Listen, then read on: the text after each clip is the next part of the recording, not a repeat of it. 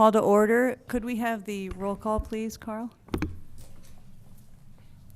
Mayor Sticks, Here. Mayor Pro Tem Francina, Here.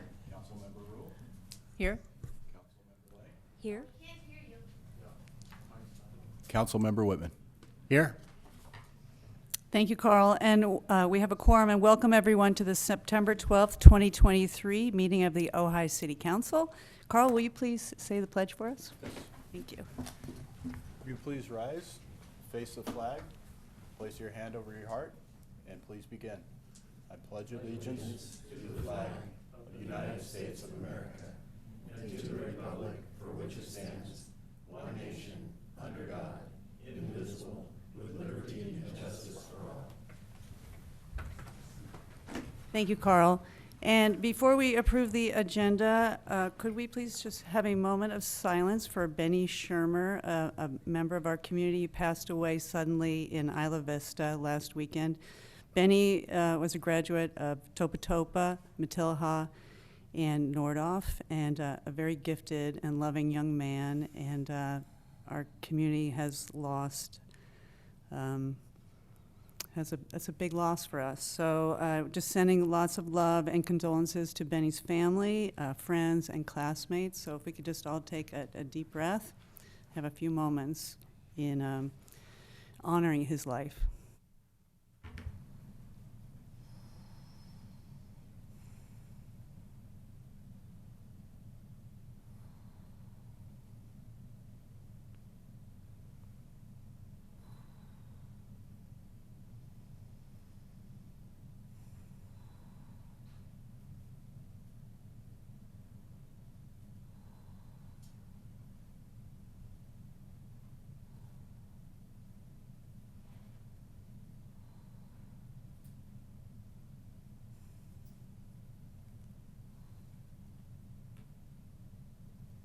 Thank you. All right, is there a motion to approve the agenda? I'll move to approve. Second. All in favor? Aye. Aye. Aye. Wonderful. Okay, no presentations tonight. We do have a commission report from the Historic Preservation Commission Chair, Brian Akins. Thank you, Brian.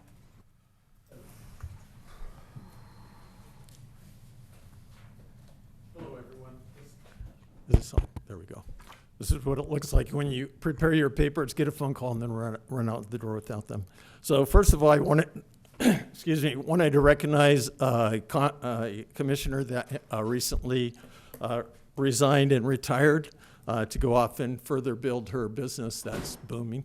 Cindy Convery was a Historic Preservation Commissioner for 7.5 years, since March 22nd, 2016. And for 3 out of my 5 years as a commission chair, she was my vice chair, and I leaned on her heavily. So we appreciate her time. Since I last spoke in the priorities meeting, I mentioned the different commissions that had been impacted by not being able to supplement or to reappoint their commissioners. I stand before you as one of those that became one of the groups on that line. Not a fun place for me to be.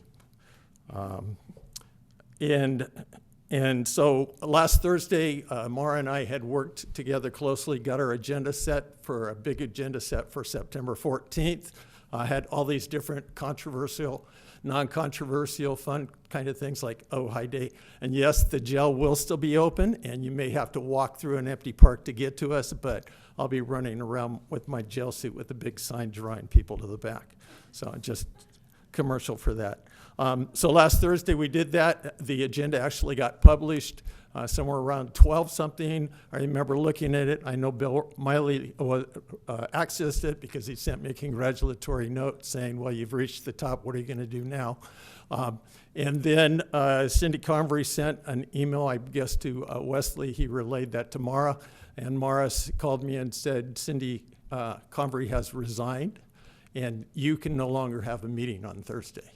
So the things that we were going to talk about, there is currently a conflict, a little bit of a conflict that we're trying to nip in the bud going on between the Downtown Historic District project and the Sites of Merit project. There's a little bit of an overlap, and when there's an overlap on any project, rumors start going around. So we were going to discuss that, and we were going to get that rumor settled. We were going to be talking about the annual awards. We need to get them cut down to what's going to be presented to you. Not sure when you'll get that. Ojai Day assignments, because that's what we do in September. Just a myriad of things that are important to take place, but now we are dead in the water. I want to, and I reminded Mara when she said that this is based on an interpretation of the code that I disagree with. So I'm going to go all 2 generations below me. When I talk in church, I have all these papers, and then a youth comes up next to me and they whip out their phones. And I'm like, I don't know how they do that. So in section 4-8.03 Historic Preservation Commission, it says there is hereby established a City Historic Preservation Commission consisting of 5 members. Each council member shall appoint 1 commissioner ratified by the approval of a majority of the full council. While it is preferred that all members of the commission have primary residence and be domiciled within the city, a minimum of 3 members of the commission must have primary residence and be domiciled in the city. So if you take the second line and the third line, it basically says that each commission is to have 5 commissioners, and of those 5 commissioners, well, they would hope to have 5 commissioners from the city of Ojai. I agree with that. But to have on each 5-member commission to have 3 of those 5 as city residents. Nowhere in those first 3 sentences does it say that if you don't have 3 residents, you cannot meet. So currently we have 4 commissioners, 2 residents, 2 non-residents, and we're dead in the water because of that interpretation. And I know Council Member Lang can relate to me because I remember her saying something when we were getting to know each other, and I said, "What? No." So that is us, like other commissions, that's stopping us dead in the water. And so again, my priority was that. And I know in talking at a great conversation today that thoughts are being generated, and that's there. But again, we're not meeting in September, hoping to meet in October. To try to help that out, I have got in somewhat recruitment mode. The nice thing is that when we were recruiting for another HBC commission member earlier this year, Council Member Lang interviewed a couple different people. We ended up choosing, I think Rick Basacci was that. Rick's a resident. There was another woman who also interviewed for that, and I know because Rachel shared that with me, and I had the opportunity to talk to her. So I called her today and to see if she was still interested. She said she is indeed interested and shared some of the things that she's been doing throughout the years. So and she suggested another person, a former member of the commission, that we might want to do. So again, we're kind of trying to get ready to, once the council decides on how we're going to do that. I will put my pitch in on the interviewing. I think having the commission chair is key because in anything, and again, this goes with the conversation we had, the commission chair is the person that's there, that knows where the strengths and the weaknesses are because they've sat with these individuals, in my case, for many years. So we at the HPC are happy to do our responsibilities. Again, we have a controversy that's brewing that we would have resolved this next Thursday. Mara had worked very hard to have the explanations available to everyone on what exactly is a site of merit. That's the new thing that's kind of arisen. We have a little overlap between the Downtown Historic District and the sites of merit. And the problem is that there's a nasty rumor going around that the reason we did that that since we lost the Downtown Historic District, which I said, no, we didn't, then we could just fall back to the sites of merit. They're 2 different projects. There's not an overlap. But looking at it today after a conversation I had, I can see why people would think that. So thank you very much. Thank you, Brian, for your update and for your service. Much appreciated. May I ask a question? So we're going to resolve this at the end of the, can you address it? Because it's Yeah, a concern. I think there's 2 or 3 other I think commissions. there's a couple of issues there. And my intention right now is to put the draft commission ordinance on the next agenda. As you saw with what I wrote up during the priorities exercise, that draft includes some provisions that you may or may not be in favor of. I assume that the draft is based on input from the council. Right. But people may have changed their assessment in light of recent events. You're all allowed to change your mind, yes. But I want to put it on your agenda and get it addressed. And I believe that one of the provisions there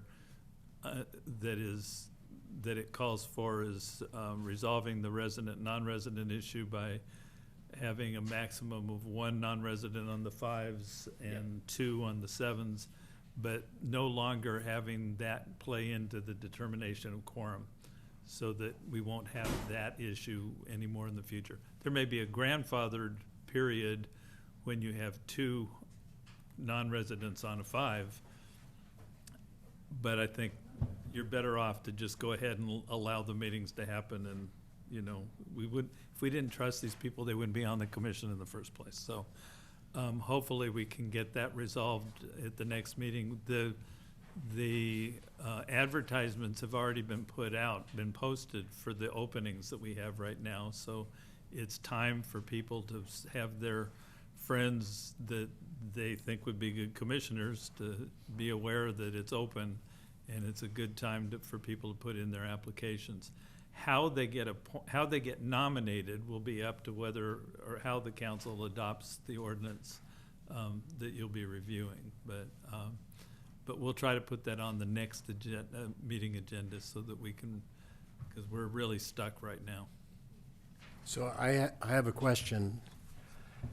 It looks to me like the Planning Commission rules specify that a quorum needs to include 3 residents, but the HPC ordinance does not actually specify that, although it does say that the preference is for city residents and there needs to be 3, but quorum isn't specifically referenced.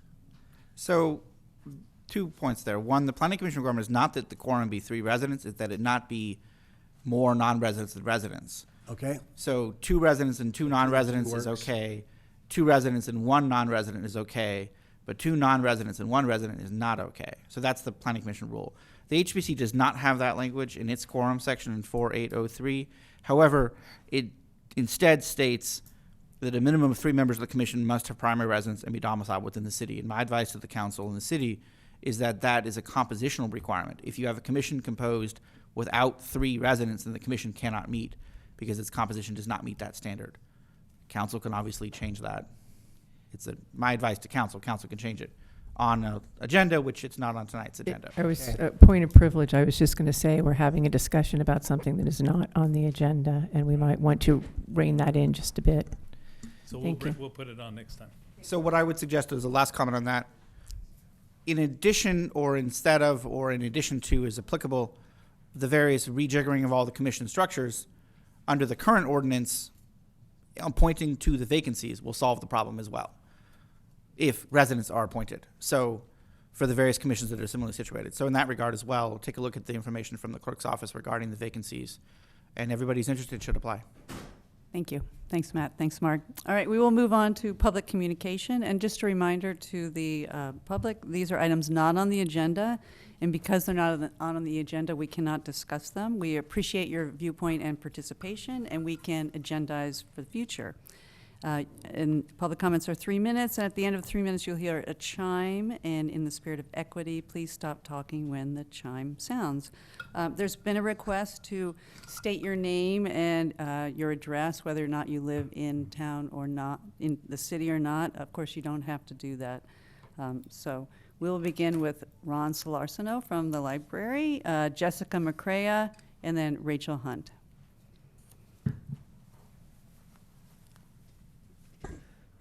All right.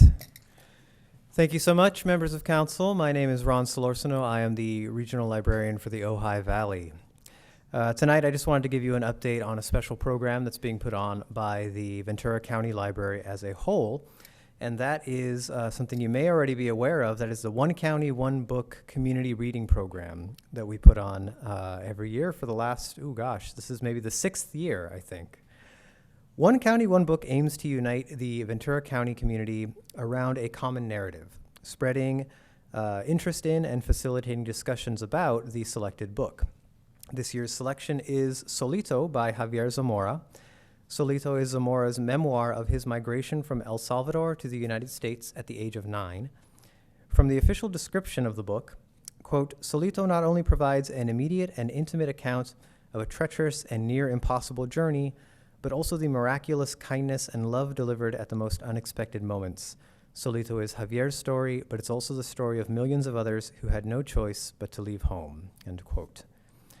So I want to add, I think I mentioned some of this last time, but I want to add that on Wednesday, September 20th, we are inviting the public to join us at the Ojai Library for a discussion of Solito at 6 p.m. Library staff will facilitate, providing questions and helping moderate, with the goal of hearing how the text affected those present, what they may have learned, and how it made them feel. The next day, California Lutheran University is going to present a faculty panel discussion relating to the themes of Solito. This event is going to take place in Cal Lutheran's Lundring Event Center at 7 p.m. on Thursday, September 21st. The panel of professors will include Dr. Julia Fogg, Dr. Jamshid Demui, and Dr. Jose Alfredo Torres, who will talk about border crossings, the criminalization of immigration, and the economic impact of immigrants in Ventura County. Finally, the One County, One Book capstone event, the Ventura County Celebration of Books, will take place on September 30th, which is a Saturday, on the campus of CSU Channel Islands. It's going to include an author talk featuring Zamora at 2 p.m. The Ventura County Library Foundation is also hosting an author reception prior to the talk, during which attendees will enjoy lunch, a complimentary paperback copy of Solito, and a book signing with the author. The author talk is free and open to the public. If you're interested in buying tickets for the reception, those can be purchased for $75 each at www.vclibraryfoundation.org. And that's all I have for the moment. Thank you so much for your time. Hope you have a wonderful evening. Thank you, Ron. What was the name of the book again? The book is called Solito, S-O-L-I-T-O, and the author is Javier Zamora. Next, we have Jessica McCrea, then Rachel Hunt, and then Janine.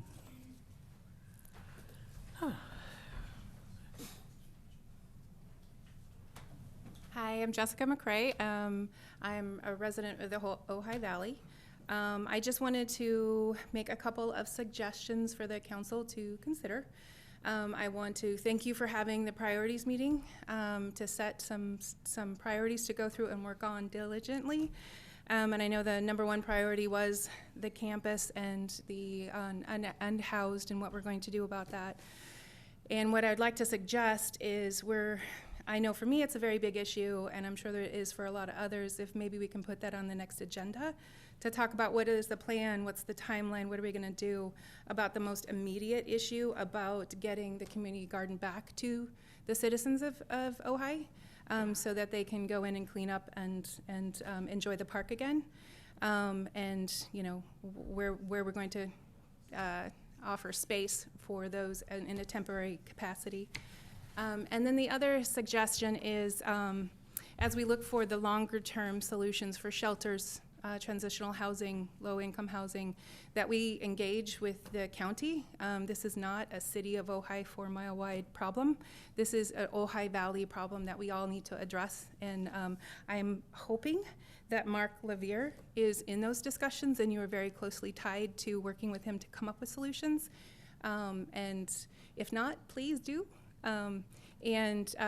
What I'd like to see is transparency on what's going on and what's the plans and what's happening, so that we know that things are moving forward. I fully trust that the council is doing their job and they're working diligently on it, but it's trust and but verify. I have not seen any movement over there. I have not heard about any plans, and that might just be my ignorance on where to find that information. But if there's a way we can communicate with the community at large on ways of what's happening and how we can get involved, because I'm sure there's lots of us that would love to get involved to help solve and come up with solutions. So that's it. That's all I had, was just a couple suggestions. Thanks. Thank you very much, Jessica. And just so you know, there is a task force that is working on solutions for our unhoused population. So there will be reports.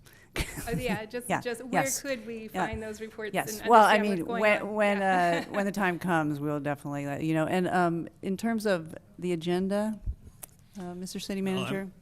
I'm actually in the process of trying to set up a meeting with the county, but it's not until the 25th, and our next meeting's on the 26th, so I don't think I can maybe give an update on what I'm thinking, but I'm trying to get the follow-up work plan done, and what I'm thinking right now is to bring it in pieces, starting with the item that had 5 dots, and then followed by the item with 4, and then working on down, rather than waiting until I've written the whole thing, and that might take too long. So I think I'll start bringing in pieces to the council, and that would be the first one that I'll probably bring in. Great, thank you. Thank you. Next, we have Rachel Hunt, then Janine, then Robin Gerber. Hi, can you hear me? Is this good? Yeah? All right. So I'm Rachel Hunt. I was born and raised here in Ojai. I'm here to also speak on the issue of homelessness here. I have a huge heart for this matter, considering I was homeless here at 16 and living in the gazebo. And blessed enough to meet some compassionate people who gave me some opportunities so I could become a nanny and someone co-sign on my house and be able to stay here in my hometown. But since then, throughout my life, I've had a heart with connecting with our homeless demographic here and doing outreach with them. And as everybody knows, it's increased, and it's like increasing exponentially really fast. I mean, just yesterday I was called by a new woman who's going to be sleeping in her car with 4 children. So first of all, I'd like to invite the community or anybody here to be hands-on and go into the garden and get to know these people. They are part of our community. They're no separate than us. I used to live right across, actually, across from the community garden, and since I was a kid, it's been one of my favorite places. Well, we can all still go enjoy it. We can bring a trash bag and meet these people and go over there. So that's one option. But for long-term stability, of course, and to keep the compartmentalization of beautiful gardens and stuff, to put some type of low-income housing or some type of incentive maybe out there for people who live here to take in people and co-house with people. I don't know what the solution is. All I know is it's becoming a burden to everyone, and I don't know what to do. I'm bringing people to my house or partnering them with other people in the community so they can weekly shower. My good friend here, Barbara Kafka, who's a deaf woman in town, I'm sure you've now known about, she was originally in the gazebo. I'm the one with a group of people who we all started moving them to the garden because people were upset with her being there. There's nowhere else for these people to go. You know, even outside, if we pass the buck to the county and stuff, that shouldn't really even have to happen. There's no reason why people who are from a community and given to the community should be displaced. I mean, we have people always going on about refugees in other countries and helping them. What about refugees that are happening right here? So like I said, I don't know what the answer is. I was asked by people to come and speak on this issue through my organization that is a grassroots movement called Beloved Ojai, where we help cultivate compassionate, creative communities. So that's what I'm trying to do. If you guys can think of a way I can help anymore, let me know. But I would say, like, definitely bathrooms need to be put over there right away. Some type of more porta potties, maybe like portable sinks that you see at fairs, storage chests and stuff, because squirrels are starting to attack the tents. So that's the reality of it. Thank you very much. Thank you, Rachel. Next, we have Janine, and then Robin Gerber. Hello, good evening. First time speaker, long time watcher. Okay, you guys moved ahead of Bravo, Housewives for me. right? I don't know if you want to take that as a compliment, but I'm going to put it out there. The last year I have been watching, and I am, okay, sorry, East End, a homeowner, live here in Ojai. Rachel, I'm in your district. I want to take it back a year ago, because I don't think we've had closure. We've had any transparency. I know that word is used a lot here, okay? But about that Brown Act violation, that one meeting, right? When you guys all became council together, something happened in that meeting that wasn't okay. Somebody had courage to stand up and say, no, that's not okay. Now, the way that it was reported, fine, maybe that was wrong. But all of you then violated the Brown Act violation. Why is only one person getting sued? And let's take it back one step further. Why was that conversation brought up? Why was there a discourse in that meeting? Because something was a recommendation from the opposing council that is suing the city of Ojai. You guys are the city of Ojai, right? You represent us. Why would you get a recommendation from the enemy? And who is simply Ojai? Simply sue Ojai? Because that's all they're doing. That's ridiculous. They say they're helping Ojai. All I see them doing is suing us. And who are they? Who's Leslie Hess? Who's Tom Francis? Who's Sabrina Venskis? Betsy, you haven't answered these questions. Why did you forward 44 pages of emails to Leslie Hess about the Becker development? Why did you do that? For what reason? I know they were part of your campaign group, right? That's a little weird. I don't have any ties with anybody here. I don't have any associations. I'm not in any cliques. First-time speaker, long-time watcher. Bravo should do the real city council of Ojai. So Bravo, if you're listening, I'm ready to do the pilot. Let's go. I'll get my money, but we can do better. And I will be back, because 3 minutes isn't long enough for everything this last year I have to say to this council. Thank you, Janine. Next, we have Robin Gerber.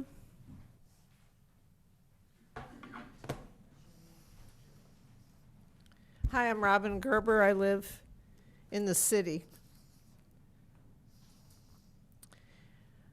In my district. Sorry? In my district. And Susan's on my street, thankfully. And also, thankfully, most voters respect the idea of representative government, meaning we voted for you and trust that you'll set personal feelings aside and represent our town and your district with competence and respect for each other. That's not what we've seen.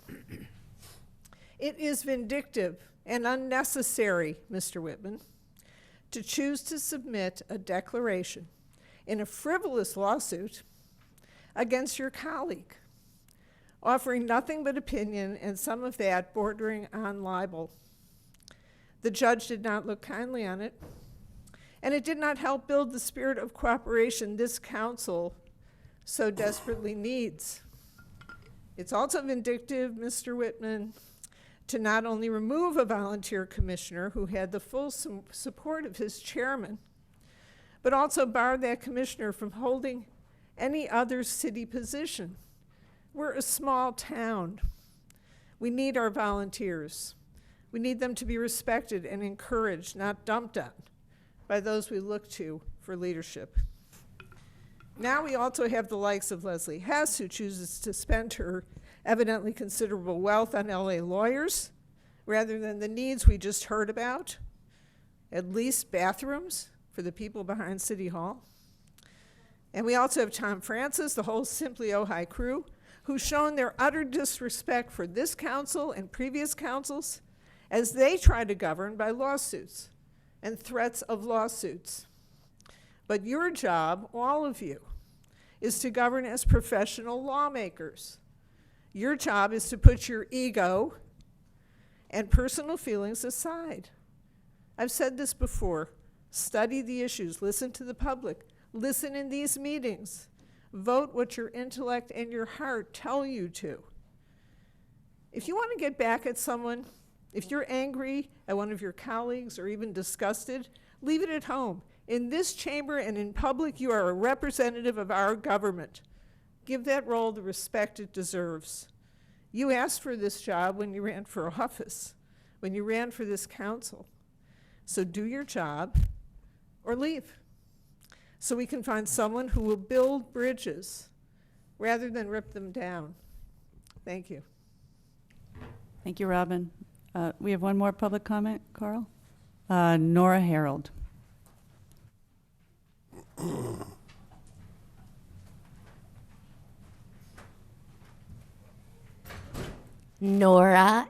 Oh, bye, Leslie. Nora Harold. I live in Miners Oaks. I'm here. Yeah, it is disrespectful, but whatever. For Leslie to get up and leave. Because I came up here actually to thank every single one of you for doing this. This is not easy.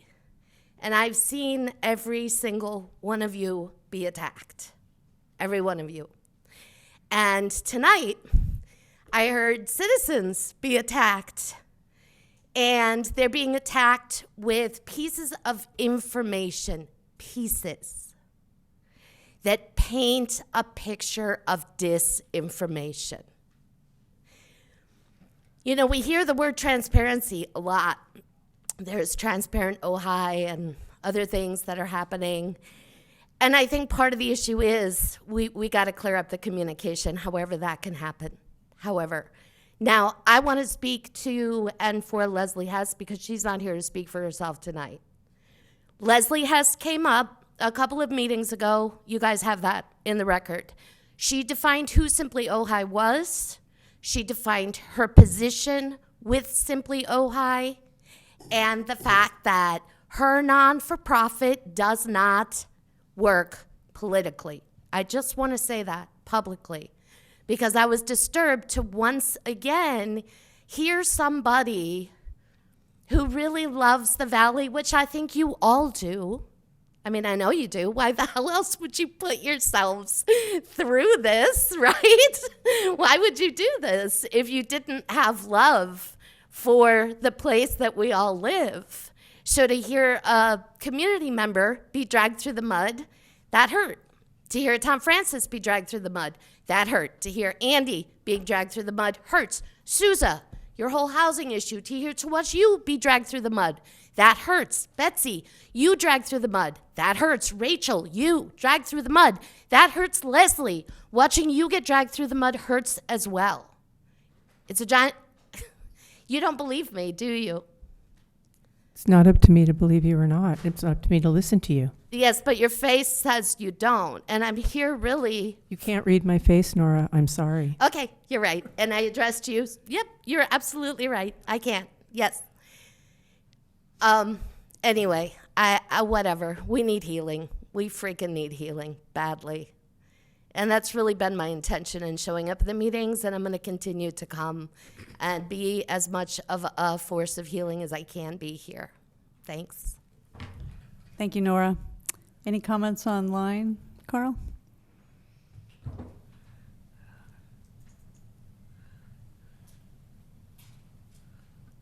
All right, attendees on Zoom, if you'd like to make a comment on a non-agendized item, please raise your hand.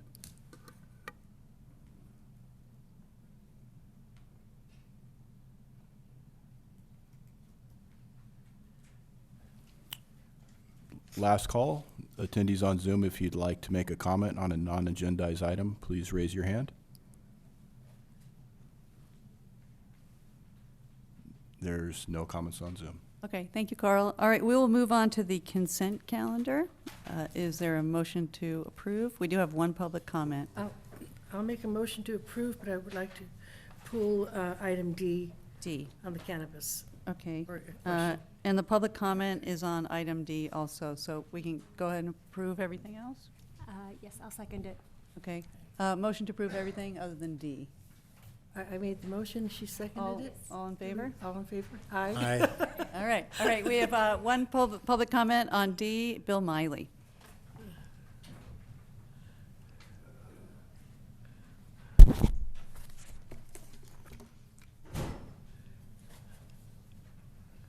Good evening. For the record, my name is Bill Miley. This has to do with the cannabis lounges. I like the proposed zoning.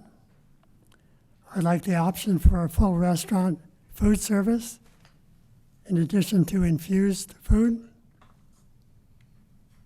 I do suggest, though, that the hours of operation be reconsidered. Alcohol serving restaurants can stay open later than 10 p.m. if they choose. I would suggest we give lounges that option also. To set an arbitrary time of, I believe, 10 p.m. seems very random. It seems that for the best operation and good business, a time equal to alcohol closing be considered. Thank you. Thank you, Bill. Any comments online, Carl, for consent calendar? I was going to comment on D. Just see if there are any more. Are there any comments on Zoom on any consent calendar items?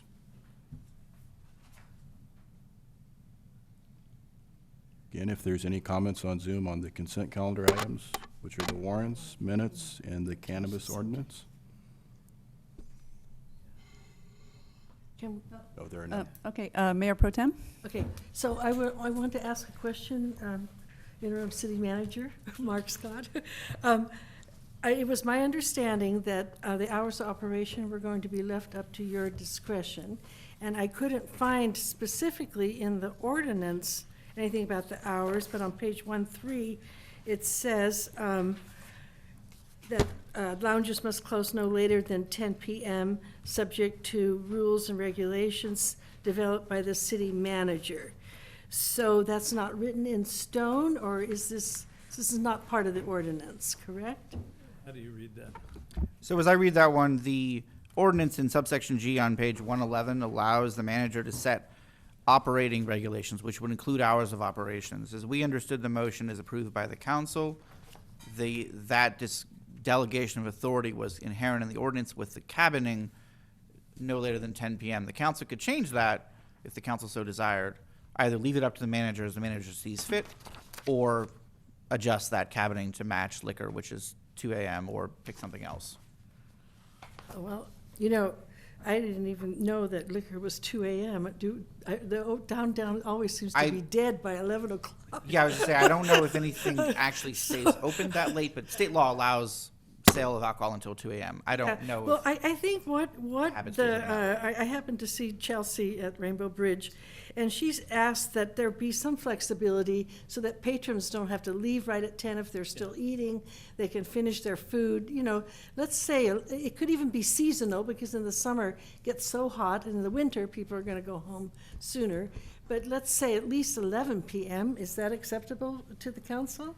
Or Councilmember Rule? I was just going to say, I was unaware that we had put a time certain on this. I thought that we had not put a time certain, leaving that up to the discretion and up to in the conversation about the city manager dealing with really the operational. So I don't actually remember that, and I would support actually taking that out and letting the city manager or whomever is going to negotiate what the operating procedures are to deal with that. So that's my remembrance, but, you know, obviously if it's here, I could have remembered that incorrectly. I'm okay either way. There's a strategy in setting a time limit and then having people apply for an exception beyond that time limit, as opposed to just leaving time limit out altogether, because it gives you more of a leverage to negotiate something when you have to do something to merit going later than, as opposed to something where it's wide open from the beginning. So there's a little bit of a strategy in that. I'm not really uncomfortable either way. I'm comfortable with what the council decides to do. Thank you. Any, I'm comfortable with did you want- 11 o'clock. okay. Councilmember, Yeah. I also thought that our decision in the meeting was that the city manager was going to make decisions about operational details and then would adjust the time that business closed based upon his experience. But I have a question for, I think for Matt, maybe it's for Mark. But there was a comment in the public comments. I don't know if it was I don't know if it was just a question for us or if it was a proposal, but it said, shouldn't we have these lounges operate under a CUP? And of course, there's no analysis of how the CUP process would work within the context of these lounges, but if either of you had any thought about that, I'm interested in that idea. It's certainly an option. The present structure does not use CUPs, which is a function of the original genesis of the cannabis ordinance program back in 2016, which was to move it fast under the then council's direction. Hence, it was directed to be solely outside of the land use process, outside of the planning commission process, controlled solely by the council and the city manager. That was the rationale at the time. It made sense for the reasons at the time. Obviously, it can be changed. The quick pro-con, if you have it as a CUP that runs with the land under existing state law, so there's less control, there's less of an ability, it's harder to pull it back if there's a problem, is structured. The cannabis permits are expressly not running with the land. They're expressly not a property right. They're more easily revocable if we have problems. Not that we've had problems. The dispensaries have been very good. But if a problem were to develop in the future, we've structured the cannabis permits to be more easily revocable, in part to retain that greater level of control. Whether or not to retain that greater level of control is very much a council choice. And then, as it is now, or at least, proposed with the city manager managing, would he have that authority for revocation as would be there if we went through a CUP process? If we went through a CUP process, revocation would be the planning commission, subject to appeal to the council. Right now, the manager would have the power to revoke, subject to appeal to the council. Right. Okay. Still subject to appeal. It's always subject to appeal to the council in the end. And we could always go to a CUP program at some later date if that's what if it turned out to be not as manageable by the city manager as we thought.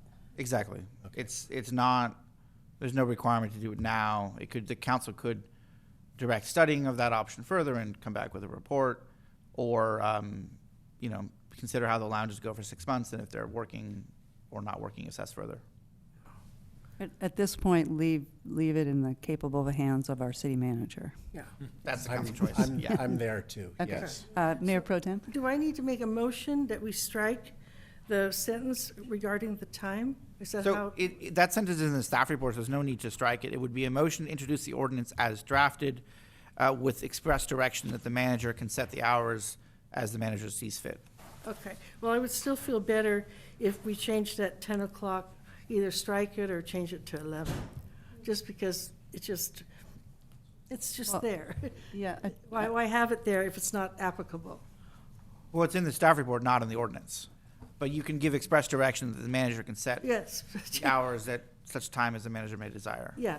And doing that city now. manager will do some research into what seems appropriate, Right. really. Yeah. Okay. Okay. But Councilmember, the ordinance doesn't specify a time, is Yeah, that what yeah, I'm yeah, hearing? it doesn't. that was my Okay, question, I then. just wanted to make sure. And that was also the concern of Chelsea, one of the owners. Yeah, okay. Councilmember Rule? Vague recollection once again, but as I recall, the only time we mentioned was they would not close before 10 p.m. So that would not be at the discretion of the city manager to say, we're going to close it at 8. So there was a floor where there was not a ceiling. That's correct. Okay, so I think that that's important to codify. Okay, all right, we will move on to the public hearing. Wait, no, Oh, I'm we sorry. need a motion, Vote Madam on Mayor. consent. Okay, oops. Could you, Okay, we're gonna Yeah, vote? I can't make the motion. I'm not on the council, Okay. but we need a motion. We made a motion to, For the whole consent or just that item? Just item, we already approved A through C. okay, I think I made the It's motion. just consent or not, I think. The motion is, The motion would be to introduce the ordinance with additional direction to the city manager to set the hours of operations as he sees fit with closure not earlier than 10 PM.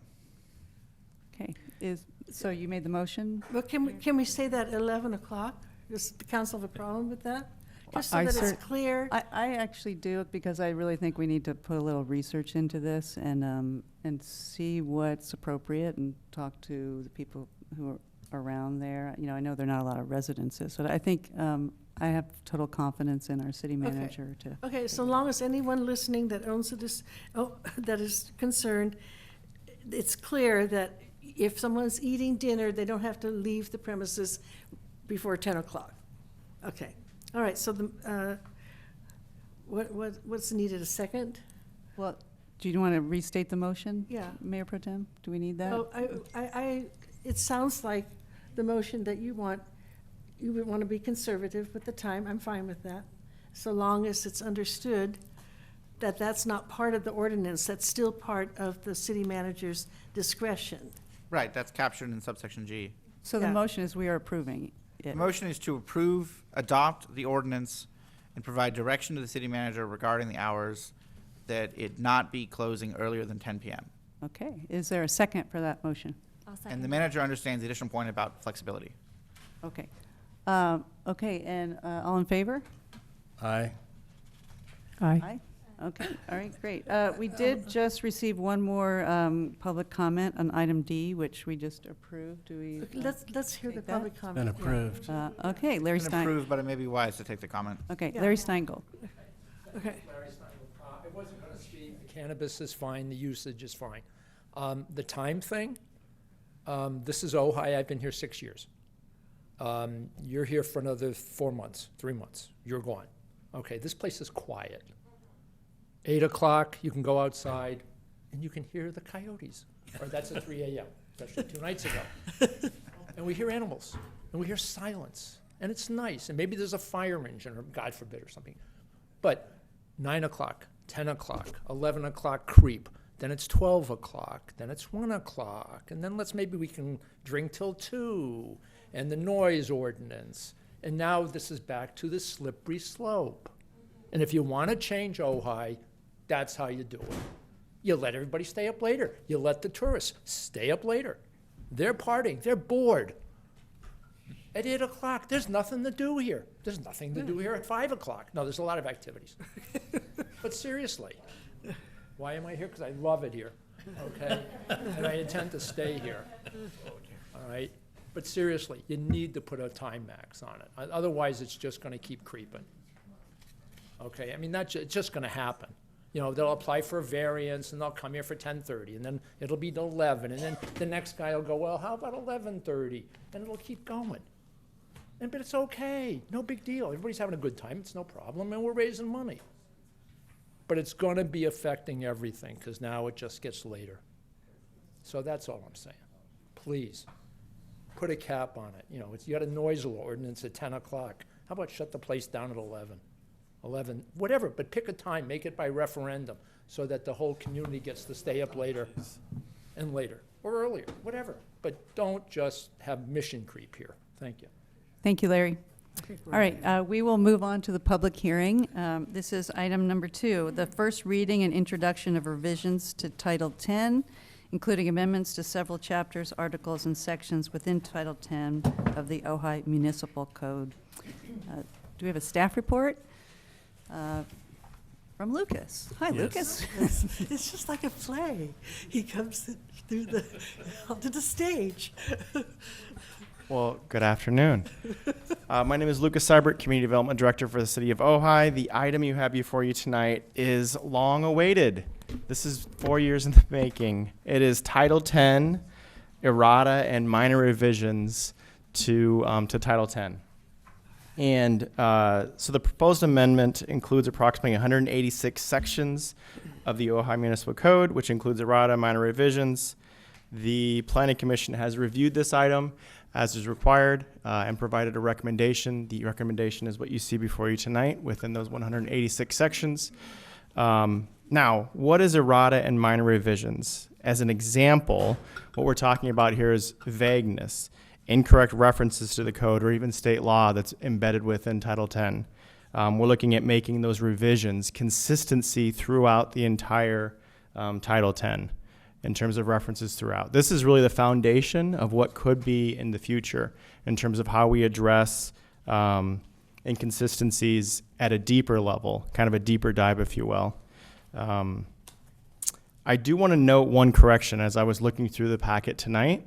That is not a minor revision that would potentially be significant, and I want us to make sure that we address it and revise it to be consistent for reference purposes. So if we could turn to page 14 of 240, and on that is table 2-4.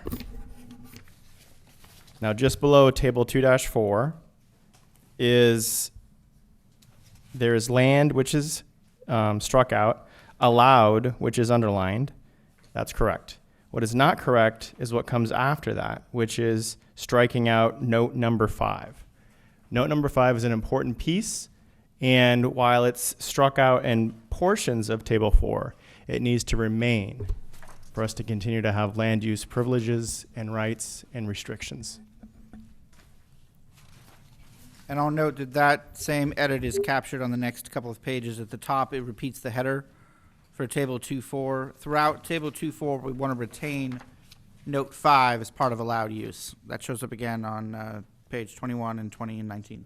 All right. And note 5, just to complete the picture, is the provision that requires that all uses be within an enclosed structure unless otherwise permitted via CUP. Right. So I have a question. Question, Councilmember Rule? Yeah, I wanted to just be clear that basically it's not a specific, it doesn't specifically address one item. It's across the board. Correct. That says without this note, basically we can't do what we do. Exactly. Is that what I'm understanding? Okay. Correct. Got it. So, and it isn't struck out on page 17, but you know, basically what we're Right. saying is everywhere that it is, we need to make sure that it goes back in. Otherwise, we have no authority to do anything. Correct. Got it. On that specific piece. On that specific piece, yes, thank you. Agreed. And So- it shows up, it was retained in page 21, 22. Right. Table 2.4 got cut. Good catch, Lucas. It's 240 pages of information, so there's a lot to unpack there.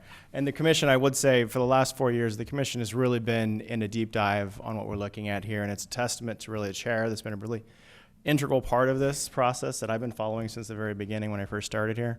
So this is really a milestone accomplishment in terms of the Planning Commission bringing this forward, staff bringing this forward, working in collaboration to bring this forward. It's a foundation for what we can work from moving forward. There's a lot of inconsistencies throughout Title 10. We're looking to fix that in terms of minor changes, as potential deeper dives. And with that, staff is recommending approval with that minor revision or that revision to what we just spoke about, that note 5, and would also make a recommendation to consider other areas of the code to look at in terms of both the commission and staff working together to address some of these other pieces. As an example, and I can even give you 2, we have several, but 2 examples would be the land use, the allowed uses tables, which is tables within the residential, commercial, industrial, and then special use tables. Those are inconsistent throughout all of those tables. It's a bigger task, a bigger lift, a deeper dive, if you will. Not an errata or minor revisions. That'll really kind of almost needs to stand on its own 2 feet. Additionally, there has been some inconsistencies with the way in which outdoor dining has been perceived and understood both outdoor dining and outdoor dining facilities. That would be helpful for the commission to kind of grasp and put kind of a thumb on what that looks like moving forward. Thank you, Lucas. Yep. Any questions from council? And reminder, council, this is time for questions. Save any discussion until after we take public comment. And if you could bring it through the chair. Councilmember Lang. Yes. So first of all, Lucas, thank you so much for all the hard work. This is incredible. Now, in light of what you just recommended, you're recommending, just to clarify, you're recommending that we approve this one, but that we approve it with the understanding that we will have to come back to fix some of those other inconsistencies. Is that correct? Correct. Okay. Would there be any value in waiting to approve this and doing it all at one time to go back and revisit some of the corrections that you just made? Or no? I know you just said no, but I'm just curious. I will say this. Yeah. It's an excellent comment and an excellent observation. These 240 pages weren't dreamed up overnight. The commission itself has reviewed this probably a dozen times, if I'm going back and looking at the records, and actually have made recommendations on pieces of this. So this is a culmination of, when I say 4 years, it really is 4 years. I mean, the number of times that this body, or the commission, in taking this forward to this body for approval, there's been a lot of information gathering, a lot of discussion, in-depth discussion, just on making sure that we all understand what's moving forward and potentially what's to come from that. I think so we're talking foundational. Could we hold off on this? I think it's up to the council, absolutely. And build on this? Absolutely. If the full council or a majority feels so led, then yeah, absolutely. But I got to put my 2 cents worth in. I think you need to do this. These are the simple things, and the next round you may get into some really substantive things that take a lot of time. I don't want to lose all of this in the process. This is ready. I think it's all done. It's all 200 and some pages worth of 240, 186 sections. I tried to it's download this on my telephone. Boy, was that a mistake. So I think you just need to get these done. These are just simple, and then we'll get into the tougher ones as we go. Okay, any other question? Councilmember Whitman? So, I went through flagging stuff that looked to me like they were making changes. And I understand, though, from, looking closer, that you're referring to this as errata, which means that although the words are changing, the substance of what has always been our rules is not being modified by what we're doing, by our approval of this tonight. Unless state law changes. There's, I think, a couple of things that are just a function of state law. The rest of it is intended to not change substantive requirements.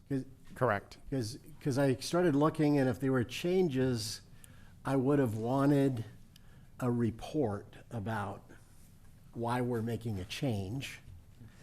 But if on the representation that we're not really changing something substantively, I think I can avoid the exercise of potentially pulling some of these out and getting, further report on them. I'll rely on you guys that we haven't changed anything, and that makes it a pretty simple process for me to say, yes, we should approve. And Yeah. and that is our recommendation. I'll add, if there's any particular section you want to ask a question about, of course, we're all here to answer those.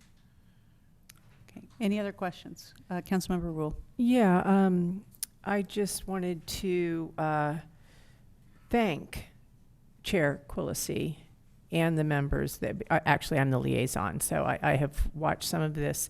The members, John Trent, Jamie Bennett, Steve Quillisi, Judy Murphy, and also Jeffrey Starkweather, who worked very hard on this, all of them, for, as you said, 4 years, for those who have been on for 4 years and all the time. So thank you for acknowledging the work that that commission did do. And I know you sit there too during the meeting, so you were in on that as well. So thank you. Do you have a question? No, that was really just a comment on, I have a question. Okay, let's hold comments until. Yeah, after no, the I mean, that was just a, you know. Okay. Did you know that I was going to thank you? We're on questions, so Thank you. any more questions? Okay, we'll go ahead and open the public hearing then. There are no comments here. Anything online, Carl? Yeah, there is one remote comment on Zoom. Renee? You are Unmuted. Can you hear me? Okay, Yes, we can hear you.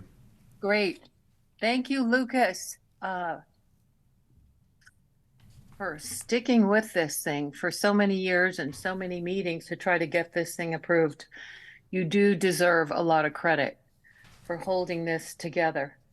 My comment is, knowing that this might not be the right place for this, I am just wondering where and how Ojai can better equip itself with the necessary tools to ensure the inclusion of substantial affordable housing in all development projects going forward.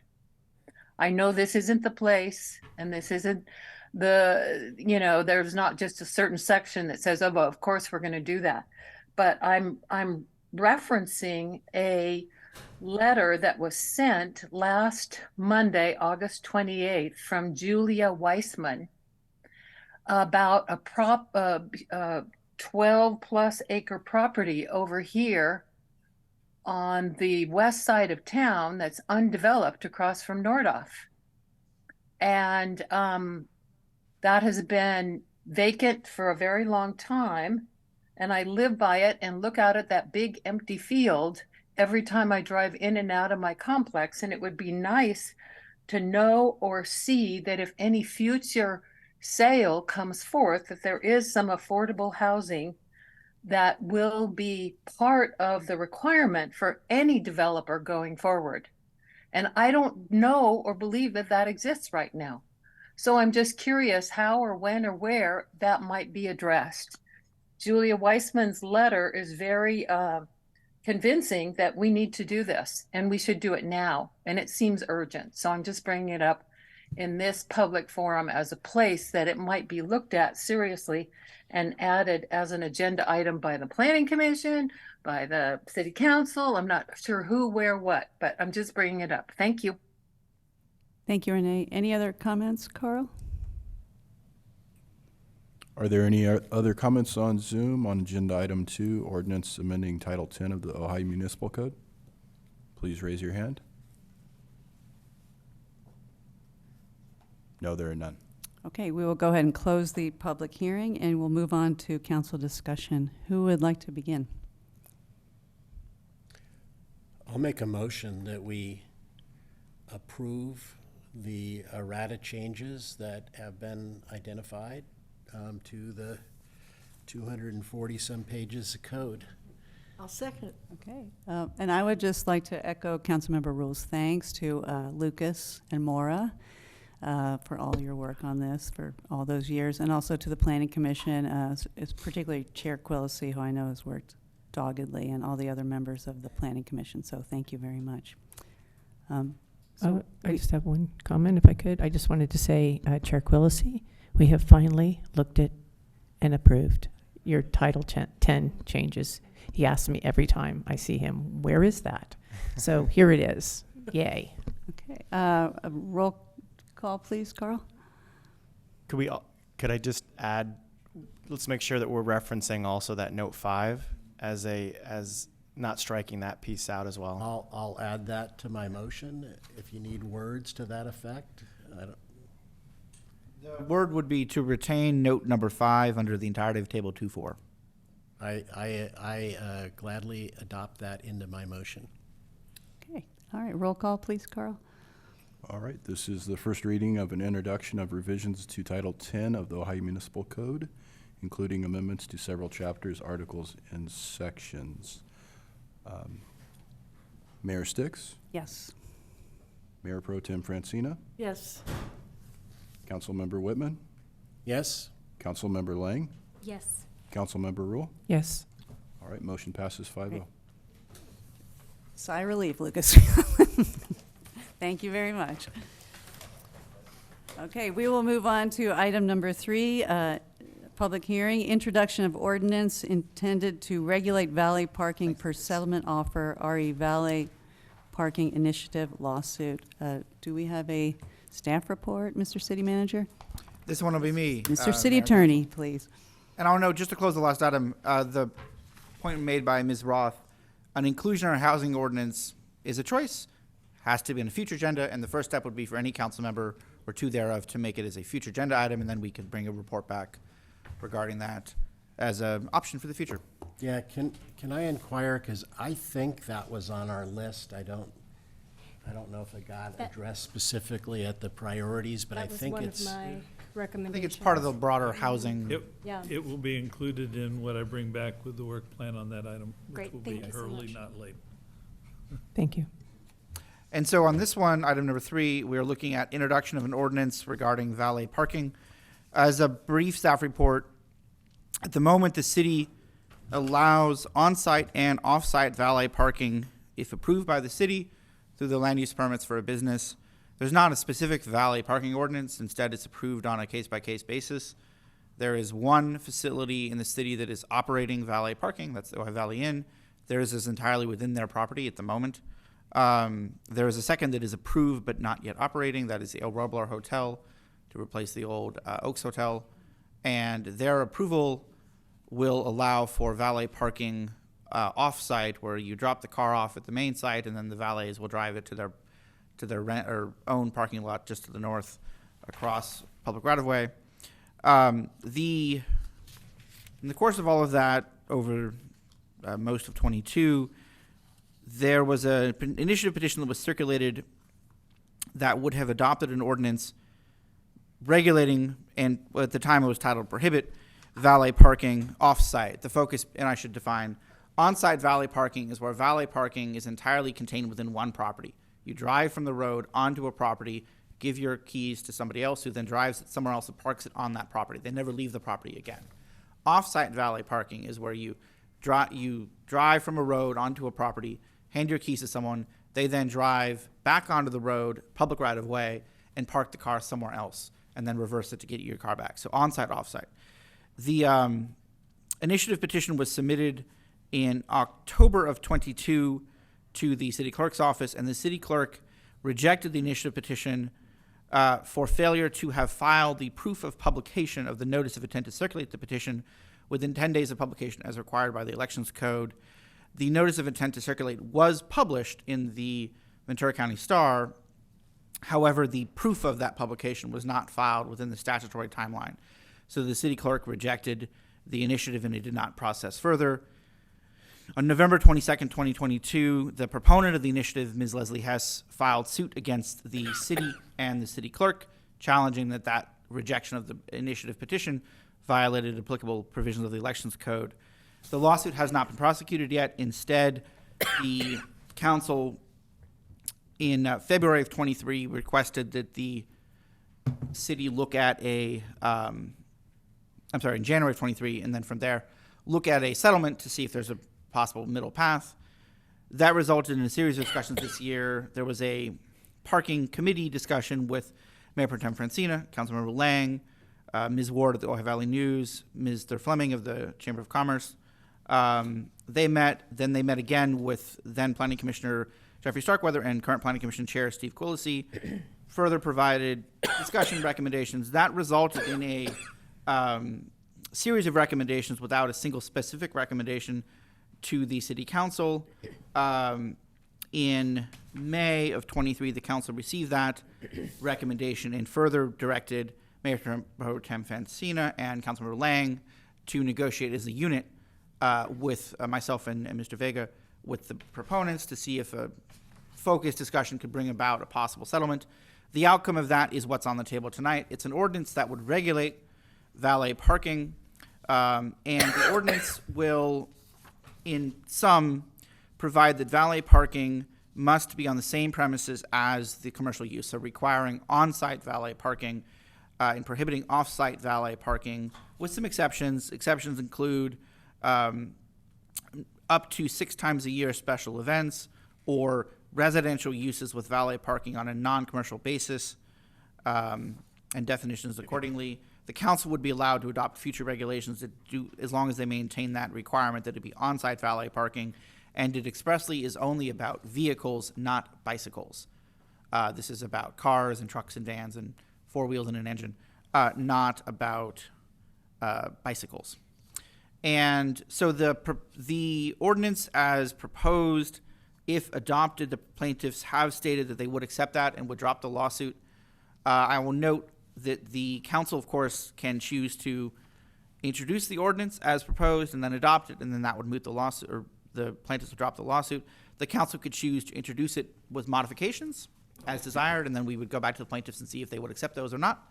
The council could decline to introduce it and decide, nope, this isn't right for us, and the plaintiffs will then probably try their lawsuit and see if that succeeds to result in the clerk being required to certify to the council, which would then, if the signatures are valid, as one presumes but hasn't yet been confirmed, then the council would face the choice of whether to adopt it or submit it to the voters. And last, I'll note that there was a comment received yesterday from the Ojai Valley Inn raising some concerns regarding not their present operations, but their future operations or potential future operations. And they asked for some modifications, and staff is prepared to discuss their modifications if desired. With that, I would recommend we take questions, then public comment, as I expect there will be a fair amount, and then, of course, council direction. Thank you. Thank you, Matt. Councilmember Whitman? Yeah. So a couple of questions just to make sure I'm clear on this. If we don't reach an agreement, then the proponent is going to proceed with challenging the decision to not certify the initiative. And my understanding is then if we go to an election and the election approves of this initiative concerning valet parking, then we would be prevented from, as a city council, prevented from regulating valet parking in the city unless we took it back to the voters. The initiative as the draft allowed for the council to adopt future regulations, but not to make it weaker. So the requirement would be the council, if the initiative were adopted by the voters or by the council upon the receipt of a certified petition, could further regulate it, but not in a way that narrowed it. Versus if the council were to adopt this ordinance, then the council could amend it at will, this council or a future council. Okay, and then last question. I did read what the Ojai Valley Inn had to say, and I was not certain that they were correct that their plan for use would violate the ordinance as proposed. So I guess you said you're prepared to talk about. Yeah, we can talk to the inn's comments. I don't know if anybody from the inn is here. My understanding is that they're asserting that they intend to use their overflow lot along Ojai Avenue and Country Club Drive, and using that, and then driving down onto the road, and that would be a problem under the ordinance as drafted. It would. On the public road. Okay. So they're not exempt. Just to, let's bring it Not through the as chair. presently drafted, Yeah. unless that were to be modified. And they've requested a carve out. And there's a couple of ways to structure that. Okay. Other questions from council? Councilmember Rule? So we do have the option of, and I think that this goes to Councilmember Whitman's question, we do have the option of modifying the ordinance and going back to the plaintiffs, or whatever you call whatever they're doing. We could go back to them with a counter offer, so it's not we accept or they sue. There's an interim step in there, which is we go back and we say we would like to discuss this. Is that correct? Yeah, that's certainly an option. Okay, thank you. Any other questions? Councilmember Lang. Yes, it's my understanding that there is a deadline for the settlement. Is there a court deadline for this? There is an intermediate and then a final deadline. The court hearing is currently set for December of this year. The plaintiff's opening brief is due presently next week.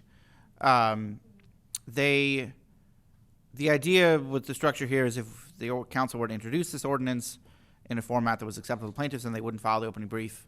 Presumably the council would adopt it, and then the lawsuit goes away. If the council is for whatever reason not comfortable with doing that, then the answer is simply continue the matter and with appropriate direction, which could include adjustments to go back to the plaintiffs, and then they'll have to. We would try to ask the court for further time. The court was surprisingly last time around was not helpful and was not willing to grant us significant amounts of time. But if we have significant progress towards a settlement, perhaps that would be enough for him to agree for additional time. Or the plaintiffs simply push it themselves and accept that they'll file the brief late and we wouldn't object. So the council can take time if need be. There's always the option of a special meeting too. Any other questions? Yes. Yes, Mayor Pro Tem. So we received a letter from Jamie Fleming, the head of the Chamber of Commerce, and I want to find out if the points he made are correct, because that will influence my thinking. Okay. Can I read them? He states, the city already has in place permitting processes that can be utilized to control the impact of activities in the city, such as valet parking. Anyone wishing to set up a valet stand on any street, public right-of-way in the city cannot do so without going through the proper process to obtain a permit or temporary use permit. That safeguard is already in place where a review of any impact is already reviewed by the city. Is that true or not? Yeah, the existing permitting process for design review permit that would allow for counting parking using off-site spaces would account for that process. Okay, and then the second thing he says is, instead of a blanket ban on the use of public right-of-ways for valet parking, the council should simply use its tools and require valet parking that would be using, in quote, a public right-of-way to also have to go through the temporary use permit process so that the merits of the valet request to use a street can be reviewed and any impacts determined. This would appease the Ojai Valley Inn, who I understand may be impacted by the ordinance the way it is currently written. A TUP is not required if a valet parking operation right now begins and ends on private land, even if it crosses between the two, if they're not relying on the off-site location to count as their required parking. A Roblar required permission from the Planning Commission, ultimately the council, to do so because they're using the off-site spaces to count against the required parking minimums. If you had an operator of a land use who had enough parking on their site to meet their parking minimums, additional parking via valet that crossed the public right-of-way does not need a special permit. Can you say, I'm sorry, what did you just say? Let me try to repeat that. So, a use of the public right-of-way by itself for a valet parking operation that begins and ends on private land does not require a permit right now. Okay, so why would they even be, they would just be on the public right-of-way to get back on the property? Right, they would just be driving the public right-of-way the same as anybody else driving. The difference is the person who owns the car isn't driving it. Okay. And that doesn't need a permit right now. Okay, let me see if there's another question. Okay, the parking committee, because he was on the parking committee, The parking committee also discussed the possibility that the planning commission might be used as an additional review step for larger valet parking requests, such as ones that are requested to be permanent or for long duration, such as more than 12 times per year, for example. And then he states, this is what I want to find out if it's true.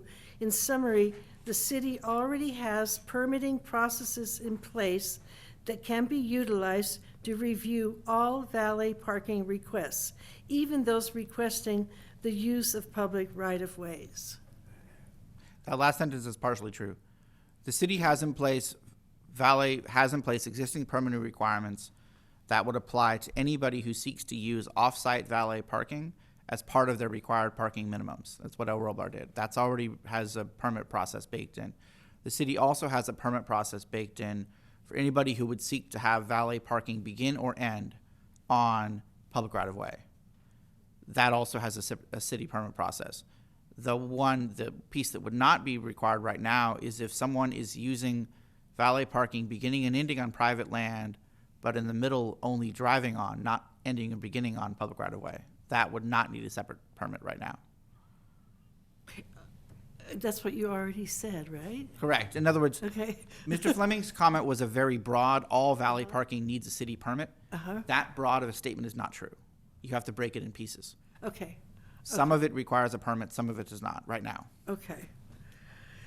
Okay, I think I'll save the rest for after the public comments. Okay, Thank you. any other? Mr. Fleming is here as well. Okay, if you any have other comment. questions from council before we move on to public comment? Yes, Councilmember Rule. Yeah, this is a very strange ordinance, because the findings and purpose are complete value statements. And I'm wondering how these value statements ended up in an ordinance. The value statements are the exact value statements as drafted by the initiative proponents. Okay. We left them in the draft ordinance because the recommendation from the committee was to leave them in with some adjustments. Okay. And it's up to the council whether to strike it or keep them at council's will. So the committee, the valet parking ad hoc, it was their recommendation that we leave these value statements in the ordinance. Yes. Okay, thank you. With some adjustments. Wait, but we're still, we are. And to be clarified, I'm not talking about the ad hoc back in earlier this year. I'm talking about the council members, Mayor Pro Tem Francina and Councilmember Lang. It was their recommendation that the findings and purpose be left in the ordinance, but adjusted from the original draft from the proponents. I'm not talking about the earlier parking committee. Their recommendation is not baked into this ordinance because their recommendation was overrun by the council and instead referred back to just Mayor Pro Tem Francina and Councilmember Lang. Okay, so if I am understanding this correctly, that there was a parking ad hoc committee that did their work, and then Mayor Pro Tem Francina and Councilmember Lang came back and discussed with somebody, but not with the council. No, it was the full council. It was the full council? Yeah. I don't remember ever. No, let me. So it was, Okay. hold on a second. One person at a time. Matt, go ahead. Yes. As related in the staff report, the council requested on February 28th, 2023, 5-0 decision that the larger parking committee meet. They met between February and May. Their report was provided to the full council on May 23rd, 2023. At that time, the full council directed just Mayor Pro Tem Francina and Councilmember Lang to then meet only the two of them with the plaintiffs. That was the full council, Yes. not just part of the council. That was May 23rd? May 23rd, 2023. Did I vote on that? Yes. I don't have the minutes in front of me, but it was a I majority think we decision. need, that I may can have click been. that up. Yeah, okay, thank you. Okay, can we, we're still on questions, but can Councilmember Lang clarify? Can I clarify Yeah. this? Sure, absolutely, Okay. please. So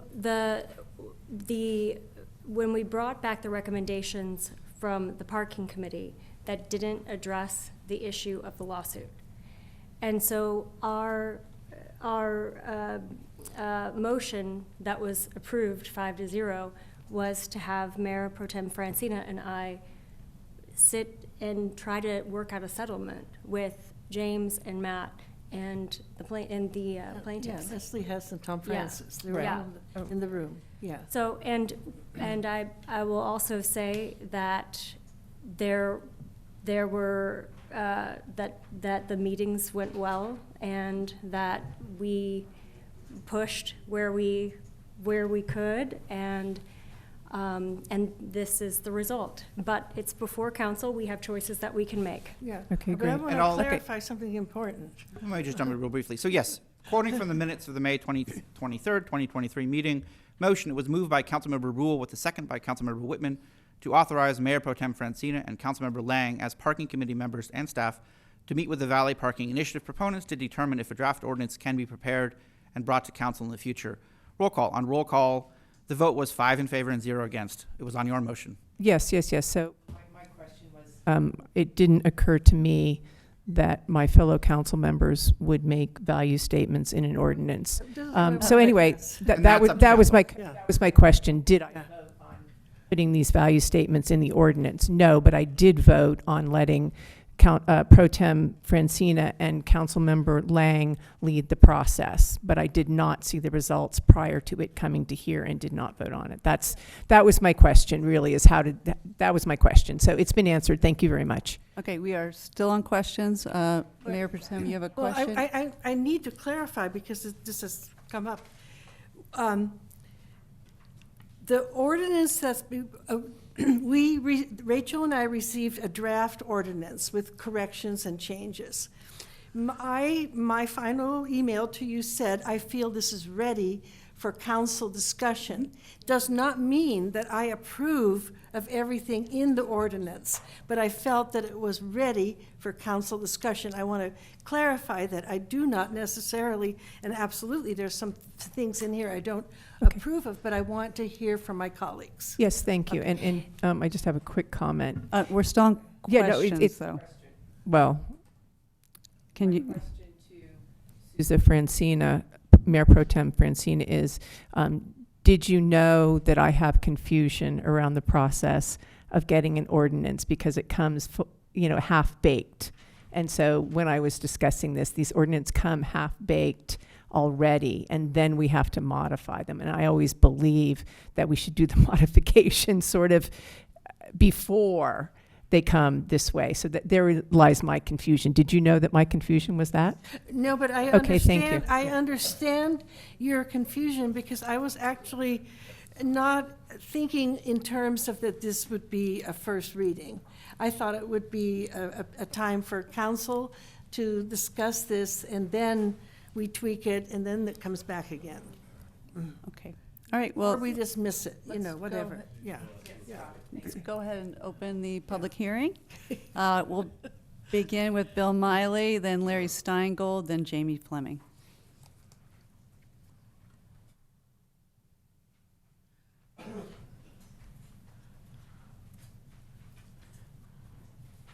Hello. For the record, my name is Bill Miley. This agenda item seems somewhat confusing. Apparently, there was a committee report prepared by a council-appointed group, including the CEO of the Valley Chamber, which I never remember being made public. That's disconcerting. What is presented for a draft ordinance tonight seems nothing more than the Simply Ojai Initiative petition in a city format. I find that disconcerting. Simply Ojai's main reasons are something like less traffic and more parking for locals. However, the timing of the initiative was just before the El Roblar remodel came to. And it was an effort to stop the remodel, in my opinion, and prevent expansion of Ojai's economy and possible population. That's disconcerting. Valet parking was tainted with an elitist brush by some opposing folks, saying it would only be used by people that have more money. Certainly folks with discretionary funds may choose, yes. Folks with disabilities of movement will benefit. Folks with older family members will benefit. Folks with limited walking ability, like me, or time constraints could benefit. Business with limited parking nearby could benefit. What's the time? I don't know what the time is. Okay. Valet parking prohibition limits choices for future business development and innovation. 100% stopping valet parking except on the business site is not smart. It is a narrow and recessive enactment, restraining innovation and opportunity for creative and benefit thinking for our town's future. What the ordinance should say is, requests for valet parking service off-site would be referred to the Planning Commission. That way, opportunity for new and effective, efficient management of vehicles could happen, such as having a multi-level parking structure, removing much parking off our streets. I keep advocating for that. Remember, there are 2 vacant lots behind the Bank of America. So my request to your council is to allow flexibility to remain for our town. Believe in the structures we have that exist. The Planning Commission, our chamber. Let the Planning Commission and its public review process work.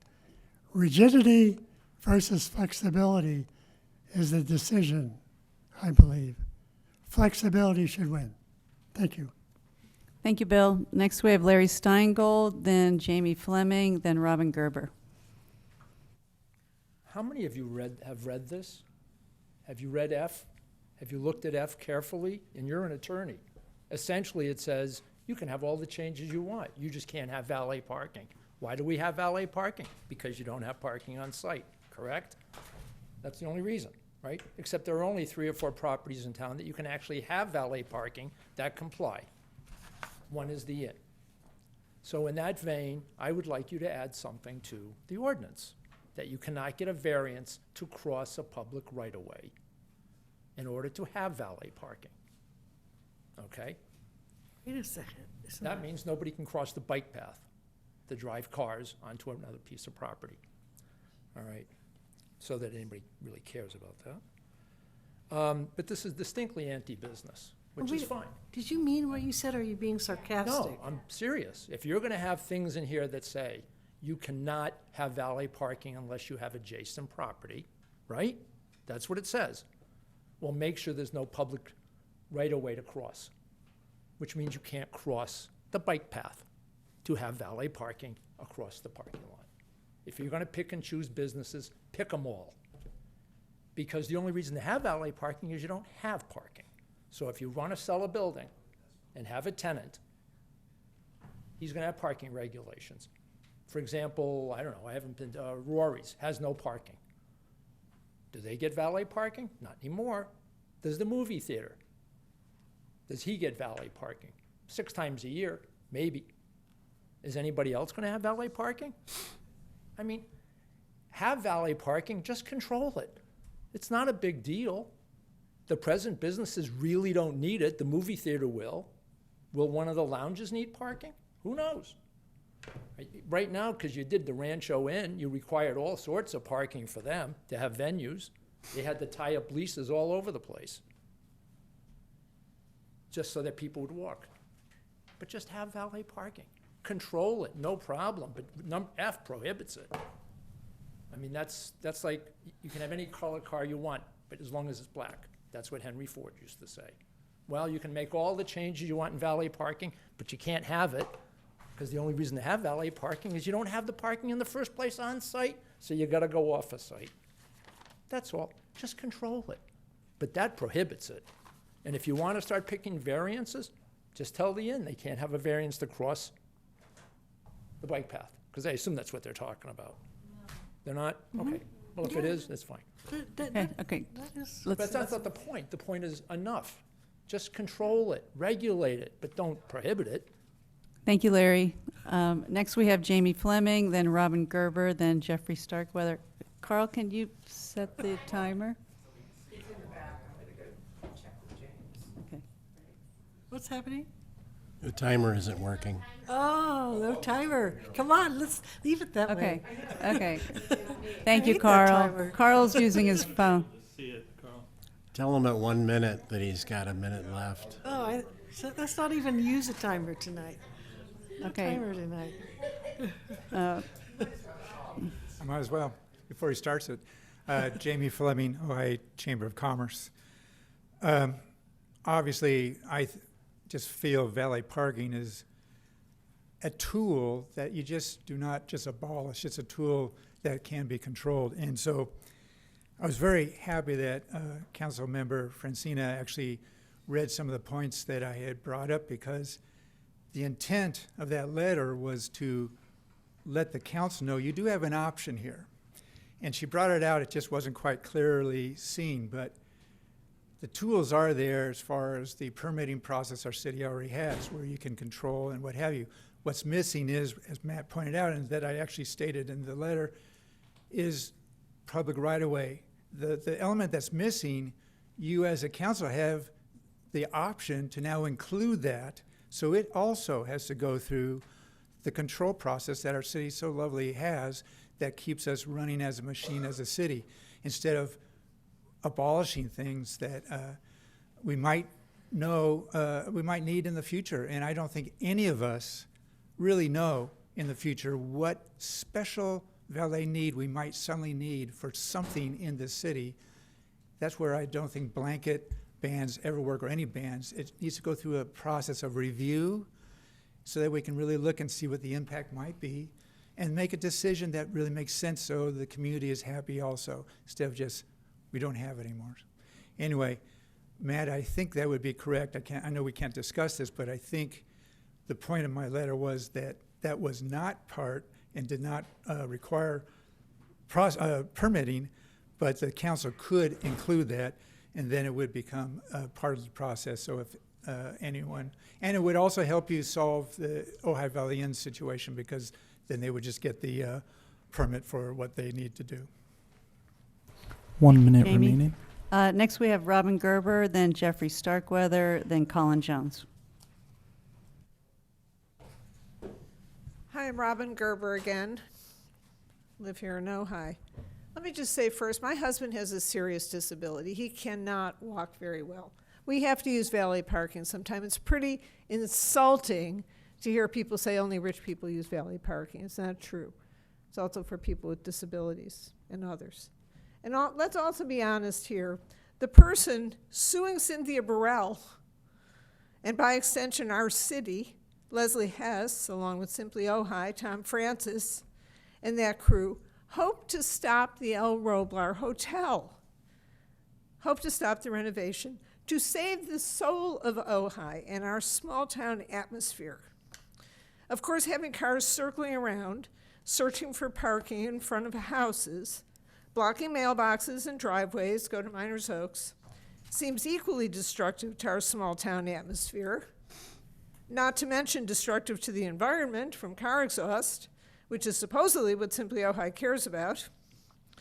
Oh, but Leslie Hess knows what's best, and in her view, the El Roblar, with its laudable devotion to the history of that property, is a problem too.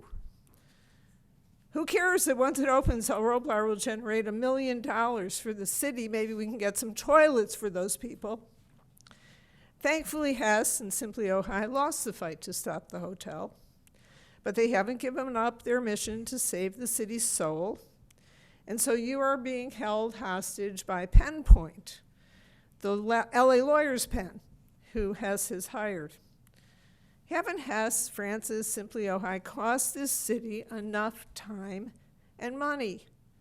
Let them take their tantrum over valet parking to court. We already have planning processes, as we've been discussing, to address this issue. Let's stop wasting precious council time with this. We can see the character of Leslie Hess and Tom Francis and the other Simply Ojai adherents in what they choose to do. They want to stop valet parking that doesn't even exist yet, instead of helping with the real issues that go to our city's soul, starting with the unhoused people living right behind us. Thank you. Thank you, Robin. Next we have Jeffrey Starkweather, then Colin Jones, then Tom Francis.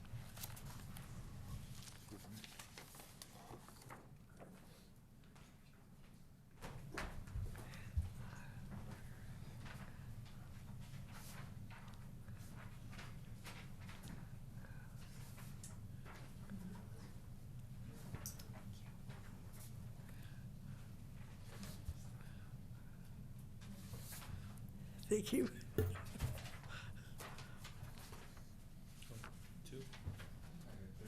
It's all right, we can share. Thank you. I do. Thank you. Jeffrey Starkweather, former planning commissioner, former member of the ad hoc parking committee. Mr. Quellis and I were appointed by the planning commission to serve on that. I would agree with Ms. Gerber that this is essentially, and that's her term she used, but I call it blackmail for special interest legislation for a small group of people, 550, 10%, which the mayor said, well, that's enough to go ahead and pass something. I don't think so.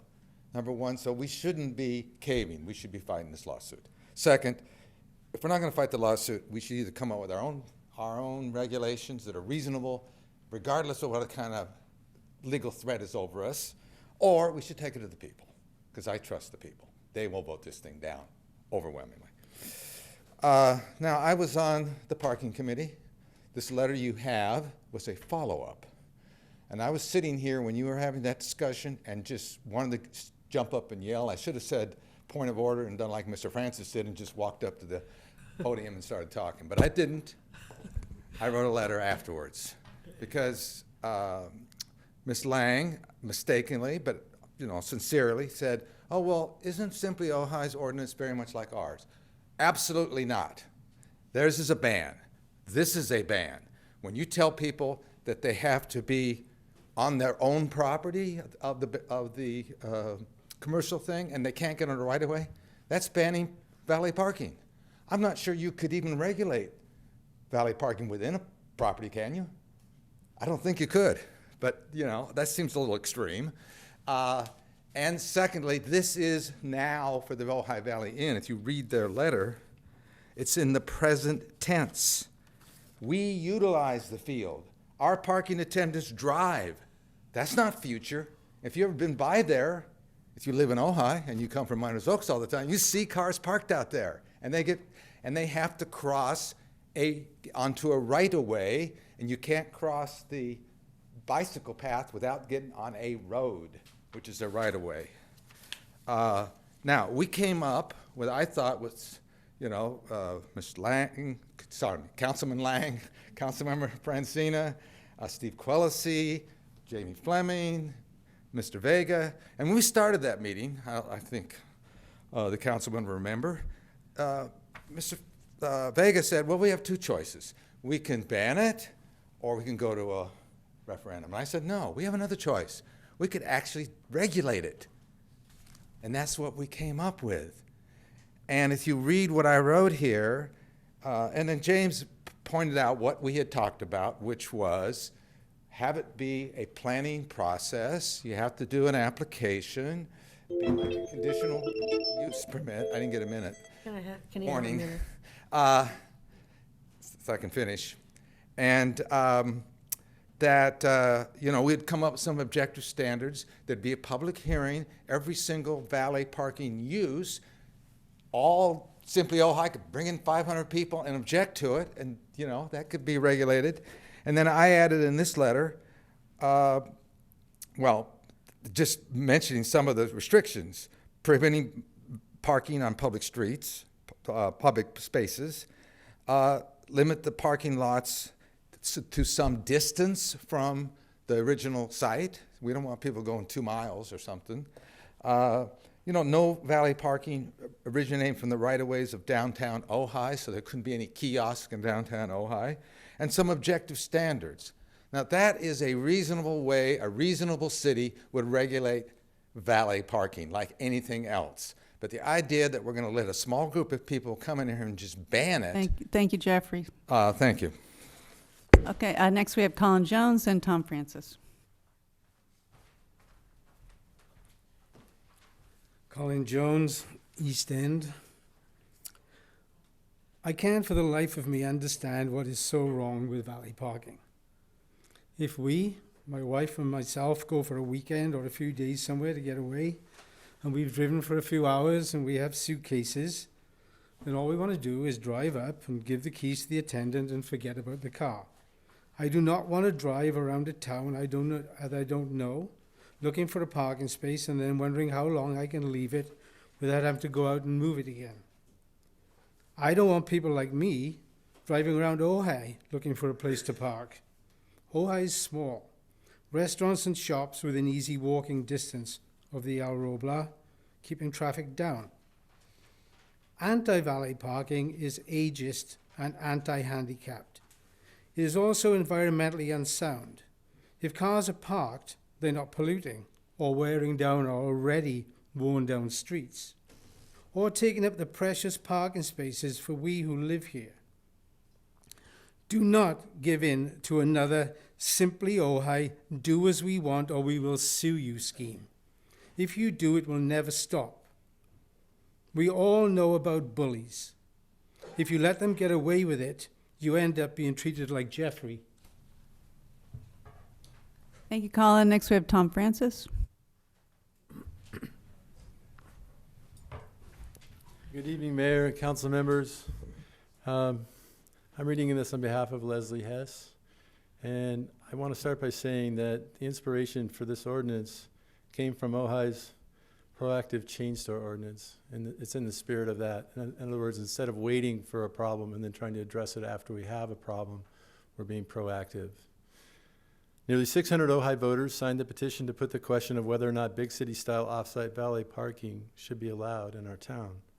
This is probably 50 to 100 times the number of people that will potentially speak against the ordinance tonight. We ask that the council bear in mind the clearly expressed will of every one of these city voters when deciding on this matter this evening. We worked with 2 members of the city council, the city attorney, and the city manager, and came to consensus on a settlement. We thought we were near the finish line after a couple years of work on this.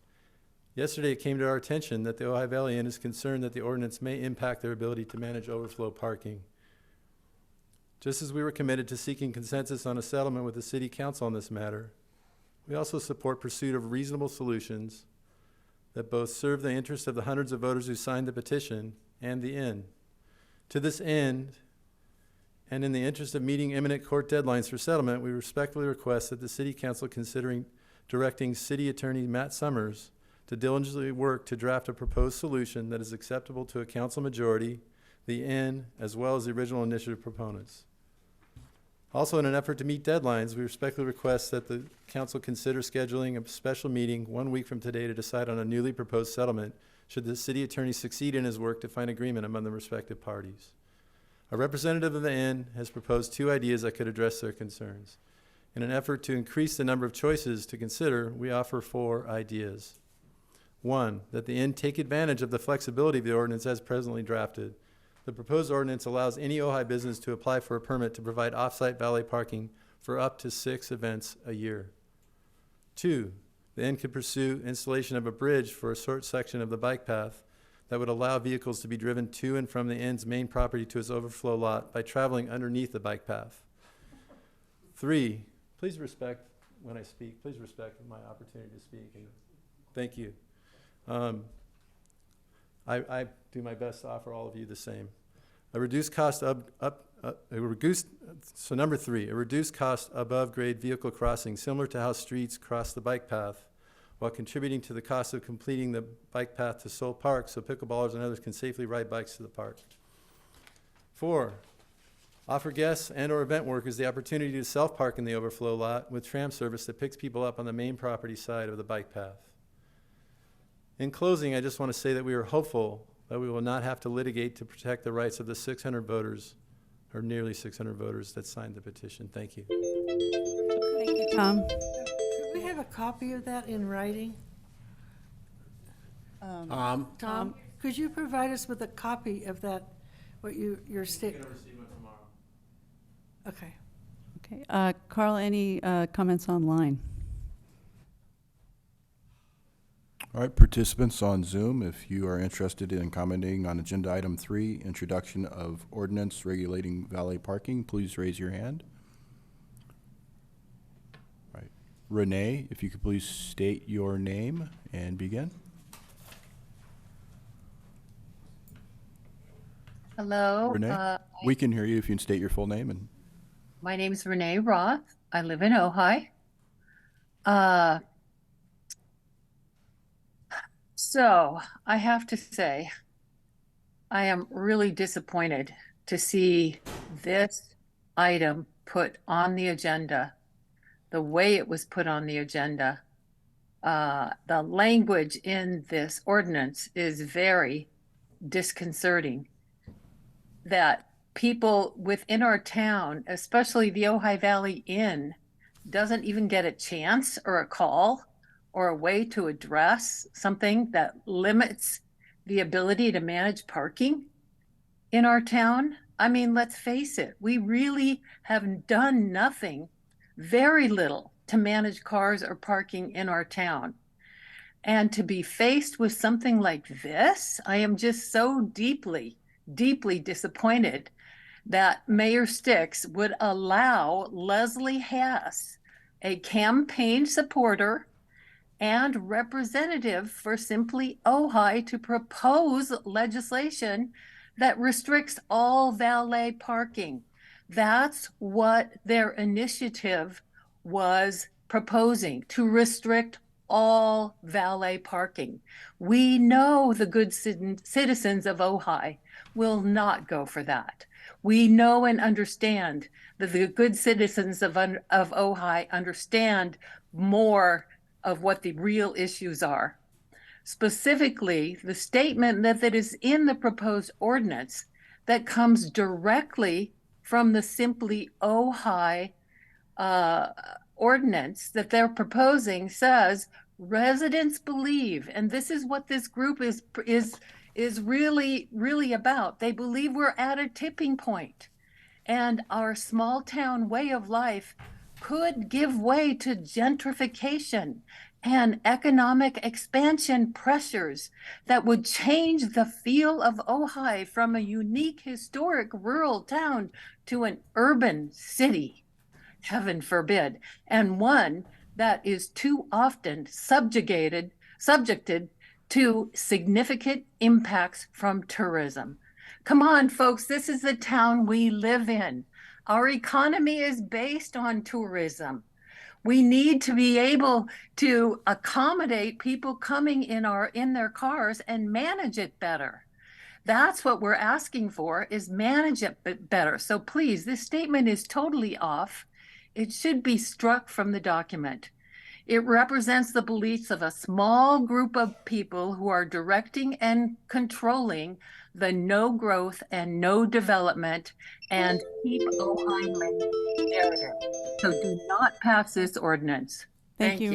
Thank you, Renee. We have one more comment in the House. Nora Harold.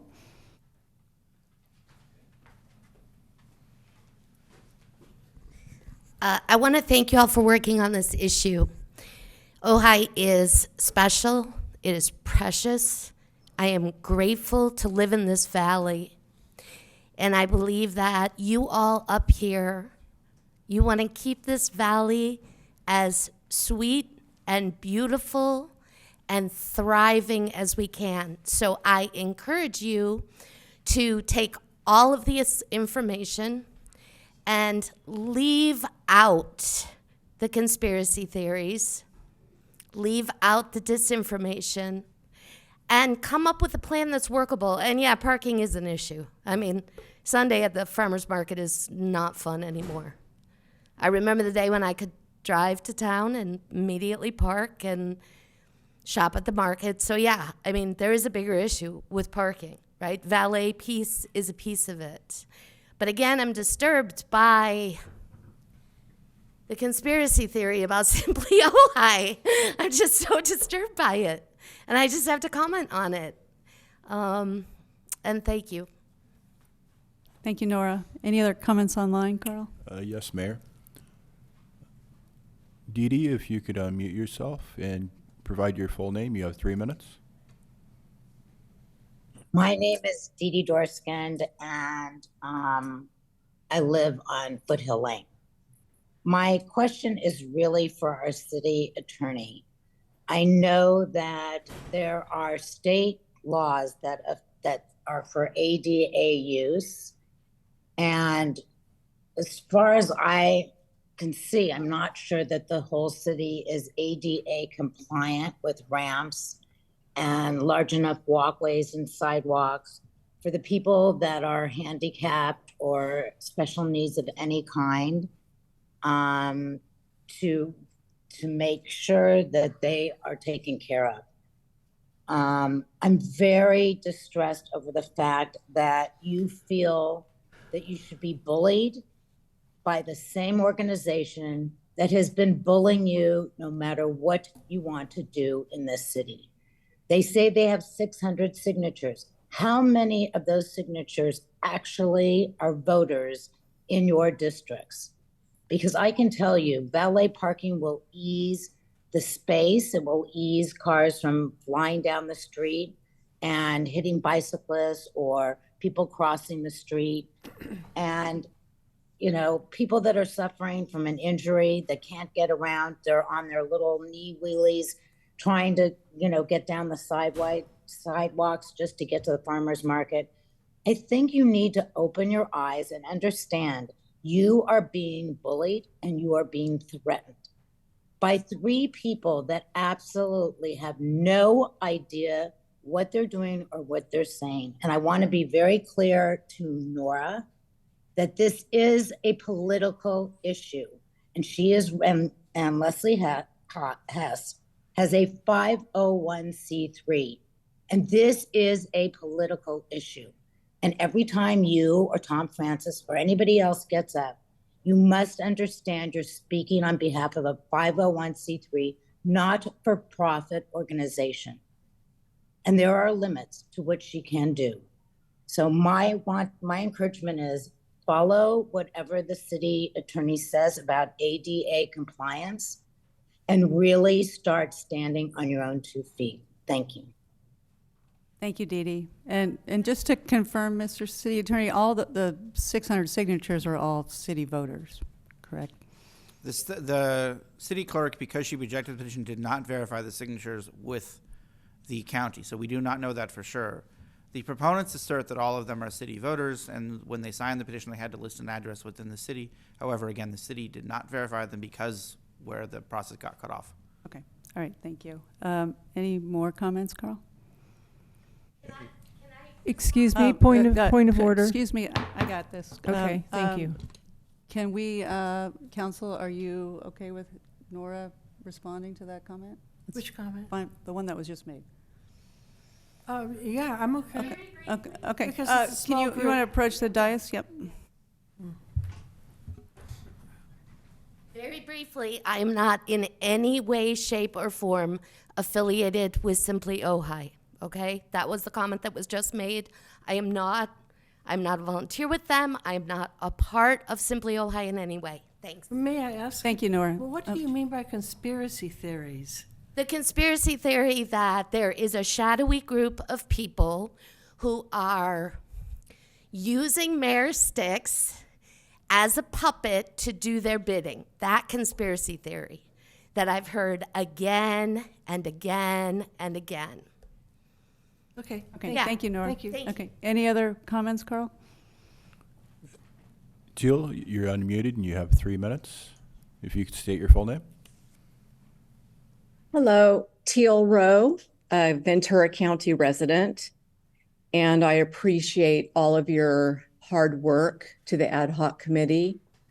For what I really also appreciated, Council Member Lang's iteration of coming to a conclusion and preventing lawsuits.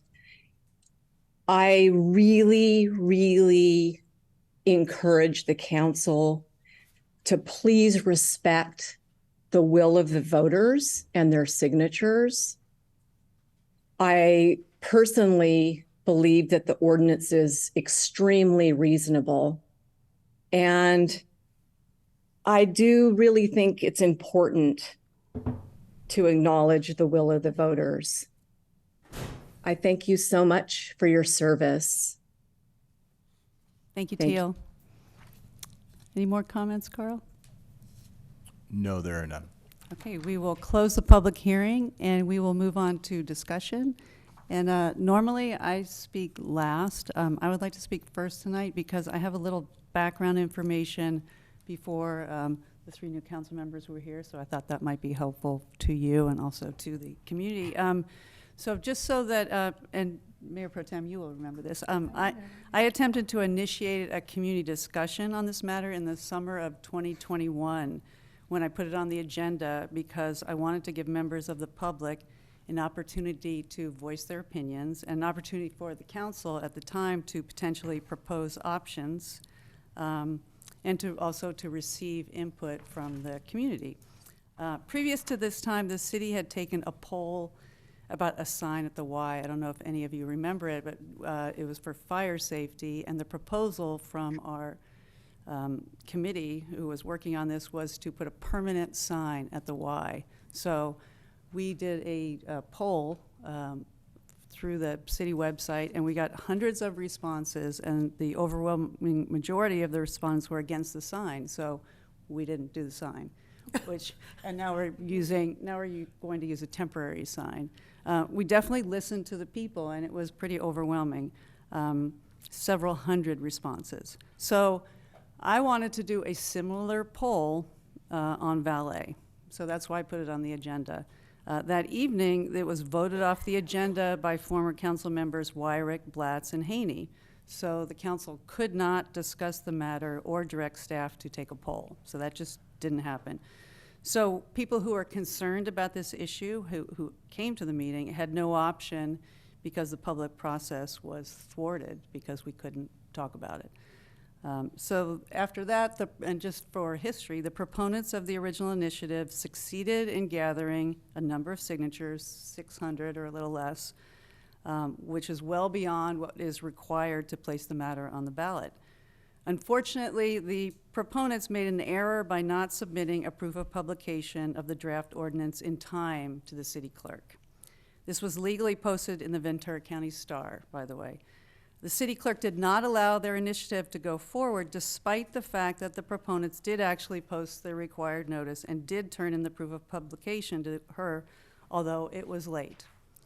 Once the signature gathering of the initiative was completed and the process was brought to a halt by the city clerk, the initiative proponents were left to choose between refiling the initiative and gathering all the 600 signatures again, or entering into litigation against the city as an effort to protect the rights of the hundreds of voters who signed the initiative. So they clearly chose the latter. So here we are now. And I think it's really important for all of us to find a solution, clearly, that works for everybody. And I'm very grateful to Councilmember Lang and Mayor Pro Tem Francina for meeting and negotiating. And City Attorney Summers, thank you so much for your work on that. As you all know, we just got a letter yesterday at 1 o'clock from the Ojai Valley Inn. So that throws some more information into the situation. I think we really need to streamline the process in terms of the time, and in the light of the fact that the inn just sent to us yesterday. And you know, I know that the judge, and Matt, you would probably like to get this off his docket, I would imagine, at some point.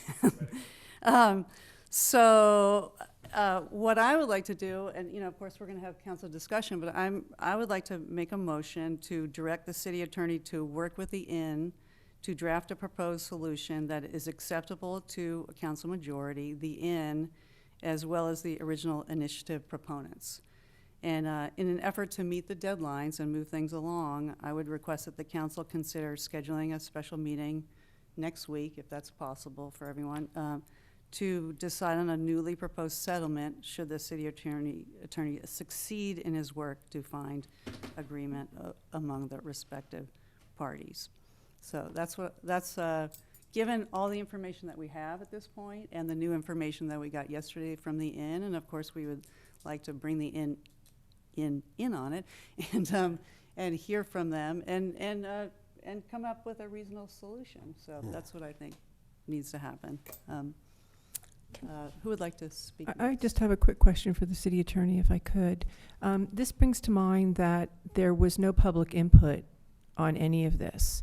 And there was an ad hoc committee that met from January until whenever. And I think that there is a limit of time so that an ad hoc can meet Perhaps you can give me some clarification on that, because there was no input, obviously, from the public on this before this ordinance was drafted.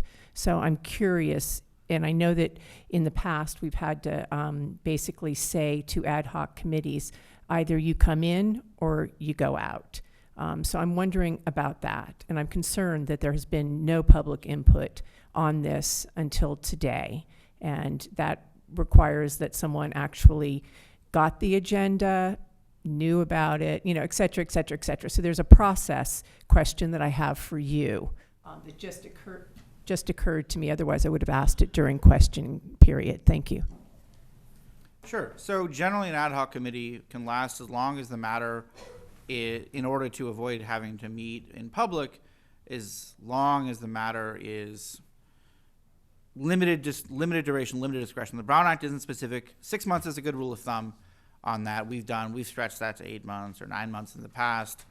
Any much longer than that gets dangerous.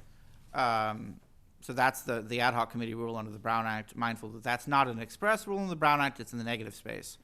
As to public input, you're correct. The public hasn't seen this ordinance other than in this agenda packet in this particular format, and the council can take public comment as it has tonight and direct more public input or move forward or continue it or take any of the other options. It's up to the council how much public input to take. Thank you. Councilmember Lang. Yes, I have a question about your motion. So does your motion also include any changes that we as the council might want to propose to the city attorney in making that negotiation with the, does it also include going back to Leslie and Tom and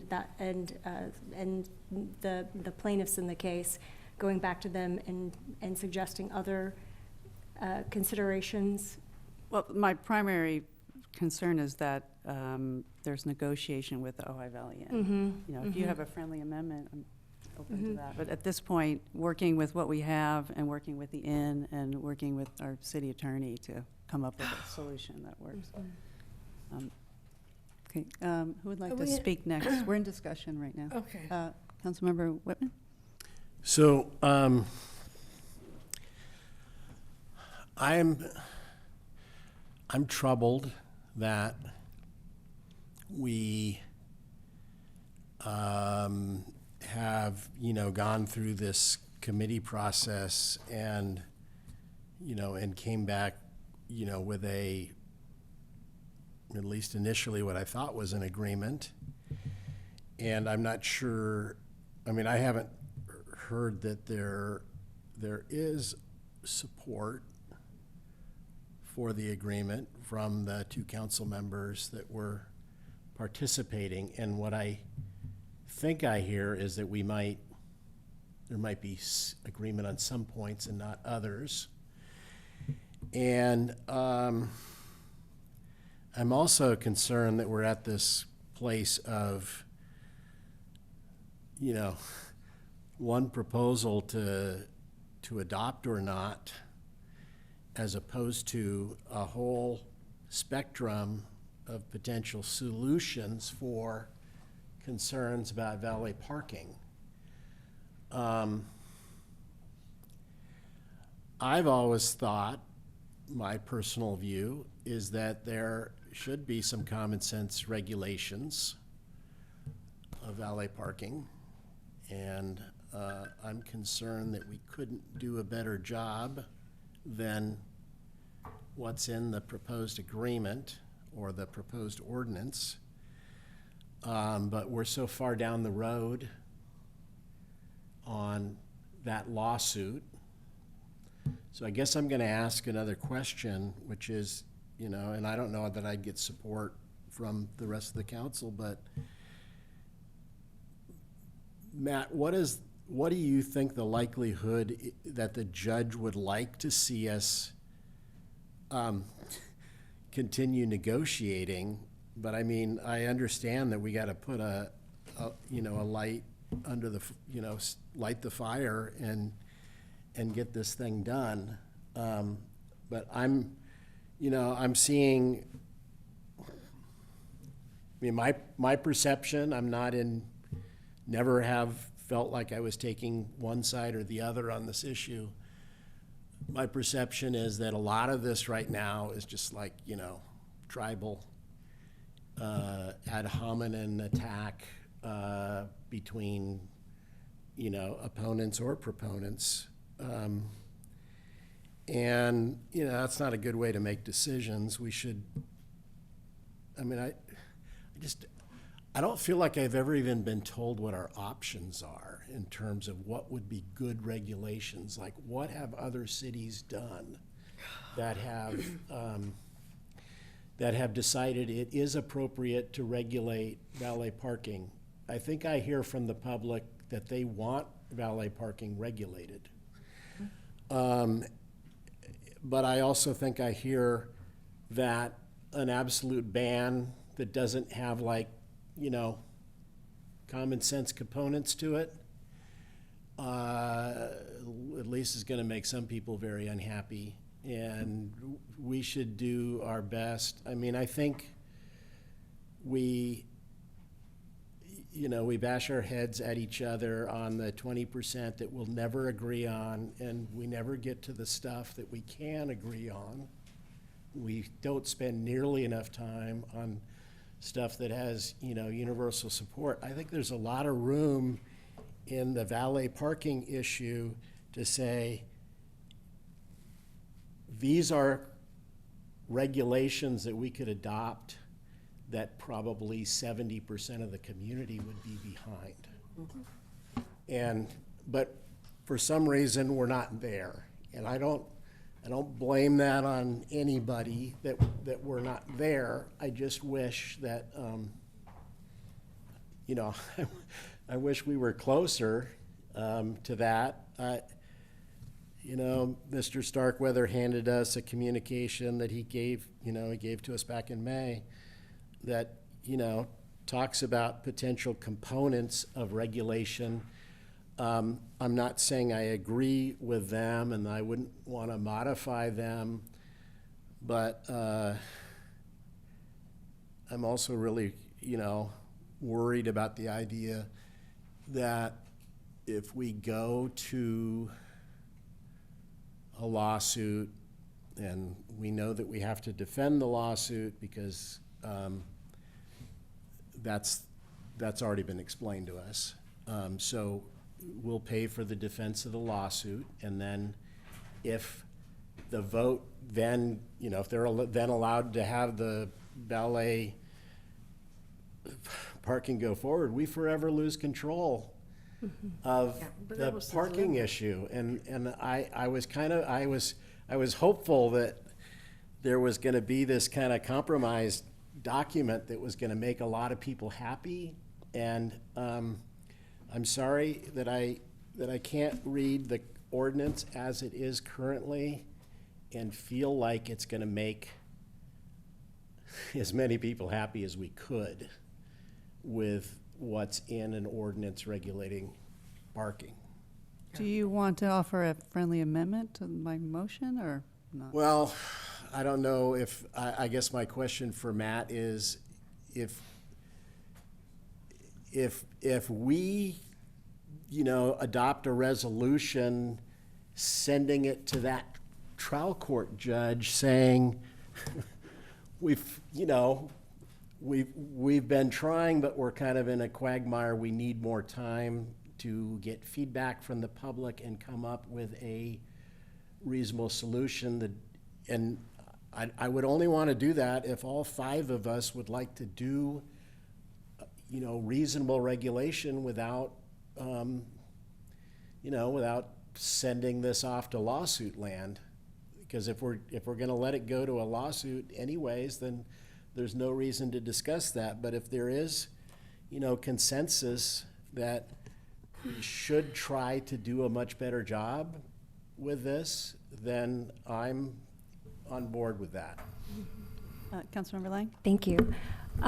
So I want to be clear about something. I am not changing my mind about the ordinance. That when we settled and we met with them, I thought we like I said, we had a very peaceful discussion. There were comments. I actually very specifically said I don't want a ban. I said change anything in the language that results in a ban. And so they were willing to put in the provision of having the 6 times a year. They made some concessions. We changed some language. And what I think one of the reasons why, at first I was on the original parking committee, and I thought what we had originally decided made a lot of sense, taking it to the planning commission.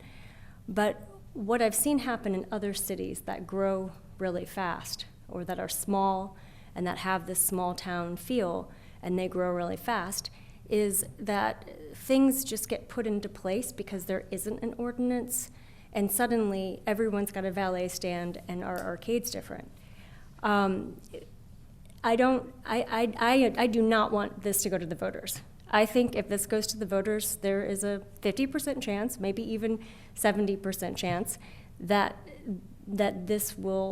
we will have a complete ban, and that we won't have the agency to come back and change it.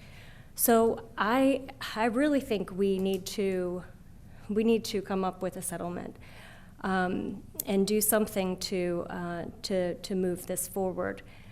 When I received the INS email yesterday, or was it yesterday or was it today? I read it today. When I received it, it sent my mental alarm bells off, and I started to question the decisions that we made. And actually, Sousa, in those meetings when you made such a great point, and that is that people are moving away from cars, that this is a problem that we're going to have now. We don't know what the future is going to look like. We need to maintain control, as much control as we can.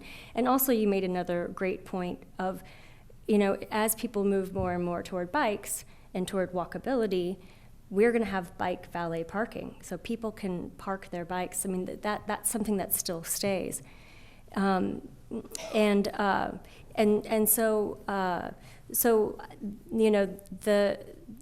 there were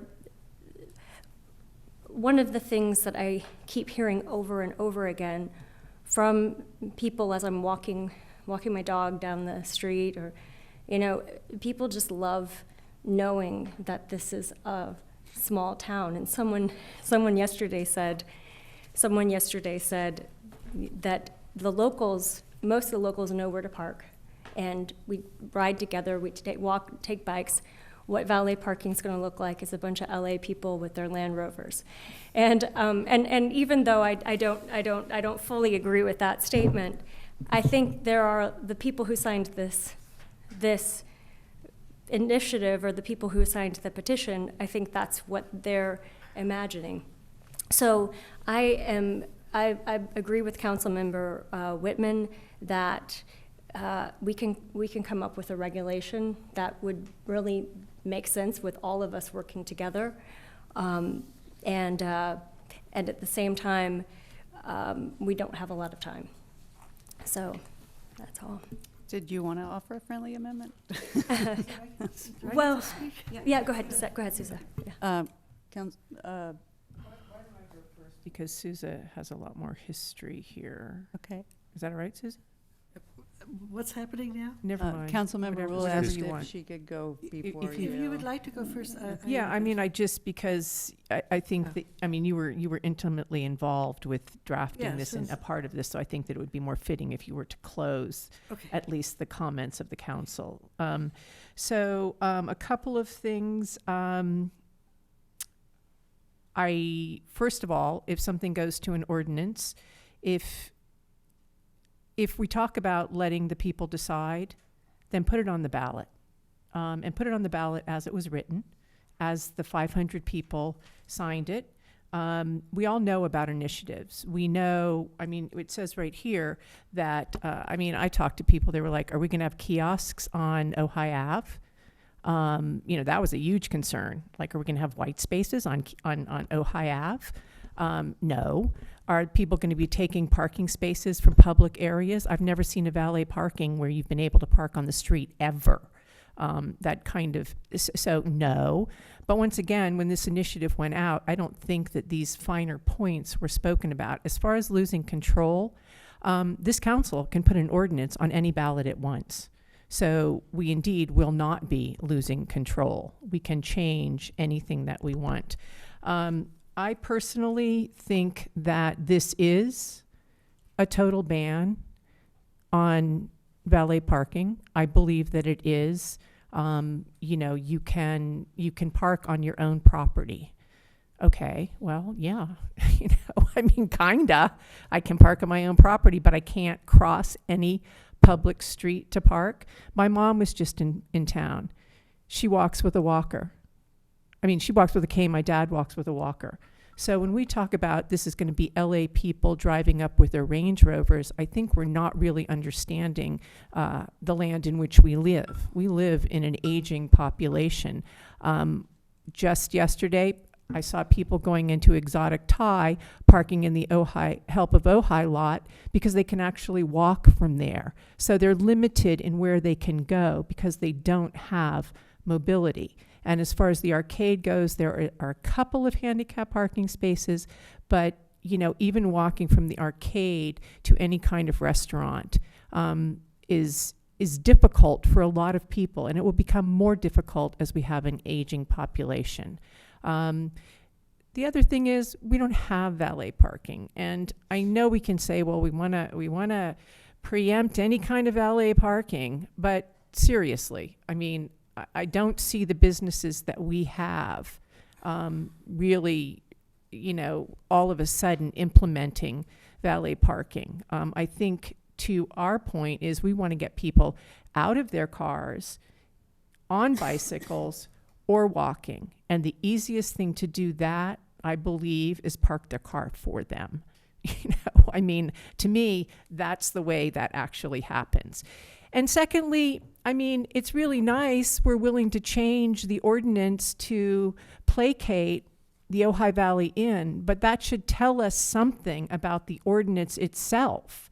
As we placated the Topa Topa Brewery, that should tell us something about the ordinance itself, which is it doesn't work for our city in some ways. My druthers, put it to the voters.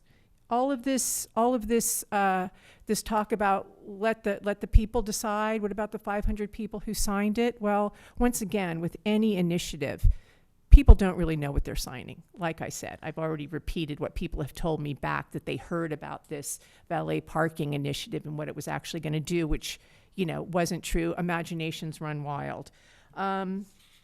This is a total ban, except for you can go get 6 times a year, you can go get a special permit to have valet parking.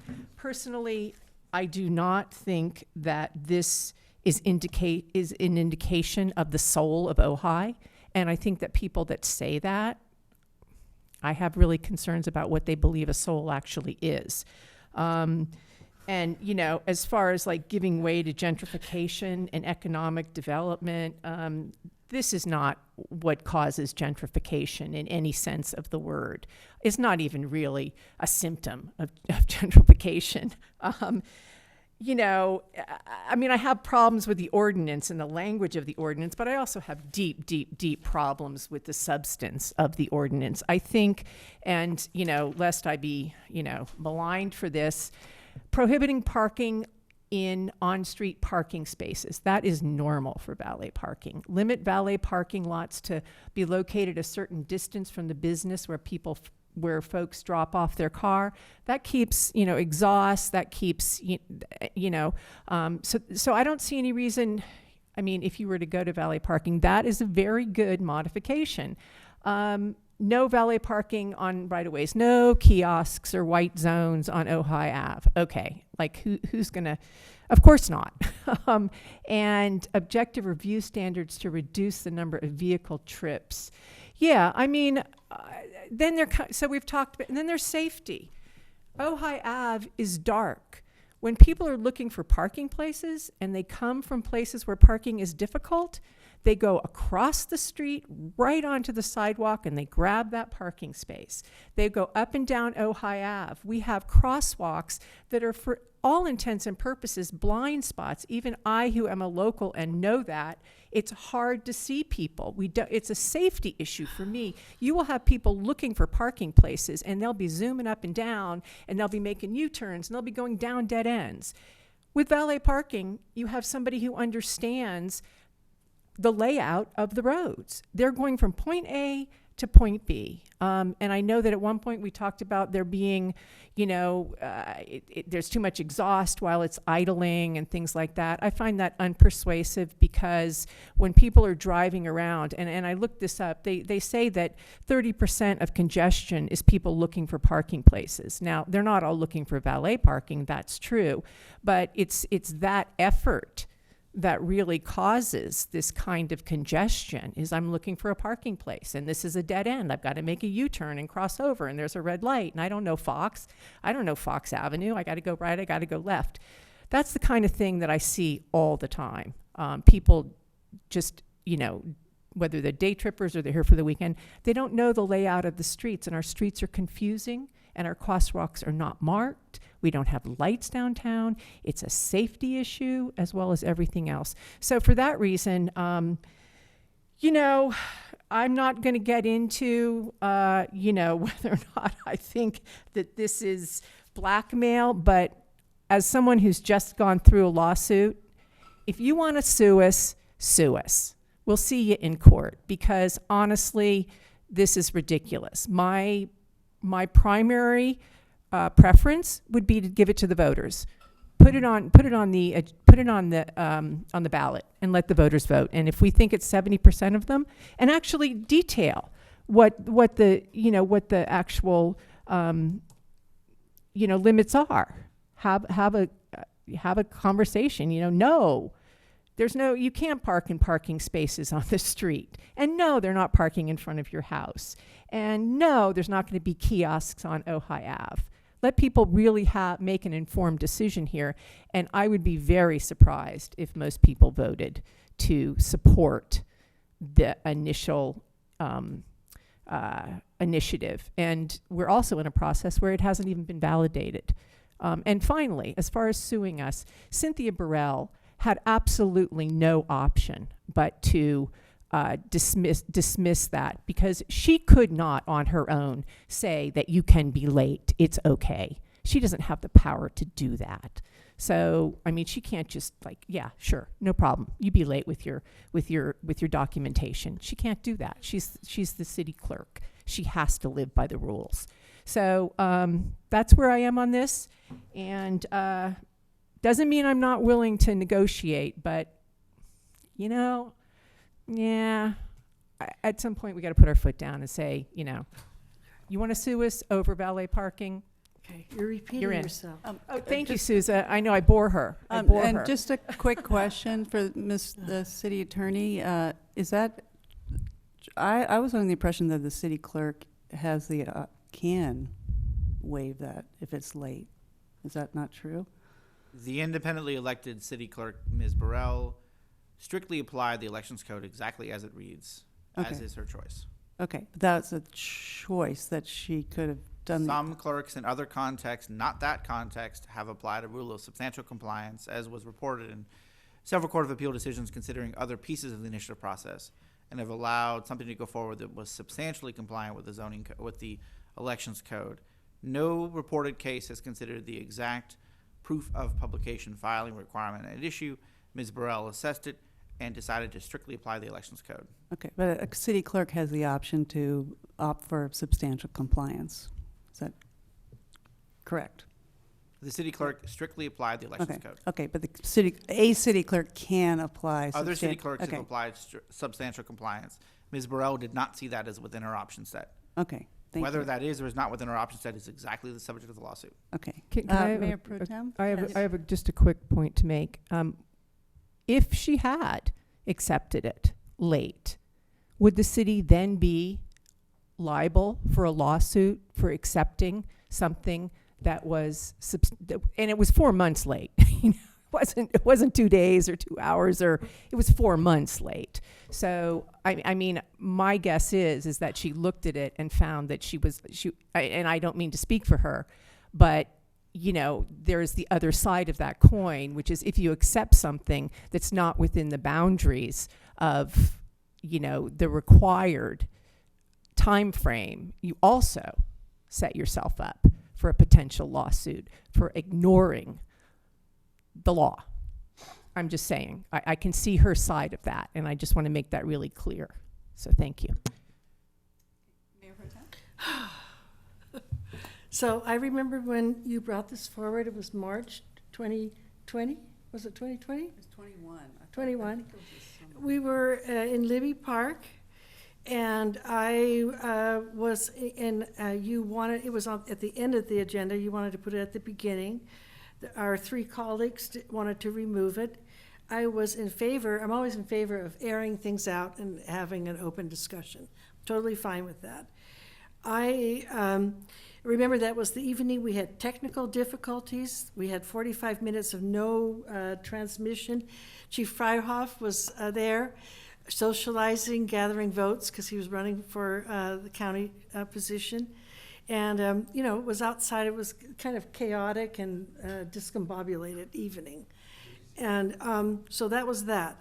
Now, what I don't understand is why did you, Tom Francis and Leslie, have start this process at all? Why didn't they just bring it back to the council?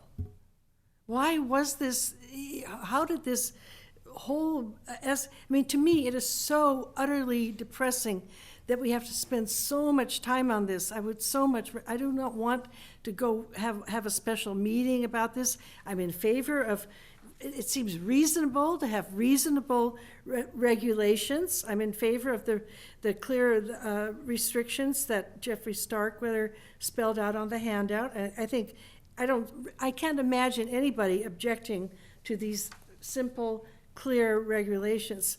But how did this get so complicated?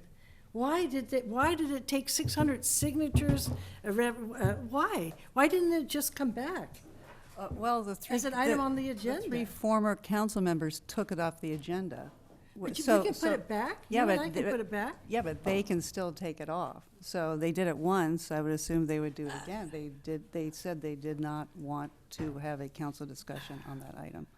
Well, I just find it hard to believe that I think what they objected to was the ban. They objected to that. I do not believe they would have objected to reasonable regulations. But just to clarify, the whole agenda item was to discuss the item, and I was going to suggest taking a poll. It was not about any kind of ban. It was not about any kind of ordinance. It was to discuss it, which we had never discussed.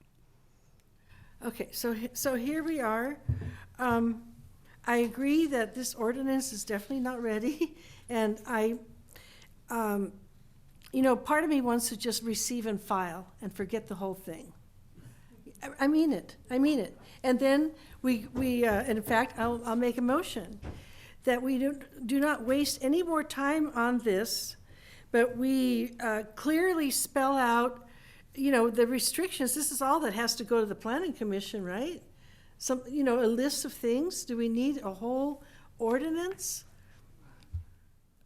Yeah, it depends on how you want to structure it. If you want to provide generic direction to the Planning Commission to evaluate applications that seek to use off-site valet parking to meet required parking minimums, you could adopt it as a policy statement along the lines proposed by Mr. Starkweather.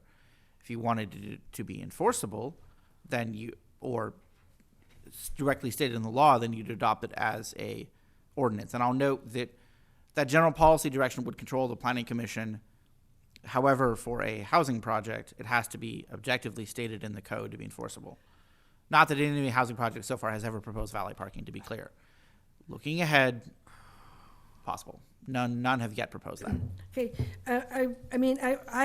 I could right now, I feel like we need to remove whatever is in this existing ordinance that would prevent the Ojai Valley Inn and other businesses from from having, you can call it valet parking. It doesn't have to be so fancy, because all of us have, many of us, for example, I went to a restaurant a few weeks ago, and there was an older woman in the car who had just had a hip replacement. And I'm thinking to myself, what if I had been alone with her in the car? But we had her brother was there, and he parked the car. You know, the parking was far away in that remote area down South Montgomery, and he dropped us off at what's that Mexican restaurant? Agave Maria's, and that was, you know, just down home valet parking, right? It's a form, and so we do not want an ordinance that prohibits older people from benefiting from, you know, having a driver park their car and bring it back. We want reasonable regulations. Can I call a timeout for a second? Yes, Nothing please. in this regulates what someone does with their own car. Yes, I understand. The scenario you just described, where there's 3 people in a vehicle who are connected somehow. Yeah. One of them drops 2 people off, then drives the car, walks back himself. Nothing in this You know, ordinance touches that. Nothing at all touches that. I understand that. I want to clarify that if he had not been driving, then I would have had to drop her off by herself. You know, it would have been a different scene, and it would have been really nice if there had been someone on site who could have parked the car for us. What's wrong with that? That's classic valet parking, What's and wrong- that's exactly what the council has to give us direction on. Okay, so I am in favor of, we've come this far, we've agonized this far, and I do feel that we can come up with an ordinance that doesn't cause problems for a business, and the public should understand that a business still has the right to purchase property near their business, and people can still park there themselves. That right is not removed. The only difference is that for some reason, I have no objection whether the person parks the car themselves or there is someone that parks the car for them. I don't object to that. I don't see what the problem is. You know, there's individual circumstances. Parents arrive with a new baby and 3 kids and, you know, and grandma, maybe it's a really nice service. It doesn't have to be something that's hoity-toity, you know, for the rich. We do not want some kind of big city scenario in the middle of downtown. Nobody wants that. So should we just go home with this tonight, or can we direct staff to go through this and make sure that it doesn't impede the parking for the Ojai Valley Inn and similar situations? Because if we make an exemption for the inn, it wouldn't be fair not to we have to make it for everyone.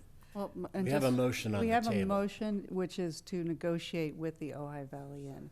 But I want to so- go further than that. Okay, all right, and Yeah. I'm open to friendly amendment. Councilmember Whitman? Yeah, so I remember recently, in a very broad stroke, Mr. Scott told us he doesn't like subcommittees.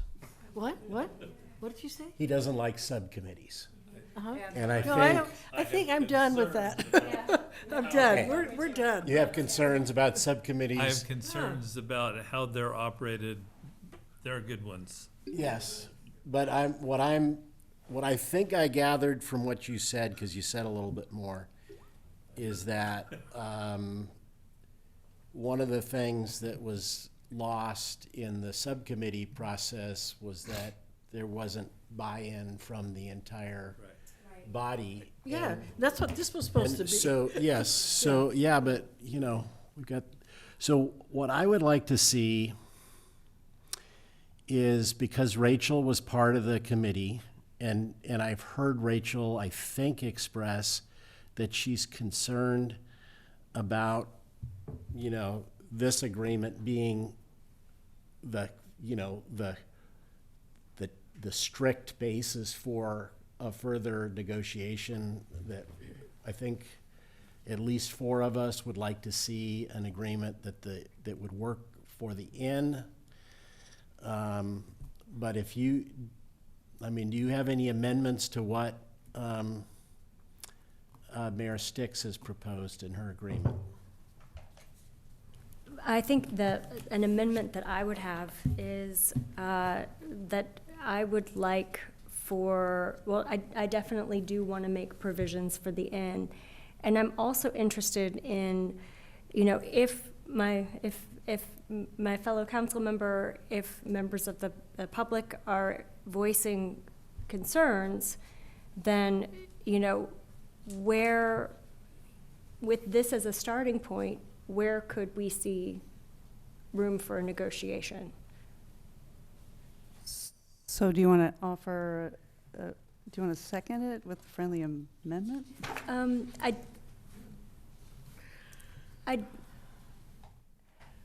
May I suggest go ahead. something? Yeah, go ahead. If it's okay with Yeah. Rachel, could we strike that sentence, any reference to using the public right-of-way? That is so draconian. Well, It's absolutely up to council's choice. So as I understand it, the proponents have drawn at least based on the prior discussions, a red line for them is valet parking on the public right-of-way or not. Well, So, hold on a second. So it's the council's obviously is the one deciding the regulation. So if the council wants to adopt or direct staff to work on an ordinance that regulates reasonably as defined, but still allows valet parking to use public rights of way, then it'll be up to the proponents to accept that, whatever comes out of that process, and forget the lawsuit, or just keep going to the lawsuit and up to them. It's up to the council to choose. One option, of course, is to have this returned to council with staff to provide staff direction on big picture pieces to come back and have a full discussion of a reasonable regulation for valet parking that still allows valet parking on public rights of way under rules and regulations that's set. You could remand that to the planning commission for them to have a process and come back to you, mindful that both of those may or may not result in the plaintiffs trying to proceed with the lawsuit, and that is what it is. Or we could try to strike a deal that meets the three-part need of the council, find the overlap that is between the, I don't need another hand, the three-circle overlap between the council, the inn, and the city, and the proponents, rather. I don't know if the city is going, council is going to direct us to allow valet parking on the right-of-way, or to use the right-of-way. But I I don't didn't know say if there is that. any overlap. I never said that. But if you strike every reference to the right-of-way, then you're Okay. allowing valet parking on the Okay, right-of-way. I want to strike reference to using the right-of-way. I do not want parking on public, valet parking on neighborhood streets or any public on public property. Or any public Or parking allowing, space? Okay, we could, Hold on. I want to really understand what you're saying. okay, There are two pieces of the right-of-way. One is parking, beginning and ending valet on the right-of-way. Allow or not allow. Second is allowing transit through the right-of-way. So far, the plaintiffs have said that they will not accept either, and that's whatever. As to them, what we don't want, as staff need to understand, is what does the council want for those two pieces of the puzzle. Okay. So, Councilmember Lang, did you want to? There was one other thing too, and that is that, you know, Councilmember Rule brought up some concerns about the language in the very first part of that, and so I wanted to, so I think what I'm saying is that that I agree with the fact that we need a regulation.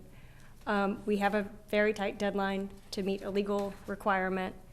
Are there changes that we can make that would be representative of what this council, as a, you know, in the first time we're looking at this, and you know, are there changes that we could direct staff to make that would still meet the deadline of the settlement, and that would move forward with a regulation? So, do you want to offer that now, or? I want, Yeah, just- I have Okay. maybe we can all have another turn. Okay, all right, we should, we have a motion, let's have one more round, and then, Councilmember Rule? Yeah, I'm not in favor of just taking the exception for the Ojai Valley Inn right now, and working that. I mean, that seems to me to be, in all respects, kind of ridiculous. So I would be more willing. I think what really sticks with me is that you can't go on a public right of way, because that stops the ability of really being able to have valet parking.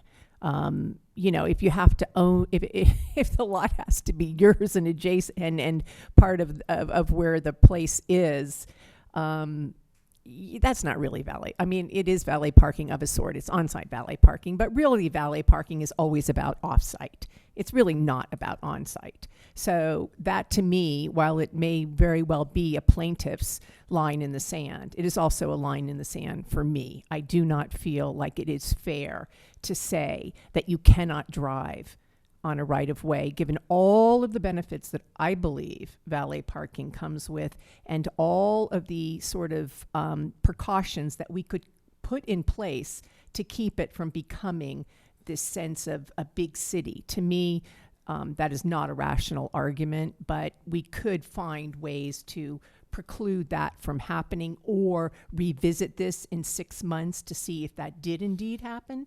So that is where I stand on this. All right, I'm going to make a motion, and we can continue discussing.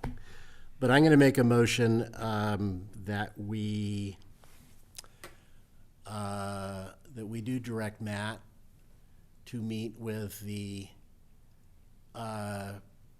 proponent of the initiative, as well as the Ojai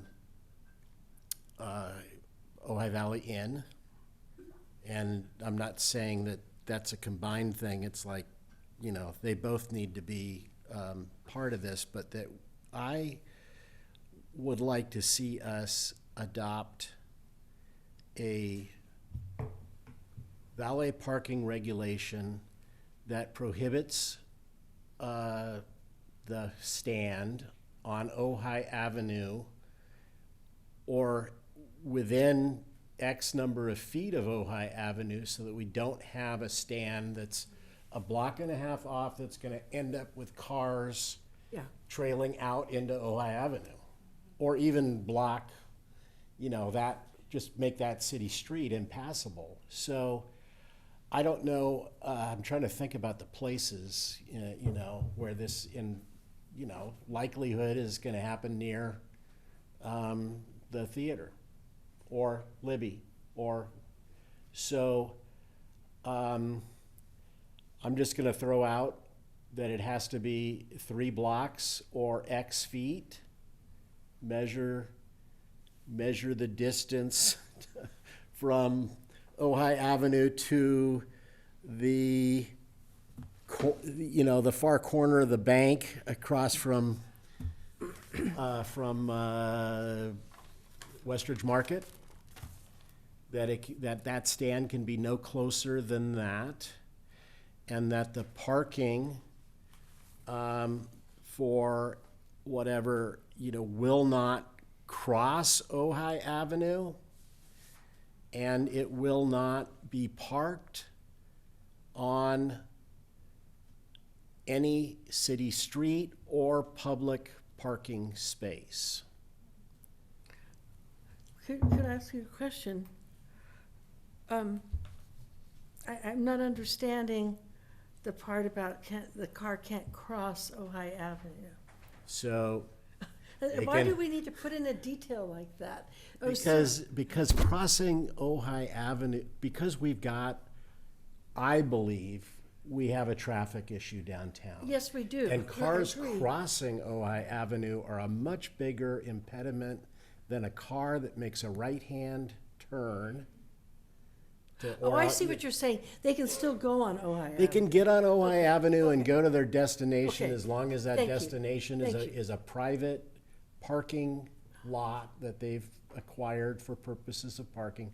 But they cannot cross Ojai Avenue to get there. Okay, I like So that. hopefully there's enough back streets that actually keep them off of Ojai Avenue, but, Okay, now, when you say private parking lot, to my way of thinking, this does not have to be a parking lot that the business purchased. They have the option of negotiating shared parking, as the motel has done with all the empty parking lots for the real estate on Country Club Drive.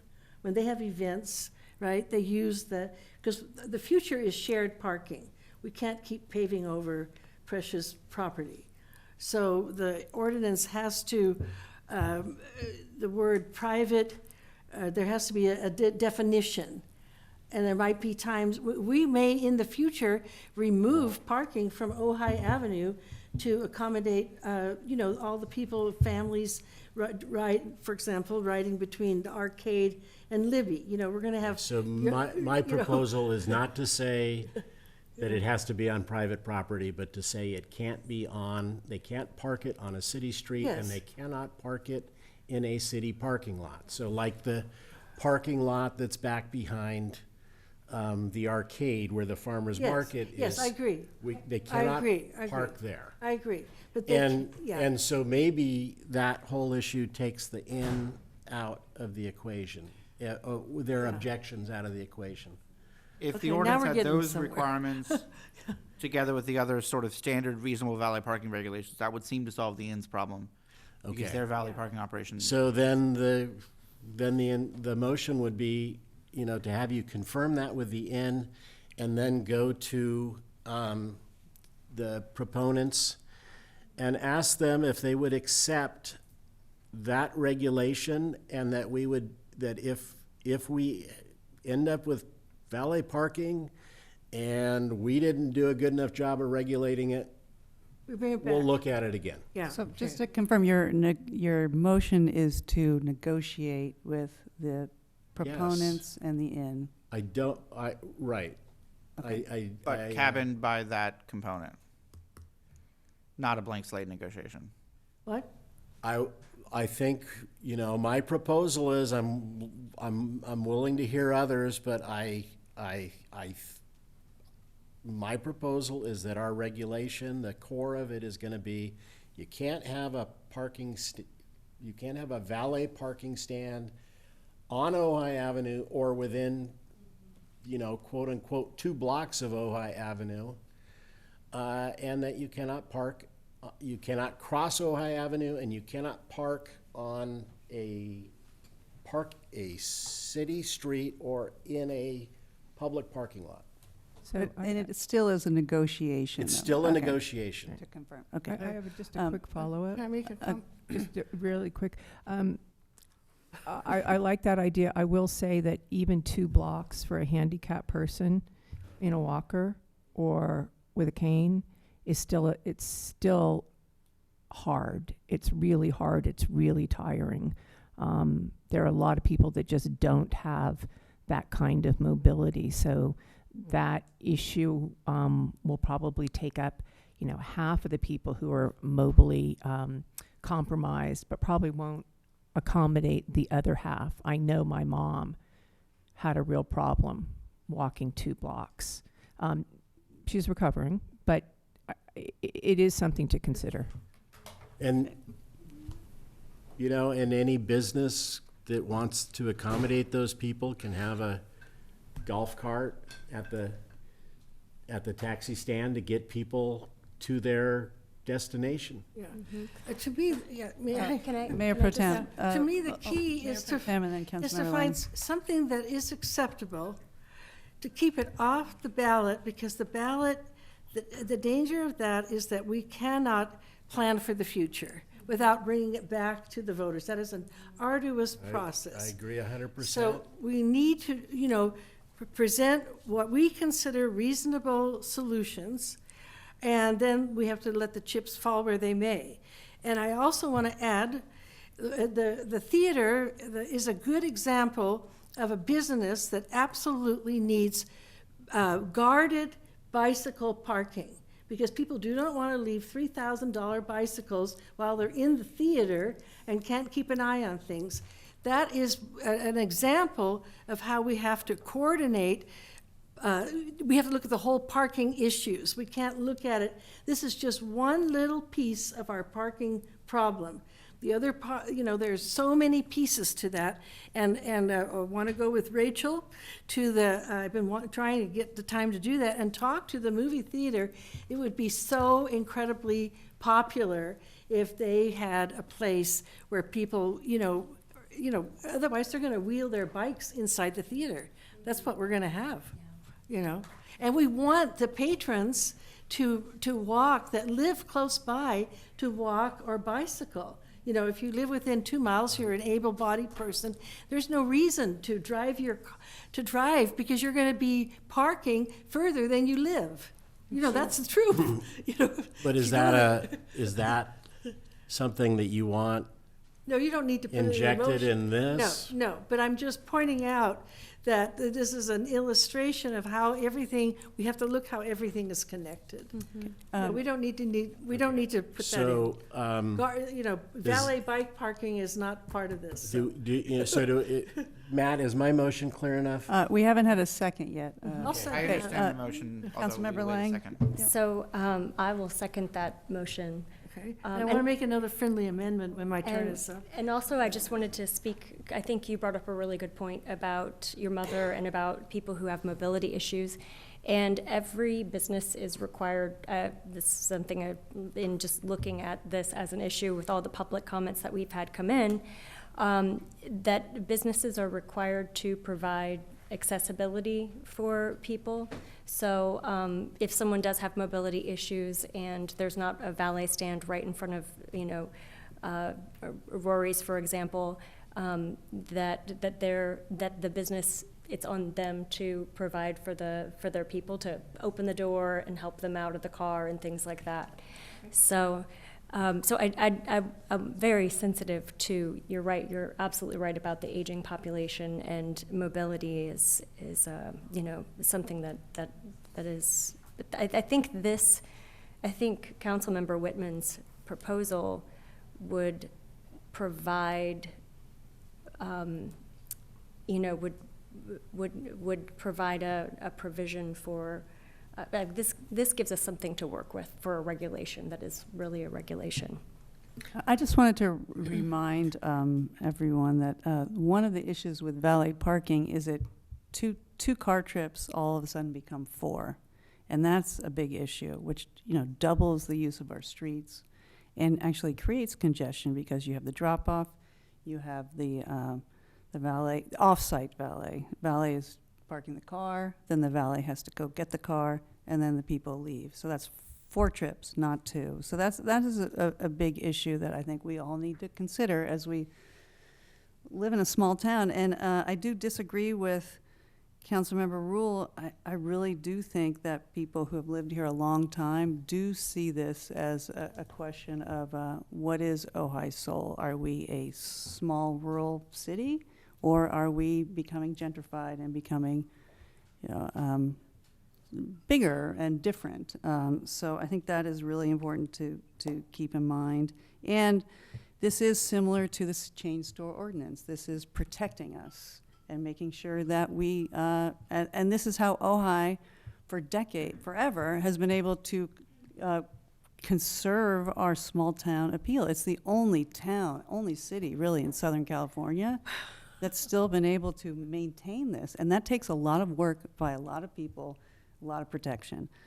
So I just want to clarify on the actual motion. The motion is to go to negotiate with the inn and the proponents and give them your proposals and see what happens, basically. Yeah, Okay. I agree exactly with what Sousa said, is that, you know, we need to try to avoid this thing going to an election.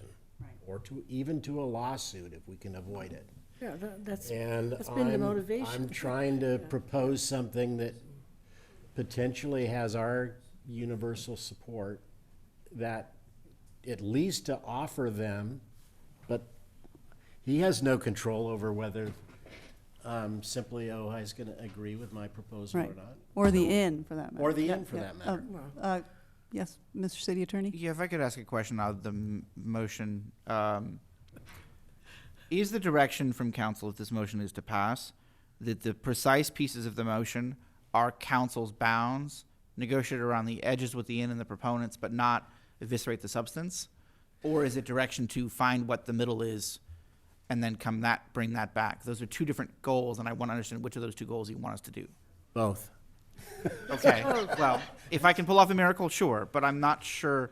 Based on the proponent's prior discussion, I'm not sure that's true, and so I think part of it is that the council was very clear that this is the structure to use, and that's what we'll use, and we just tell the proponents, this is what the council supports, and you'll take it or leave it. Negotiate around the edges. I don't think Why we aren't need. they here? I have no idea why they're not here. That I Yeah, don't to know. answer the question, Yeah, just as far as my intent is that anything they want to say back to us in terms of potential modifications to what we're proposing, I want to listen to. Okay.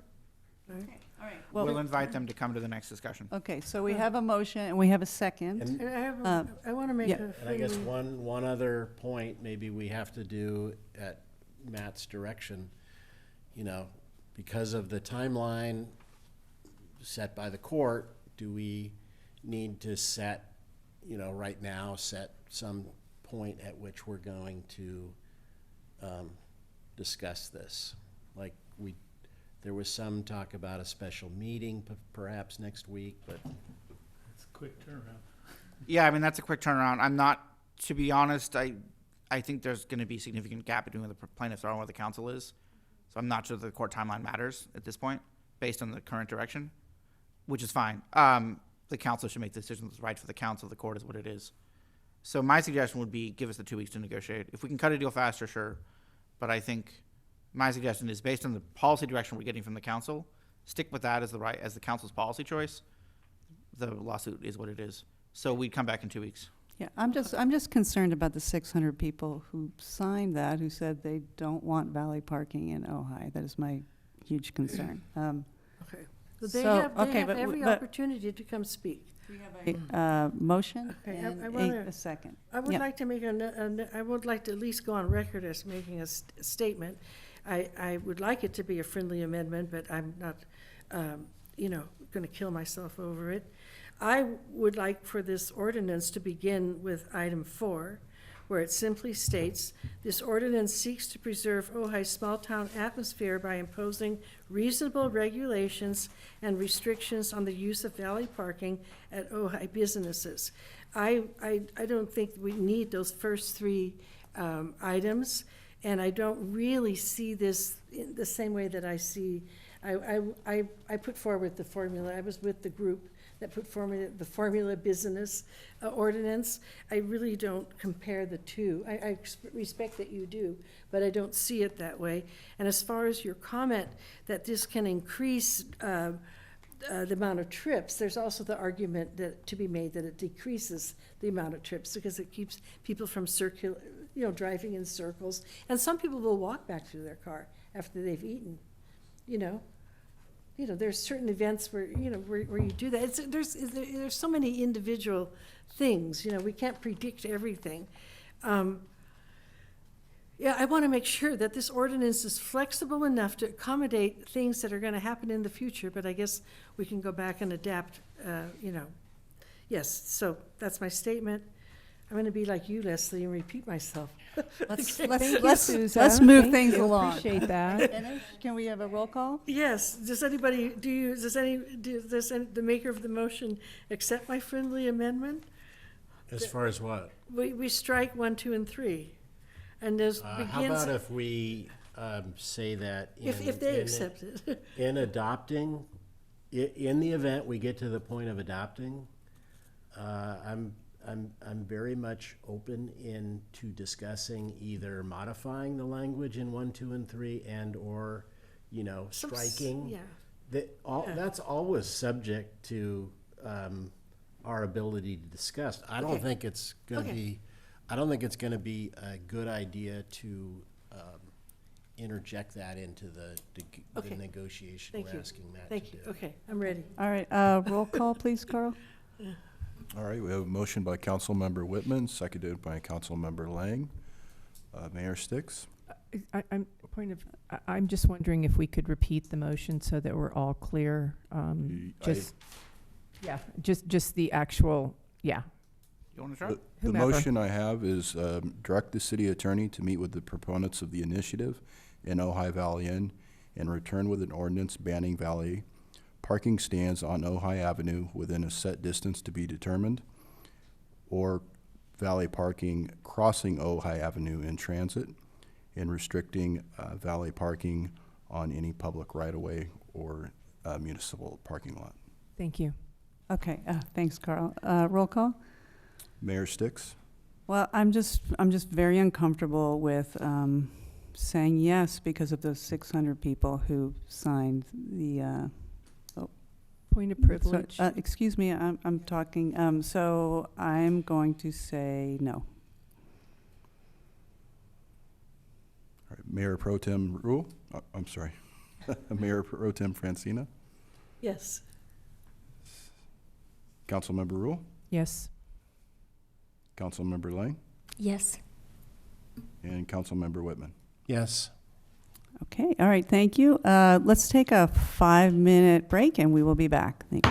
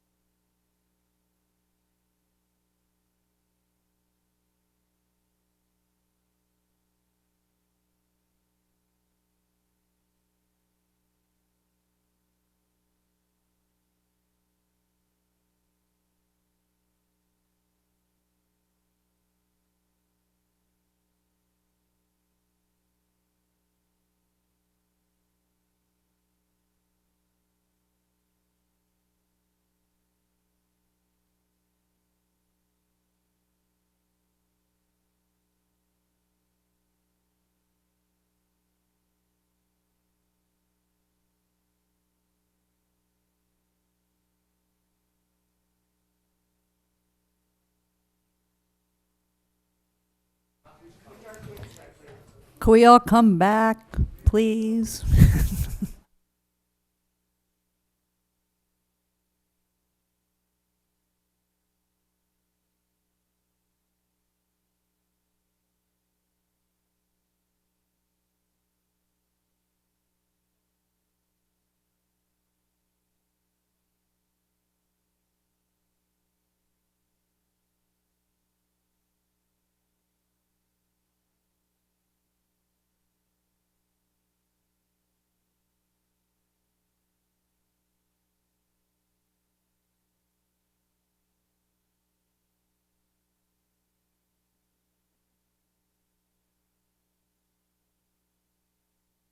Okay, okay, all right.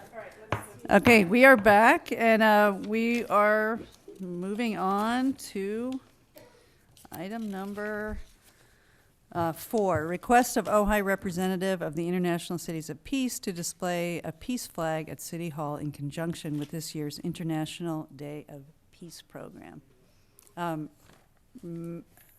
Councilmember Rule, did you want to make a motion? I did. I wanted to make a motion to change the order of the agenda items and bring item number 7 up to the next item. So before the peace, the International Cities of Peace displaying the peace flag at City Hall. So. Because you're afraid we'll run out of time? That is correct. And I think that, I assume that we'll get to the peace flag, and it will probably be a less controversial issue. And I think Mr. Powers has left, so although he might call in, I don't know. So anyway, that's. Only take 1 second. Right. Okay, I'm fine with it. Okay. Absolutely. Yeah. So I would make a motion to bring it up after the peace. We might as well make a motion and move it on. Okay. Well, I mean, we need a discussion about the tiny homes and the plastic, and I would also like to have a discussion about item number 7. I do have some thoughts on that. So I have an idea. We agree that if we start running out of time, I would like to make I don't know if it has to be a motion, but that if it looks like we're going to run out of time before we get through the agenda, that we do that thing that we do at 10:20. Where we bring up the other items so that we... Right, table the one item, pick it up, and then take the other item after. Yeah. That's also fine. I'm certainly fine with that. And then we'll make sure that we yes. get to your item. I'm certainly fine with that, thank you. Cross that bridge when we get to it? Well, we have to decide now because we might forget at 10:20. Let's look for council direction. Okay. I'd really like to get through items number 5 and 6. Yeah, Should I make a we're motion? committing to all the items is what I'm doing. Well, I'll stay but till midnight if necessary. Okay. Okay. It's fine with me. I have my cookie from Rainbow Bridge that Dale brought me. I have my Thunder tea. Okay, can we move on to item number okay, 4? we're committing to stay to midnight? Okay. Okay. These are all great items. I love them all. Yeah. Is there a staff report for item number 4? I think that the reading the title did half of the staff report. I agree. This International Cities of Peace group would like to do an event on the 21st with the farmers market, 3 to 7 p.m., and they'd like to do the flag raising program at City Hall on the 24th at 10 a.m., and they are asking for 30 days display of the flag. Any questions from council? Nope. Oh, okay. Public comment. We have Ray Powers and Jeffrey Starkweather who don't appear to be here. So any comments online, Carl? Are there any comments on Zoom on agenda item number 4? No, there are none. Okay, let's move on to discussion. I think, anybody have a motion? I only have a question. Yes.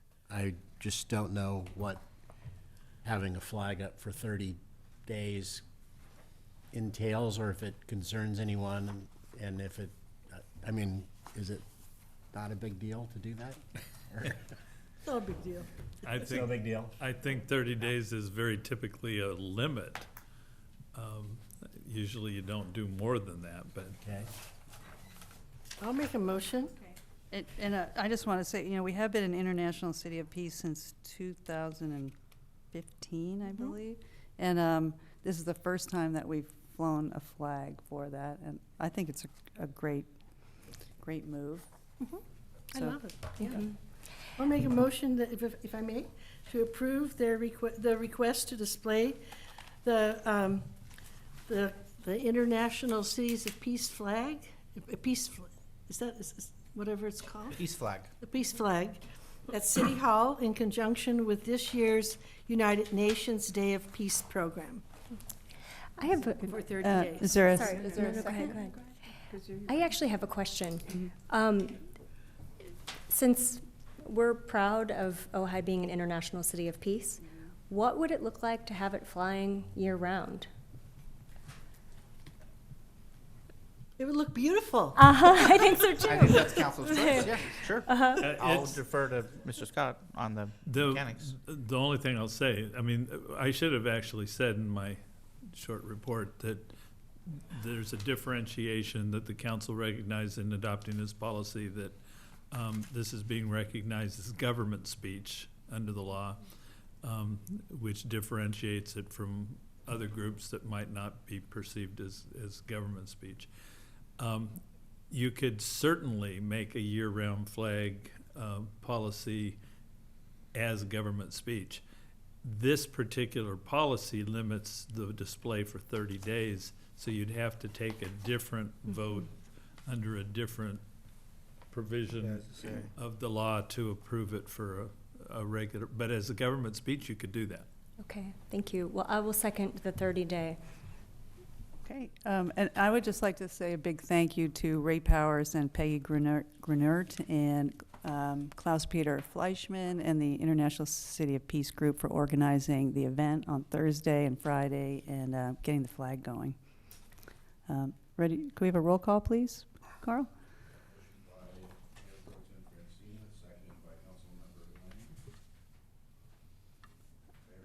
Yes.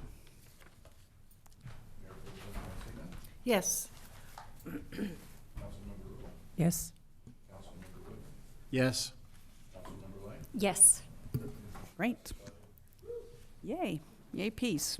Okay, let's move on to item number 5, report on 2-year pilot program, movable tiny houses. Lucas, you have a staff report? for us? I'll give us a short report. Okay, so this is so in 2021, just to give a little bit of background for everybody that's listening, the tiny home pilot program went through a lot of discussion with council and then ended up getting a 2-year pilot program at the end of 2021. During that time, we had roughly 8 people or 8 individual property owners come to the counter, have conversations. I mean, I met with a couple different individuals interested in doing the pilot program for tiny homes. What ended up happening is 3 applications were officially submitted. Of those 3, 2 actually have gone through the full process at this point. So that's on an average of 1 a year. This pilot program actually allows up to 10 each of these first 2 years. So we're about 10% there for each year that we've seen thus far. It will sunset at the end of this year is really what we're looking at this point. So this is really kind of an overview of where it's been up to this point. Some interest, and we've got a couple that have actually gone through the full process. Now, what's interesting is we've actually included these as a part of the HCD's annual progress report. ADUs we already include, compliance program, junior ADUs we include, and we've also done this for these, at least for one. For 2022, we sent that forward. There were 25 in total. This was included as one of them.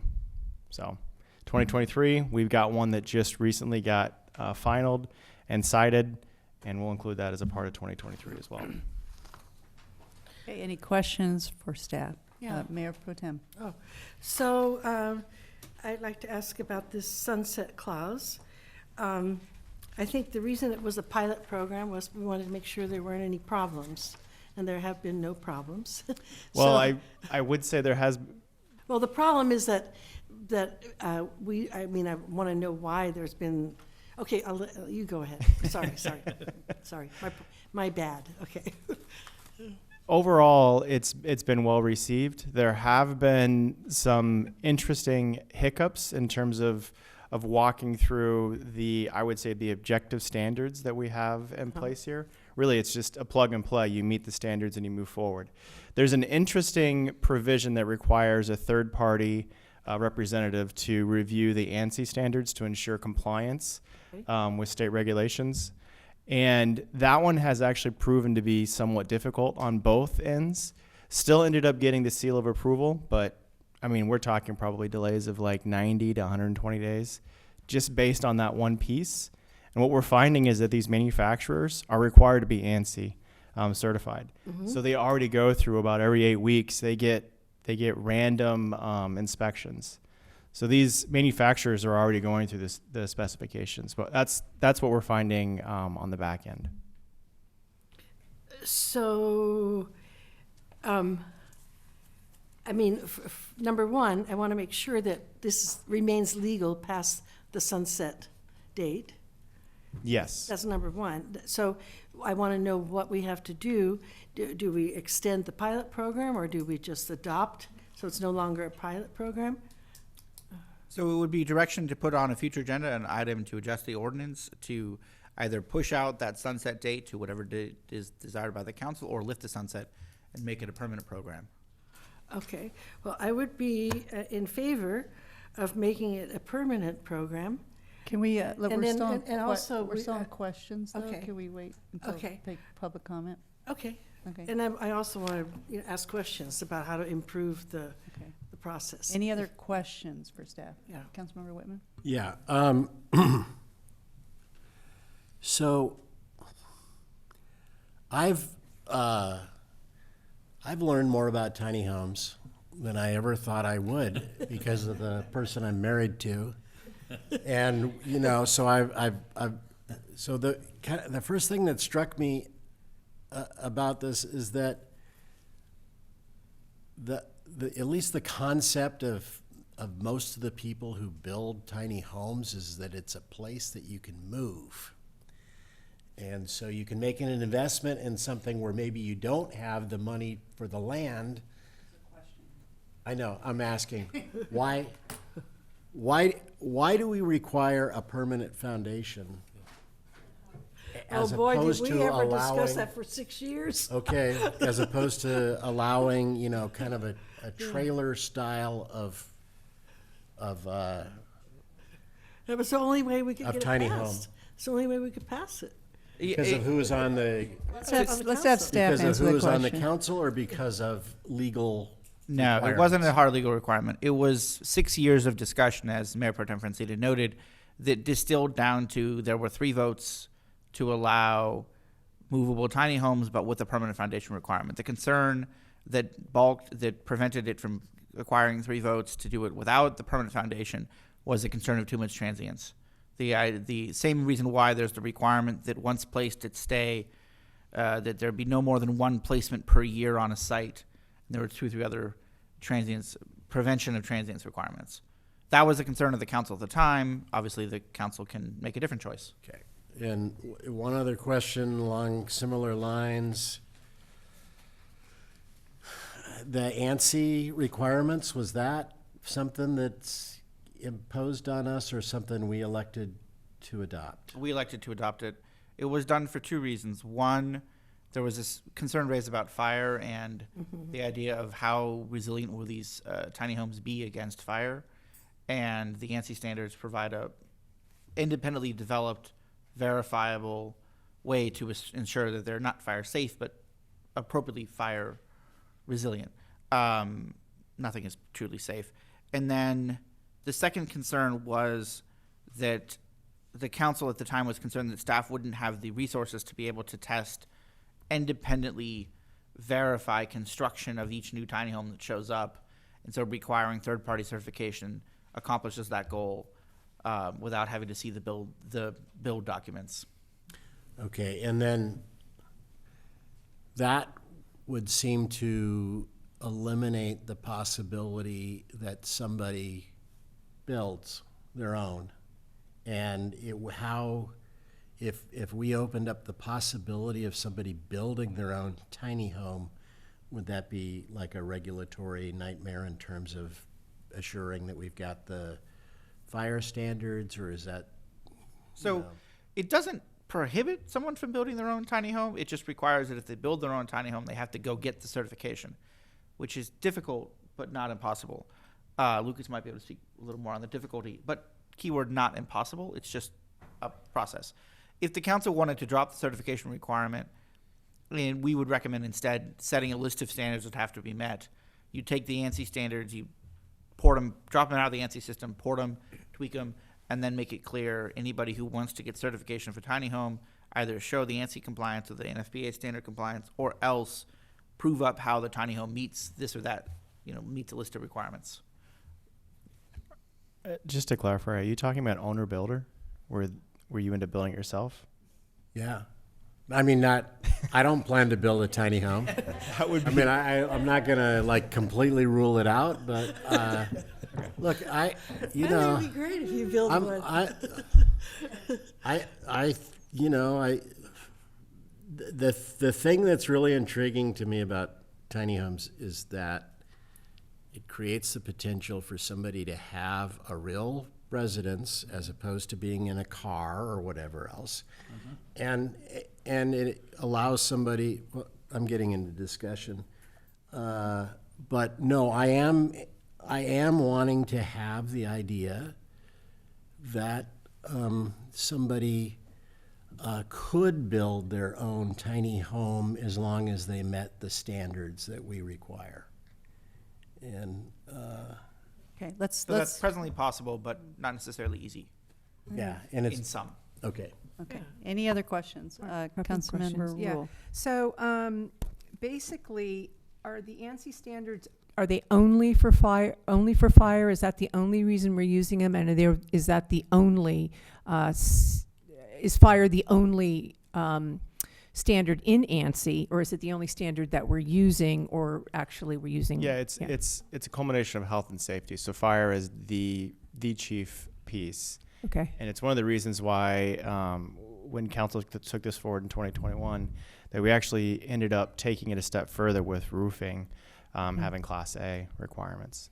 Okay, and that's actually been something when we've met with the manufacturer, but had conversations with the manufacturers that meet the ANSI standards, that it's something they've already been striving for. So we were ahead of the curve in terms of requiring it, but they're already looking for ways in which to meet that. Right. So this brings me up to the fact that the manufacturers are already incorporating these particular codes, and they've gone further to also allow for Class A roofing, correct? Right. And I think, is it also true that these tiny homes are now being built so that they don't need to have a foundation or a slab or cement or whatever? I mean, they're now being manufactured such that. Is that also true? So some of these things that we put in place, it might be to our advantage with appropriate input to revisit. Absolutely. There's two ways in which to do it. I mean, it's pretty straightforward. It's either on chassis or it's not. And that, if it's on chassis, then we're looking at either skirting it or doing some sort of a patio of some sort that basically allows for it to feel more like a second unit or an ADU than it is a main residence. Right. So can I ask a quick question to our city manager? Is this something that would be appropriately discussed in, affordable housing workshop, or, as we talk about options, or is this, something? Well, it's certainly a topic that is being discussed in those circles. Yeah. I mean, there's a whole bunch of topics, Rachel's list, I'll refer to it again, of different options, and that's certainly one of them these days. And one could argue it's affordable by design, right? Mm-hmm. Right, of course. Okay. More questions, or you have a question? Well, I just want to say, I do see tiny homes around town in the driveway, just like We're you still, Mayor Pro Tem, we're still on questions, so let's wait until afterwards to So my discuss. question would be, just like they're not legal to live in, the people can have a tiny home in their driveway, correct? just like they would a trailer. If it's complaint driven, if nobody complains. It is complaint driven, yes. Yeah. Could they live in it? We get one complaint. That's right. But because we're in a housing crisis, perhaps council is going to revisit these things.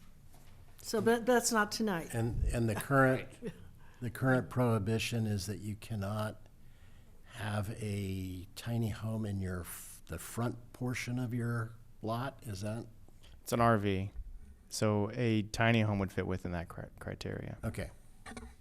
Okay, let's go ahead. What was the last thing you said? It would fit in the criteria. Fit within the criteria. So an RV fits in the same criteria as a tiny home.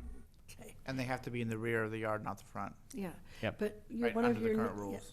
I'm sorry, but one of your neighbors did bring up that their front yard is way bigger than their backyard, and they wanted one in the front yard. But Okay. they've since moved to another state. Let's go ahead and let's move on to public comments. Carl, any public comments online? None in the house. Participants on Zoom, if you'd raise your hand if you have a comment on item 5, the tiny home pilot project. Renee, if you could unmute and state your name, full name. Hello, my name is Renee Roth. And I did have, and I think it might be worthy of the council members having a discussion with the one tiny home that was approved in 2022. His first name is John. I've had a long discussion with him about it. He said it was a really difficult, cumbersome process, almost impossible because of the ANSI standard. But he was willing to go through all the hoops, and he did feel that that standard was ridiculous because the manufactured homes have to meet those same standards.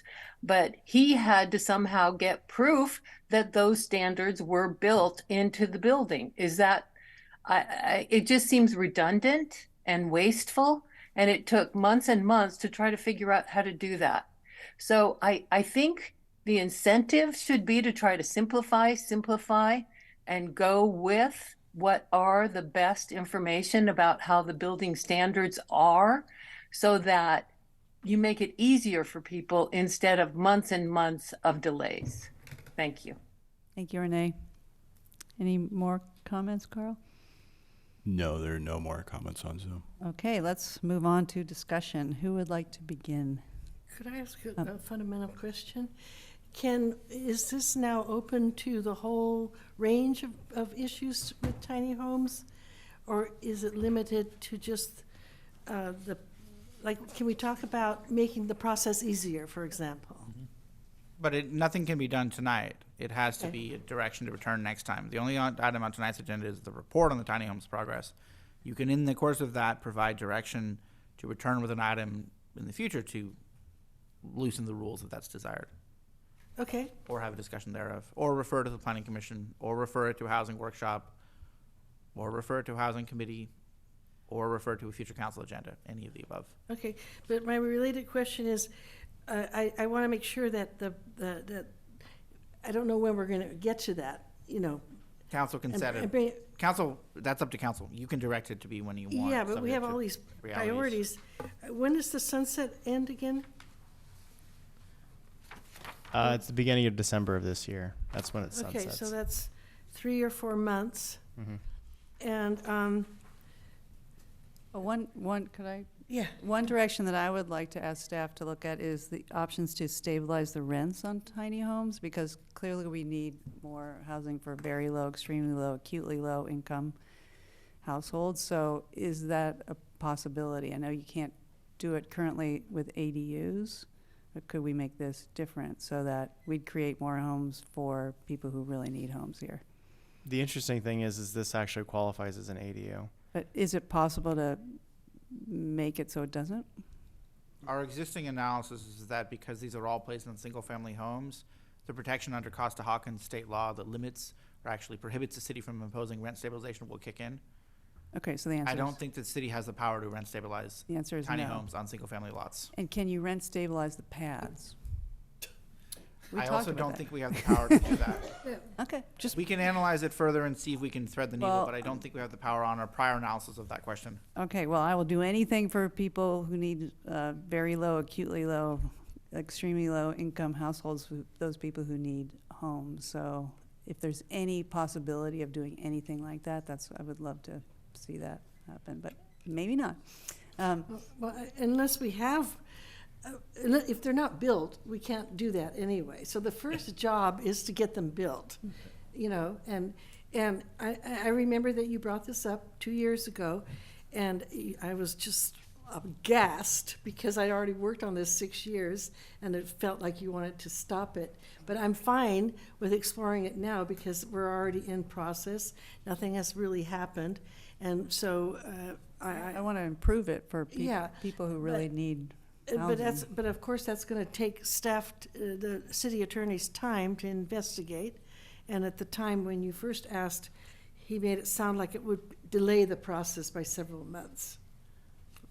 Is my memory correct? Because we were trying to pass the pilot program, and your response was that it would take time, that you didn't think there was very slim chance that we could regulate Right. the rent. And if the council didn't want to adopt an ordinance without having that question answered, it would have taken time. Yes. As is obvious, the council adopted the ordinance anyway. Yeah. We can now analyze it if the council wants us to. How much time does that take you? Couple of weeks, couple of months, a month or so. I don't know. It's a little unclear because I mean, you're not talking about solid time. No, of course It's not. just fitting it in. it's fitting it in among everything else. So a If couple the of council wants us to analyze it quickly, we will analyze it quickly. If the council wants us to take our time, we will take our time. We await your direction. What are Okay, we let's hear analyzing? from the other council stabilization. members, right? Yeah. Who would like to speak next? Councilmember. So we're talking Roll? about rent stabilization No, right now, and No, That was the we're question, we're yeah. talking about giving staff any direction in terms of the pilot program. So that's one direction that I would like staff to look into. okay, so we're talking about rent stabilization for this. Yes, if it's Okay. possible. And to Susan's point, nobody's building, but we can talk about, okay. I think that the obvious direction is, how do we make it easier for people to build these and come back with recommendations? You know what the problems are, because you've been in the permitting process. At that point, I think it would make sense to talk about rent stabilization. I would not be in favor of having the city attorney start to research rent stabilization on this before we actually did some research on how to make it easier to build these. Although I thought I heard you say that Costa-Hawkins would prohibit rent stabilization. Right. Our initial analysis from last time is that we don't have the power to regulate the pads or the tiny homes. I'm certain we don't have the power on the tiny homes themselves. The pads, bit of an open question. Nobody's tried it before. We could take a deep look at it and see if we can come up with a theory. It would almost certainly be a case of first impression. And then the question, of course, is does somebody litigate or not? Well, then the other question, unknown. the other question becomes is that since these houses are now being built specifically not to require pads, in other words, you know, as these modular tiny homes have advanced, they no longer require pads. So I think Right. Although our ordinance does. So right, that would be although the our question. ordinance does, and that's part, the I question, think, yeah. that's part of the problem. I think 2 years ago, perhaps it wasn't the case that manufacturers were actually building them not to require pads, which, by the way, is cement, which is one of the, you know, great CO2 providers. So if you can actually, in other words, the world is changing, and it would behoove us to actually look at how the world is changing around the design and around the requirements.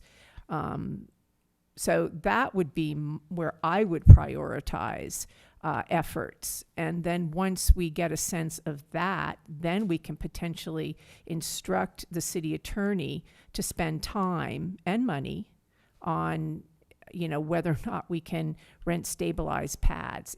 But if we're not going to have pads, you know, I mean, if we're not going to require them. So that's kind of what my thought on this matter is.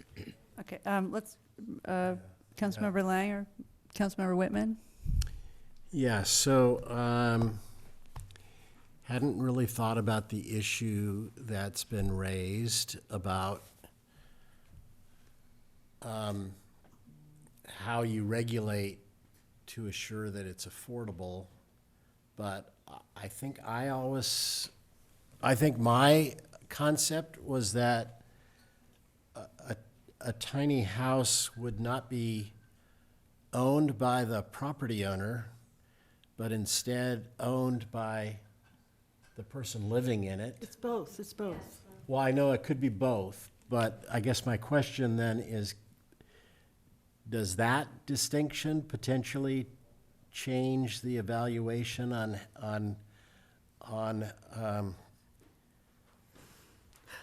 how you potentially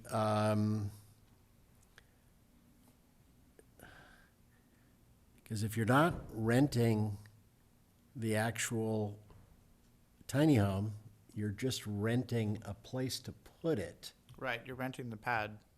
Right. I guess that's Exactly the question, yeah. Can the city regulate the rent on that? I think our prior analysis was no. We could do a deep dive and see if we can find a way to maybe get to yes. And But then- recognize we'll be at the bleeding edge of the law on that one. And Which is, then of course, the fine place to be, we often are.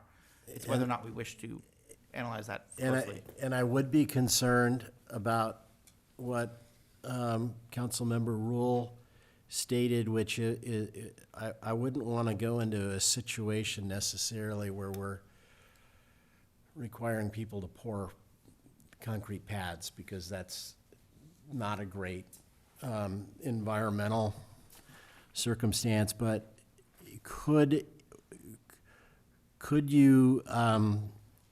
we do pads that were, because I think they do need pads as opposed to be, parked on dirt.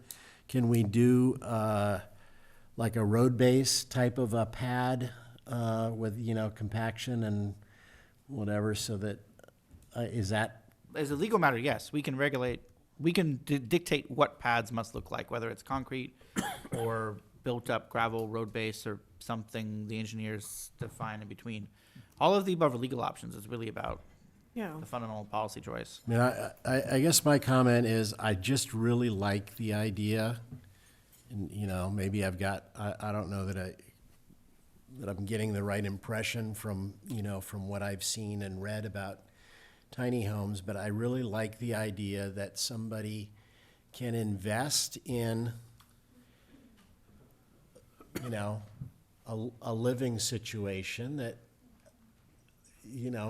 more affordably than, say, buying some big RV, but then have the flexibility to move it somewhere if they decided they wanted to leave Ojai, or they decided that and also it would allow whoever the property owner is to decide, okay, I'm not really I'm not really loving having the tiny home on my property, but so they can move on to some other place. And we have a lot of lots in Ojai that are quasi-public, like church lots or whatever, and it would create potentially a way for them to make some income. It's emergency transient housing. If they were willing, a church is a good example because they got public benefit issues, but if they're willing, to make X number of spaces available for tiny homes, and then actually make some modest amount of rent in the process of doing that, I think that's kind of a good situation. And then if it turns out that tiny homes is not a great solution for Ojai, at least they don't lose their investment in that tiny home. They can roll it anywhere they want. Councilmember Lang? Yeah, I agree with everything that Councilmember Whitman spoke about. I also had the question about, how do we make sure that if these are an affordable housing option, how do we ensure that they're affordable? And I'd even thought I'd had a similar question about rent stabilization, but I also hear Mayor Pro Tem Francina's concerns that we don't want to slow this down because it's something that is that's been long in the works, long time in the works. But I think so far, what I see, it seems to me that this is a good solution for providing more affordable, truly affordable housing options. And I love the idea of renting church parking lots, or even, if people have a piece of property that, this is a way that they can make some extra rental income. Okay, well, it sounds like we're about ready for a motion. Does somebody want to make a motion? So, just a question is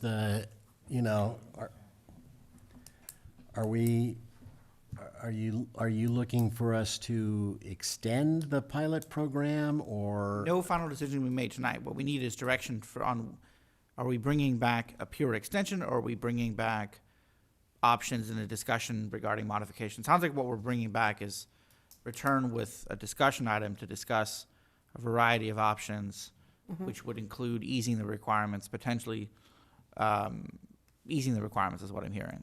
Yeah. At least majority. And potential rent stabilization. And we can assess potential rent stabilization. I will note, as a practical matter on rent stabilization, landlords with existing apartment buildings have no choice but to accept rent stabilization in order to rent their apartments.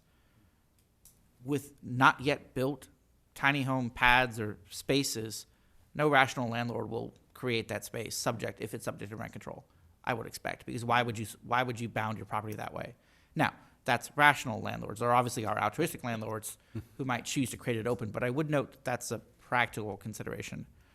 Because if the goal is to create affordable housing, landlords won't choose to do that voluntarily, unless it's city subsidized. The exception is the altruistic landlords, which might be the churches, which often have, and many churches are looking, especially mainline churches whose membership is declining significantly but have a significant amount of assets, are often looking for how to fulfill their mission and or create revenue, and so that's where housing comes in. So that may be an opportunity there. And perhaps you could imagine a rule, for example, that allowed quasi-public land uses to have tiny homes on condition that they're affordable, subject to analysis. Okay. And there So are a lot of altruistic people out there. Yeah. That's true. I may be too cynical on that front. Okay, so So motion. I'll make a motion and jump in if you have other ideas. My motion would be that we bring the matter back for discussion of extending the program and for discussion of removing the requirement of a fixed foundation. In other words, the potential for a unit on wheels, and that we look at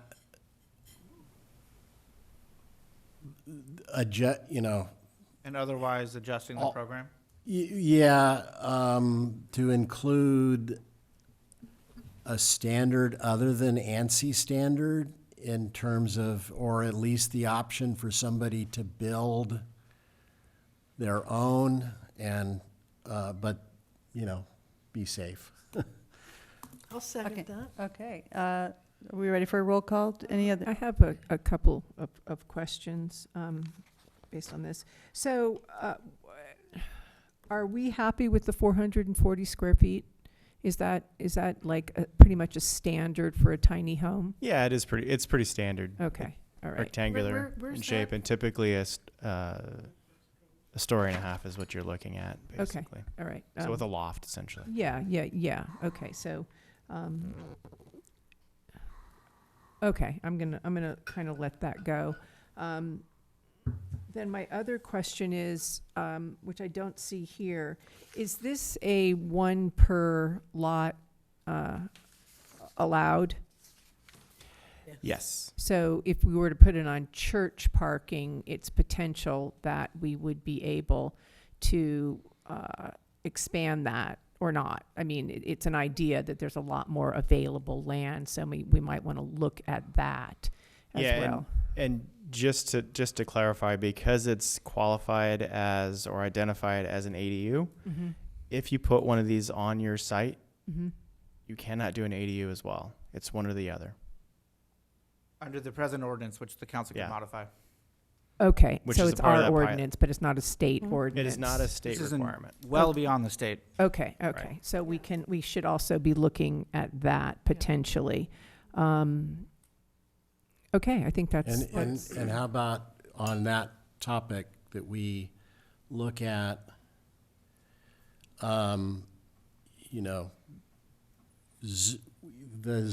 so zoning, residential zoning,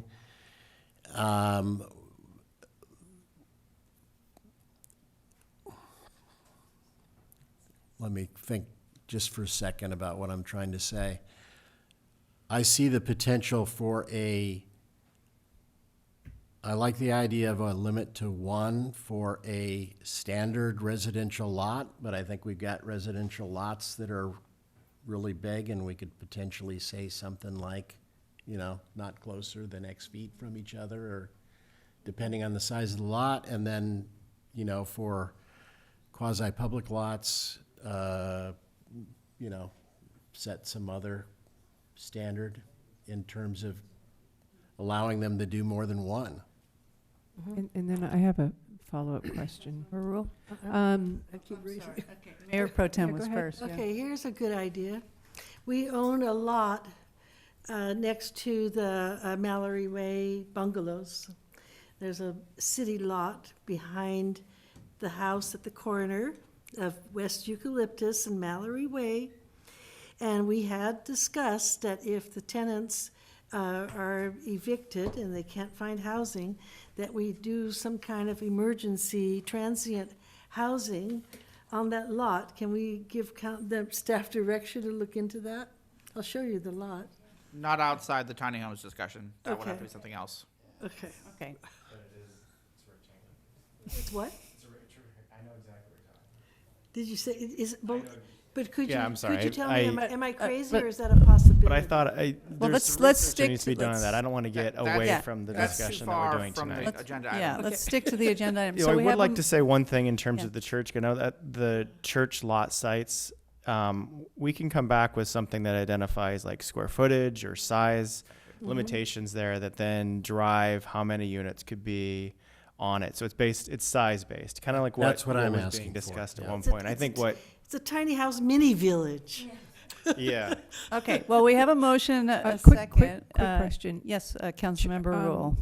Churches they're exempt from zoning. I mean, if they Not weren't. entirely. Not entirely. So I was curious about what that line is. So maybe you can discuss it. I don't need to have that now, but there was zoning that allows church property to be used as residential property. And we can talk about that. I just wanted to. We'll bake the lines of that. into Okay, the great. discussion. Thank you. Appreciate it. Okay, roll call, please, Carl. I didn't hear a second. Seconded. Oh, I'm sorry, I missed that. Is that all right? Did you want to? Okay. It's one of my babies. Yes. Right. A motion by Councilmember Whitman to direct city staff to return with a discussion item to continue the tiny home pilot project and include considerations of varying fire ratings standards and the potential of more than one per parcel, seconded by Mayor Pro Tem Francina. Let's see, Councilmember Rule, Yes. Mayor Sticks, Yes. Councilmember Whitman, Yes? Councilmember Lang, Yes. Mayor Pro Tem Francina. Yes. Motion passes 5-0. Great. Okay, thank you. All right, we will move on to item number 6, banning of single-use plastics and Mylar and helium balloons. Do we have a staff report? I'll start it. And Brian Popovich will answer your questions since he's the knowledgeable one on this item, not so much me.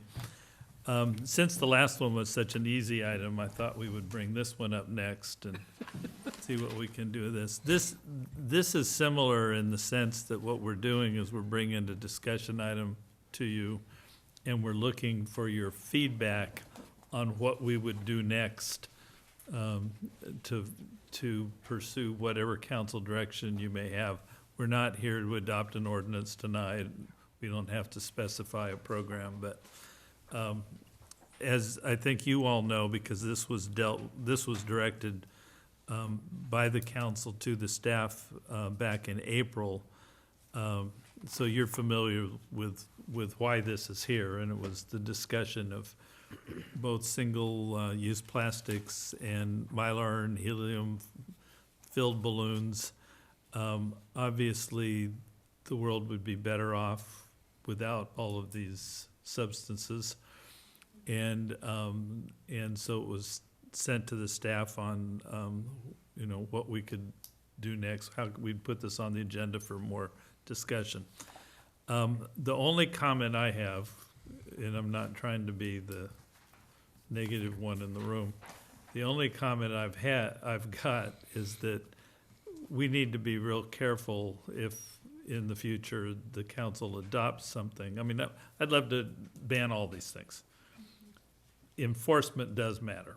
I mean, how in the world a tiny little city enforces in a world where half the things that people buy are through Amazon and other such internet-based sellers. I know we don't want to take plastic forks out of the mouths of kids at birthday parties. Yes, we do. We I want do. them to not have them in the first place, but Trina is not sending anybody over to do that kind of enforcement. Yeah. And so I think we have to talk about the practicalities, and one of the things to talk about is what in fact do we mean by single-use plastics? If it's only those plastic forks and straws and bags, that's not such a heavy lift. If it's a lot of other things, it gets to a point where it gets pretty difficult to figure out how to enforce something just within our city limits. So with that note, Brian, would you like to add any other comments to this? Yeah, so the one alternative that a lot of people currently use now that's available within the city that some other cities have banned is PLAs or bioplastics. So that's what we currently use, like what our cups are in the kitchen, for instance, and what most restaurants use. It is made from renewable sources such as cornstarch and sugarcane. However, it is very difficult to actually recycle it, though. Most facilities can't actually recycle it, and it doesn't really biodegradable on its own. It's very specific conditions. So a lot of cities have banned that. How did they enforce it? It's usually through consumer complaints and then just doing administrative That's my gripe. citations. I don't like complaint-based enforcement. That's my problem. I've been doing this for too long. Sorry.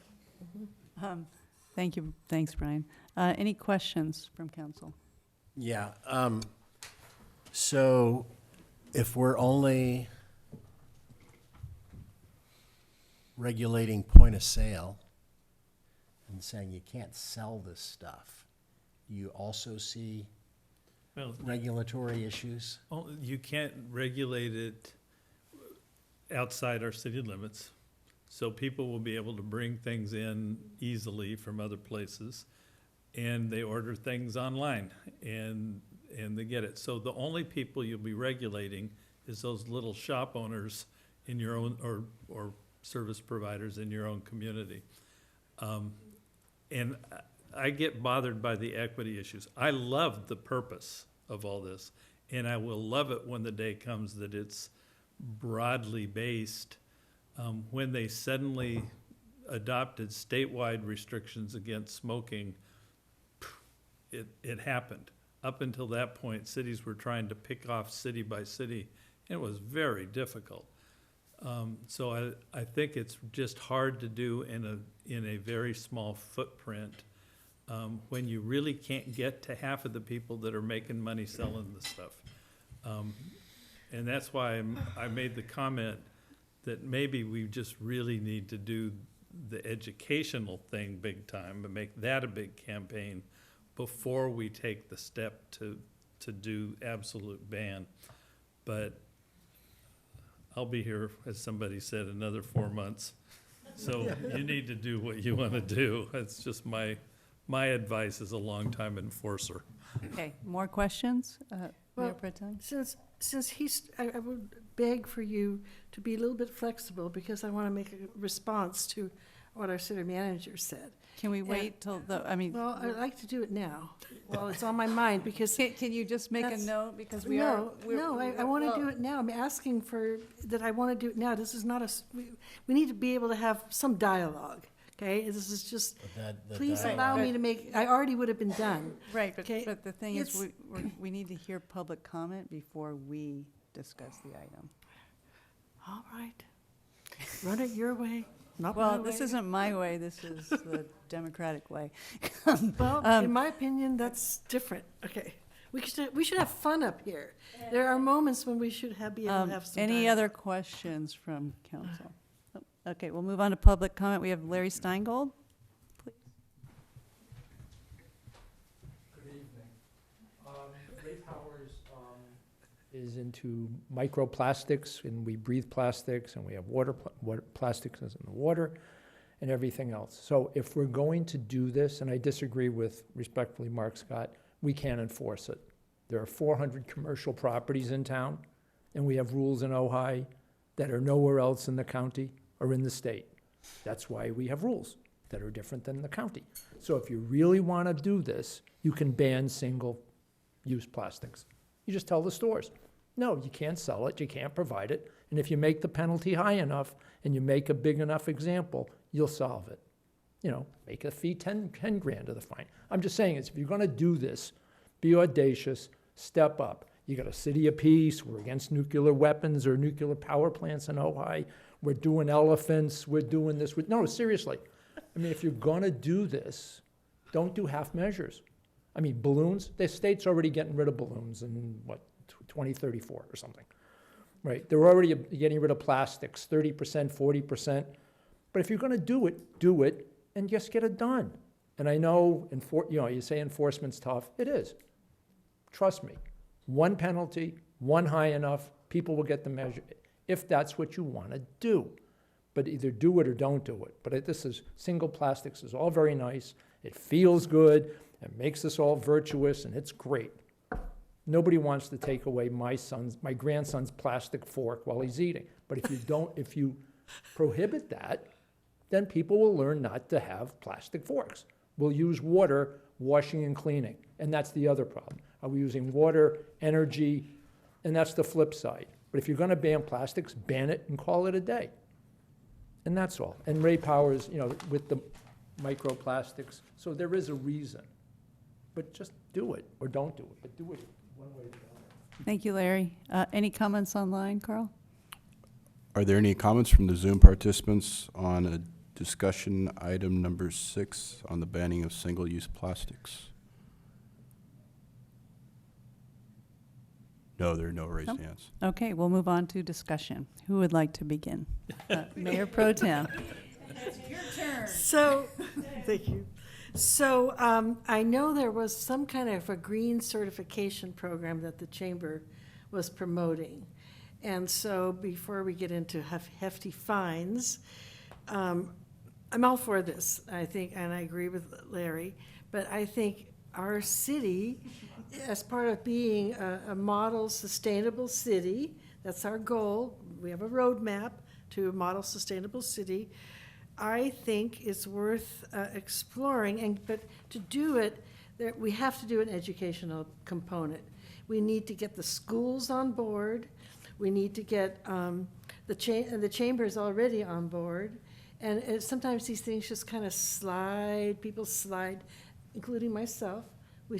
For a while I had a no garbage. And then when I became houseless, the containers from the takeout starts piling up. So, but they're supposed to be compostable, these containers. But anyway, yes, I think I think it'd be great to do this. And, but for sure, do the educational component. I think that, I really don't want to do like financial fines. I think that we can get if we get the chamber, we can get people on board for this. Most people will want, the businesses will want to do it. Okay, I kind of in my mind have to divide up the banning of single-use plastics and okay. All right, I'm just, yeah, okay. Councilmember Lang? Are you finished, Mayor Pro Tem? Yeah.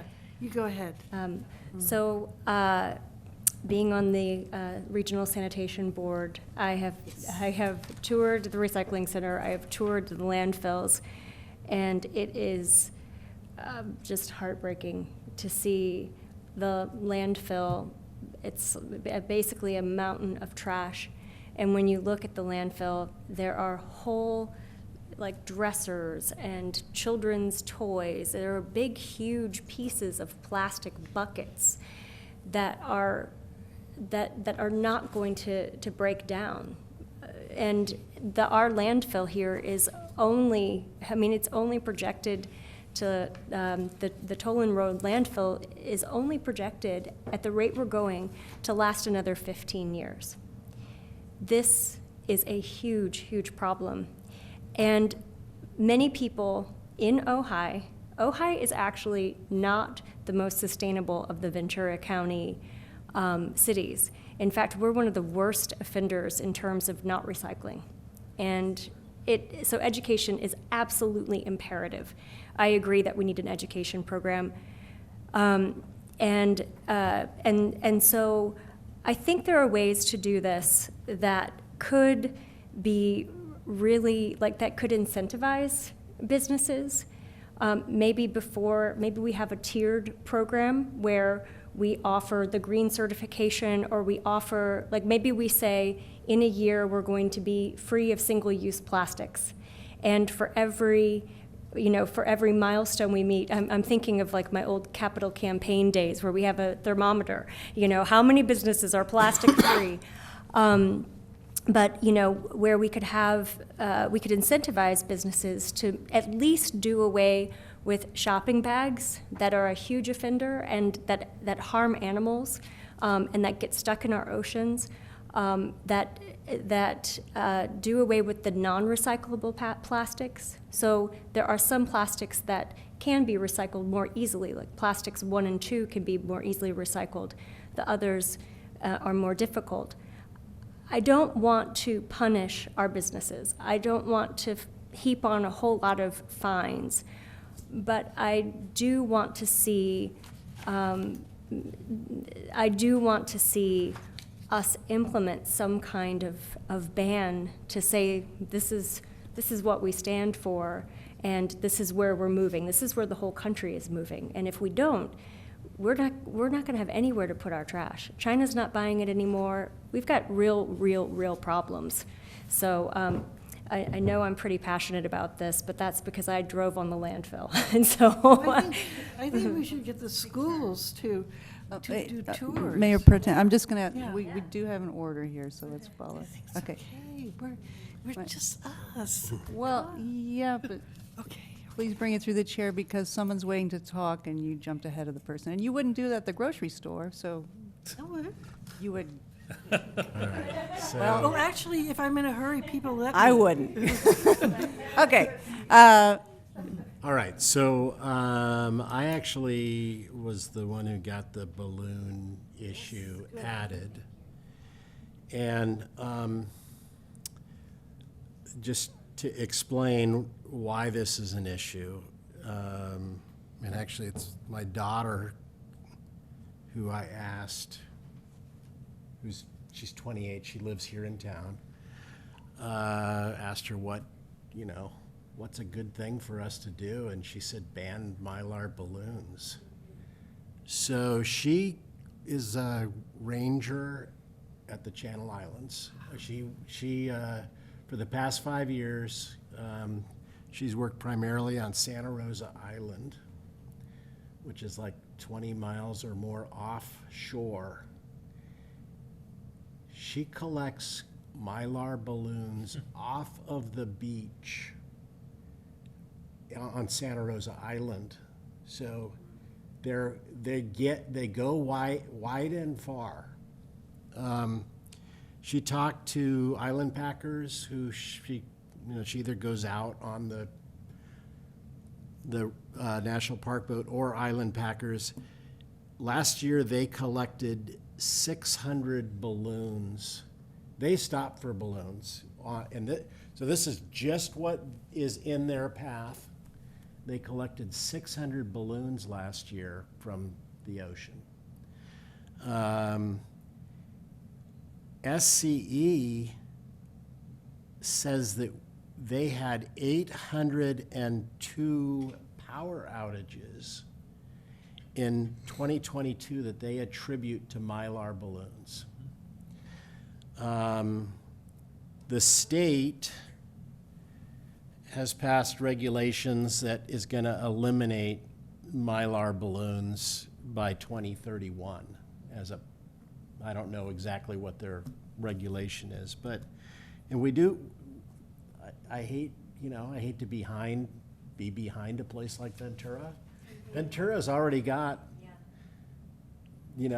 their plastics and balloon regulations in place. So does Port Hueneme. And there's cities all over the place that have them. And I think what I would like to see added in terms of what's brought back to us, so no sale of Mylar or helium balloons, and I'd like to actually add balloons themselves because, even though it seems fun for kids to be able to do water balloons or whatever else, it ends up just, it's a problem. It's killing animals. I'd like to see us also create a ban for the release of balloons on our public property. And I'm going to support what Rachel said, which I think, we need to address. We're not doing we have to do these reports about recycling, and we don't look good.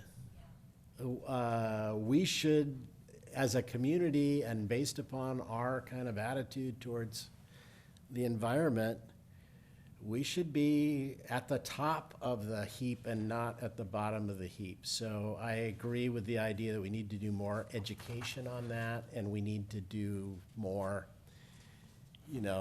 effort on the enforcement to make sure that we are meeting and greatly exceeding our recycling goals. Councilmember Lang, did you? Nope. I'm sorry, Rule, sorry. No, I agree Okay. with everything that's been said, and I fully support this. Okay, and I'd like to add, I would really like to see us just get rid of plastic bags. And I know it's hard, and I know. It's already illegal. What? Single use. Yes, single-use Talking plastic about- bags are prohibited. I will note one minor point. State law is approved by the state's voters in 2016, regulates the field in full of the, quote, reusable plastic bags, and we all know they're not actually reusable, but unfortunately that particular piece has been taken away from us by the state. That is just those reusable plastic bags, the sort of thicker ones. We don't currently have the power to ban those. We can't do that. But the rest of it is very much open to the. Okay, so because those bags are not recycled, the thicker ones, and they're, No, I'm not defending the bags. More, it's a problem with state law. Okay, there's no way to do that, though. None that we this see point. at the moment. Okay, and the other, is it possible that, the plastic bags that are in the produce section? The state has banned those effective. Give me 1 second. I just set that up. That is starting in 2025. The single-use, non-compostable pre-checkout bags, the fruit and vegetable bags, will be banned. I think the city does have the power to advance that timeline and make that effective earlier. I'd love 'Cause I staff can't to look at open 'em that. anyway. Yeah. Yeah, okay, yeah, good point. So a switch to but- compostable, is that what you're proposing? Well, and direct staff to look at what other cities are doing who aren't using those bags at this point. I do see a lot of plastic bags. When people get takeout, they're walking out with a Yeah. plastic bag. So, Yeah. but that is not legal, what you're saying. But that's the thicker one, so that's legal. It depends on whether it's those thicker, quote, reusable plastic bags or whether it's the thinner, standard single-use plastic bags we're talking about. The other piece to note is that the state protections are for certain stores, generally your larger grocery stores, as distinct from takeout restaurants. So there's a path we can navigate. What I would suggest is that if the council so directs us, we look at what is the maximum we can do, and then write that. That's what I would love staff to do, because, we all know, the great garbage patch between here and Hawaii is now twice the size of Texas or 3 times the size of France. And the majority of the materials in that are plastic bags, bottle caps, plastic water bottles, and styrofoam cups. And 100% of baby sea turtles have plastic in their stomach. So this is a huge issue, and I do think it is like smoking. It's just, okay, we got to stop this. And look at, none of us, I don't think, grew up using canvas bags. I certainly didn't, and now I would say going to the grocery store, most people bring their bags. Yeah, maybe the Well, stores we go to. way more than, I'd never seen anybody do that when I was little, and now. Well, I'm from Holland. We okay. did that all along. Not in Ohio. So that would, because so much of this is, as Councilmember Lang said, it's going to our landfills, our oceans, and our streams, and it's all running down to the ocean. So it's, I just think we need to get on that now, and so. Can I make think a we're all in suggestion? agreement. Can I make a motion? I hear you. And I want to impress you with what we can bring back to move this forward. We're a tiny little staff, and one of the reasons I think you don't see as much education here is that we don't run the sanitation business in this city. The only city I've ever managed that didn't, and as a result, we don't have that built-in team of environmental people that does that education. We do have people in town who would love to be organized to volunteer for this. There's lots of people that love this topic and will do that. Yeah. But I think we may need to contract with somebody who really does know the field and can come in here and do the next report that you're looking for. I don't think that I don't want to give it to the lawyers to do that report. I think we ought to bring somebody in who does this kind of work. It doesn't have to take a long time, but you're going to give us direction on to bring something back showing how far we can go and how to do it. Let me go contract with somebody to do that study. So. That's a great idea. I like that. I'm You're gonna gonna- ask Rachel, and she's got a close relationship with Harrison. Do they do that? I was just going to suggest that, actually. And my wife, Uh-huh. who used to be Ojai's solid waste coordinator, Really? might want to chime in on who does what Mark was just talking. Well, I was going to ask her what her hourly rate was. She's got a job. Yeah, there's state laws about that particular. That was a joke. Yeah, I know. That was a joke. Just a note for the DA. Yeah, I know. Are you willing to come up and respond to that? Because she did it for years, so. So, thanks very much. I was the solid waste manager for the city of Ojai, and I was the city's recycling coordinator many years ago. But Harrison, it's part of our contract with Harrison. Harrison's really good at it. That's a good free start for the city Great. to ask Harrison. Great. VRSD also used to have a education program for kids. It should be in our, we have a planning document that the city had to adopt, and there's a whole chapter on education in our integrated waste management plan that we had to provide to Sacramento, and I'm sure Public Works has it. So I would start there, but also I stuck a couple ordinances from other cities in the county in the back of Andy's binder. And so I'll just share that lots of other cities are doing this, and we don't need to spend a lot of time reinventing the wheel. There are people that do this every day. Yeah. And I'll give these to Matt. So are we ready for a motion? I just want to add, I agree totally with Larry, too. Me too. Wake up, Larry. Okay, motion? So Yes. I'll do it unless somebody else wants to. I'd love to. This is my Go item. for it. Can I do it? Go for it, Rachel. And I also wanted to say that Nan Drake at Harrison. Nan Drake is our main contact. She's great. She's come here and given presentations to the council before, and she would be a really great resource for someone to consult with. And she's very accessible and really knowledgeable. So I'd like to make a motion to direct staff to look for a consultant to draft an ordinance that would be a ban of metallic balloons and latex balloons and like Mylar balloons, and also single-use plastics, and to coordinate that effort with an education program to communicate our need for changing and moving away from plastics to the community. Yeah, that's a good And question. I'll add a friendly amendment. We prohibit the release of balloons from public property, and that we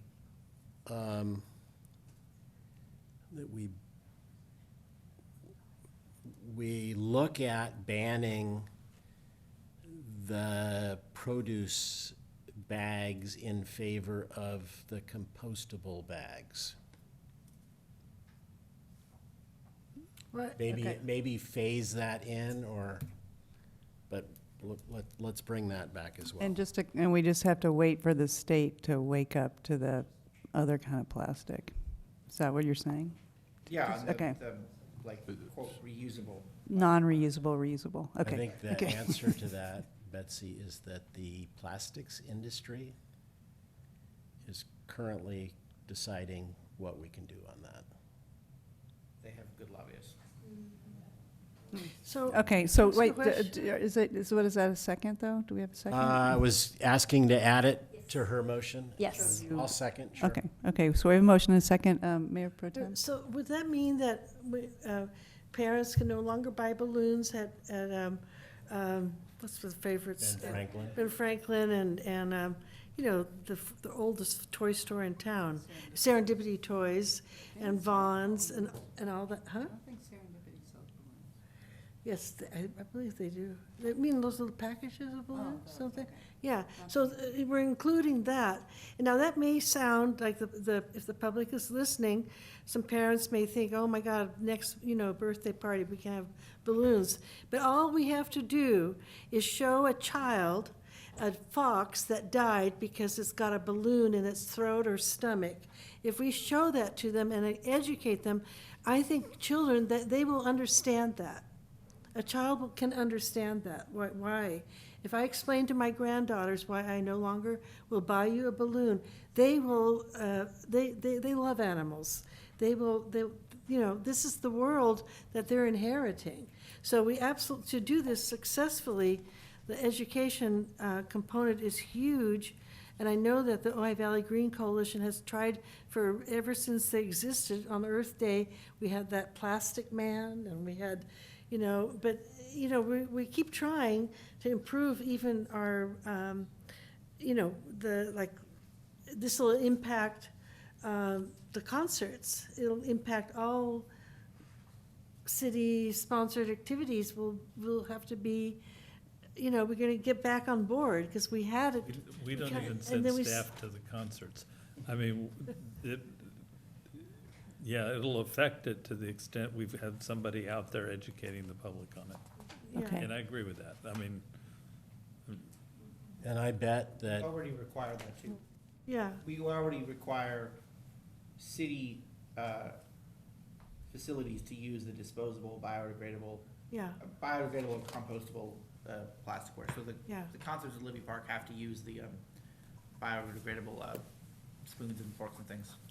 Okay, well, let's, and I bet that with a nudge from, you know, and support from Harrison, that every school in the valley would be interested in adding some degree of this to their education programs.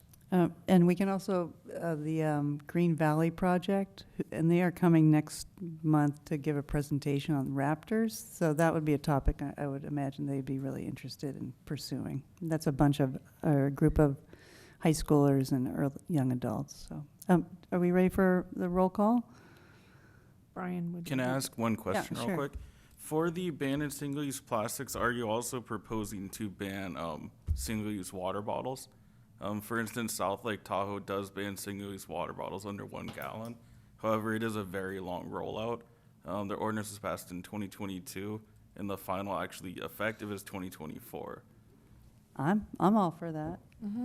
Yes, but I'm also for the long rollout. So that way we get people used to alternatives. And there are companies, for anyone there are companies creating plastic out of mushrooms, out of algae. There are so many things that are happening right now that are going to make this really a non-issue in just a few years, or, you know, not as it's not going to be cost prohibitive to make these moves. And so if we have a long rollout, those innovations will catch up to where we are. And limit it to under a gallon? Or, I guess we decide that later. I Yeah. think this is all part of what this report is gonna Yes. do, is bring back what's possible and what's practical and how to do it. Yep, not too long of a, No, okay, roll call, please, Carl. All right, do you want me to reread the motion? Because I got 3 different parts. Sure. Sure.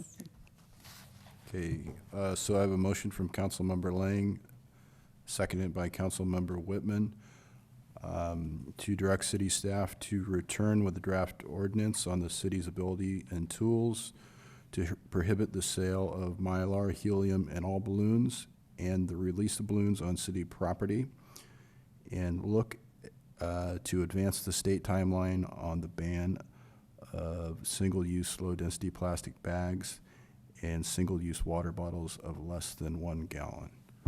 May I ask a question? Related? We're banning release of balloons on public property, but we can't ban it on private property? Well, come on, while we're at it.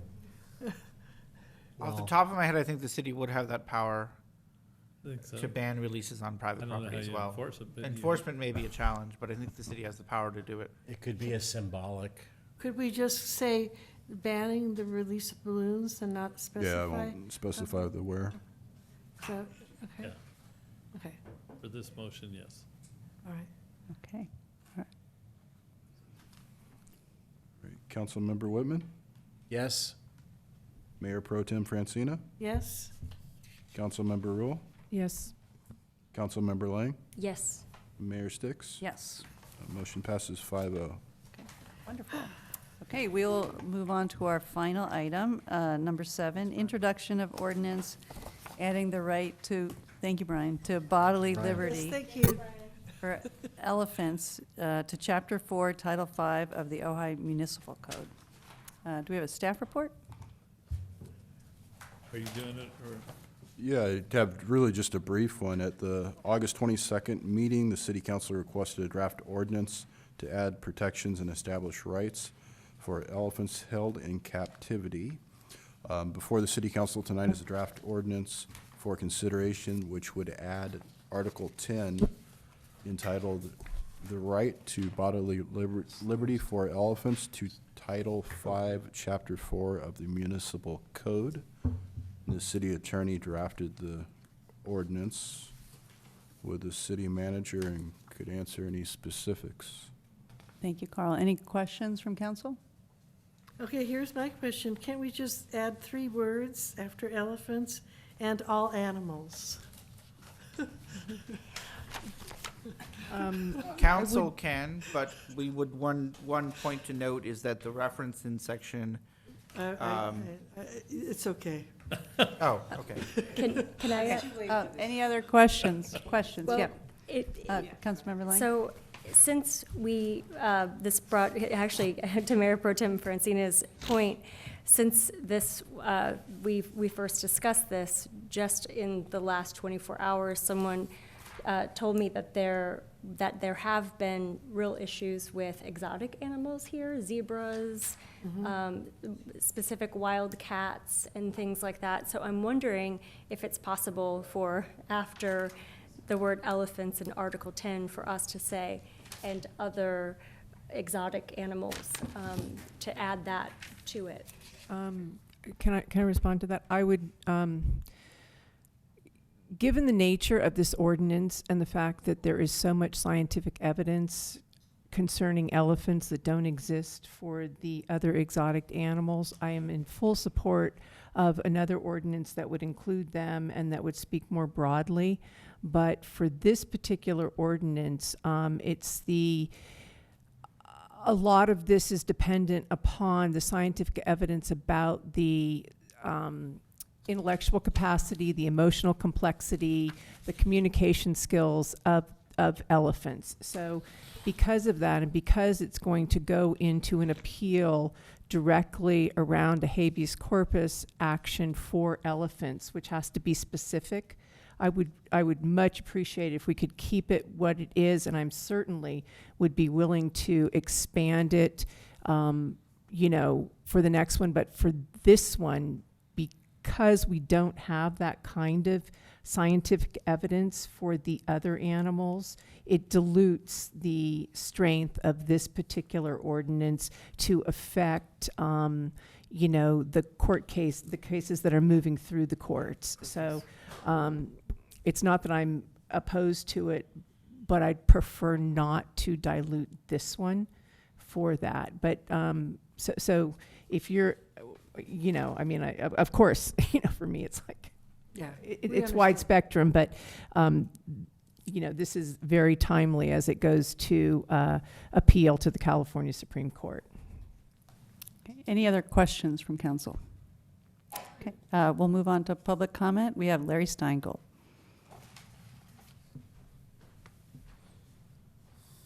Thank you, Larry Steingold, resident, and thank you for actually agreeing with me at least once. So I'm on a roll here, twice. We're on a roll. But I really would like to include more animals. One of the calls from 2 weeks ago, 3 weeks ago, talked about everything from coyotes to bears to whatever. Exotic animals, we can just make a list. Because I've been looking, cognitive faculty by species, and there's a lot of animals who are either smarter than, and I'm not dissing elephants, I think they should be protected. But how about apes? How about animals? Seriously, dogs, cats. If you're either going to protect animals or we're not. Either they have rights or they not. Are we just going to discriminate against wild, non-domesticated animals like bobcats and coyotes and gophers? Or are we going to include dogs and cats and fish and birds? I mean, you're either in or you're out. This is like the plastics conversation. Okay, are we going to dither around and make it feel good? And look, elephants are great, and I have no problem. Okay, but we have to do it, everything, because this is just signaling. It's virtuous. You have a dog, he's great. They're dog types. The chicken plays a piano. Oh, seriously, I mean, you've got to include them all. Or, I mean, it's like, whose favor? We agree with you. Fine, then just put all non-domesticated animals, and then we'll have 2 types of animals, those that are free and those that aren't. And the ones that are dogs and pets and cats will be slaves and we'll have to free them. No, I mean, seriously, I mean, either do this or don't do it. I mean, you're giving animals rights, human rights, personal rights, whatever, legal rights. I'm just saying, think about where it's going, and you just can't discriminate against an elephant. Please. Okay. Thank you, Larry. Any other comments online, Carl? Are there any comments on Zoom for discussion item number 7? Please raise your hand. No, there are none. Okay, let's move on to discussion. Who would like to begin? Councilmember Whitman. So,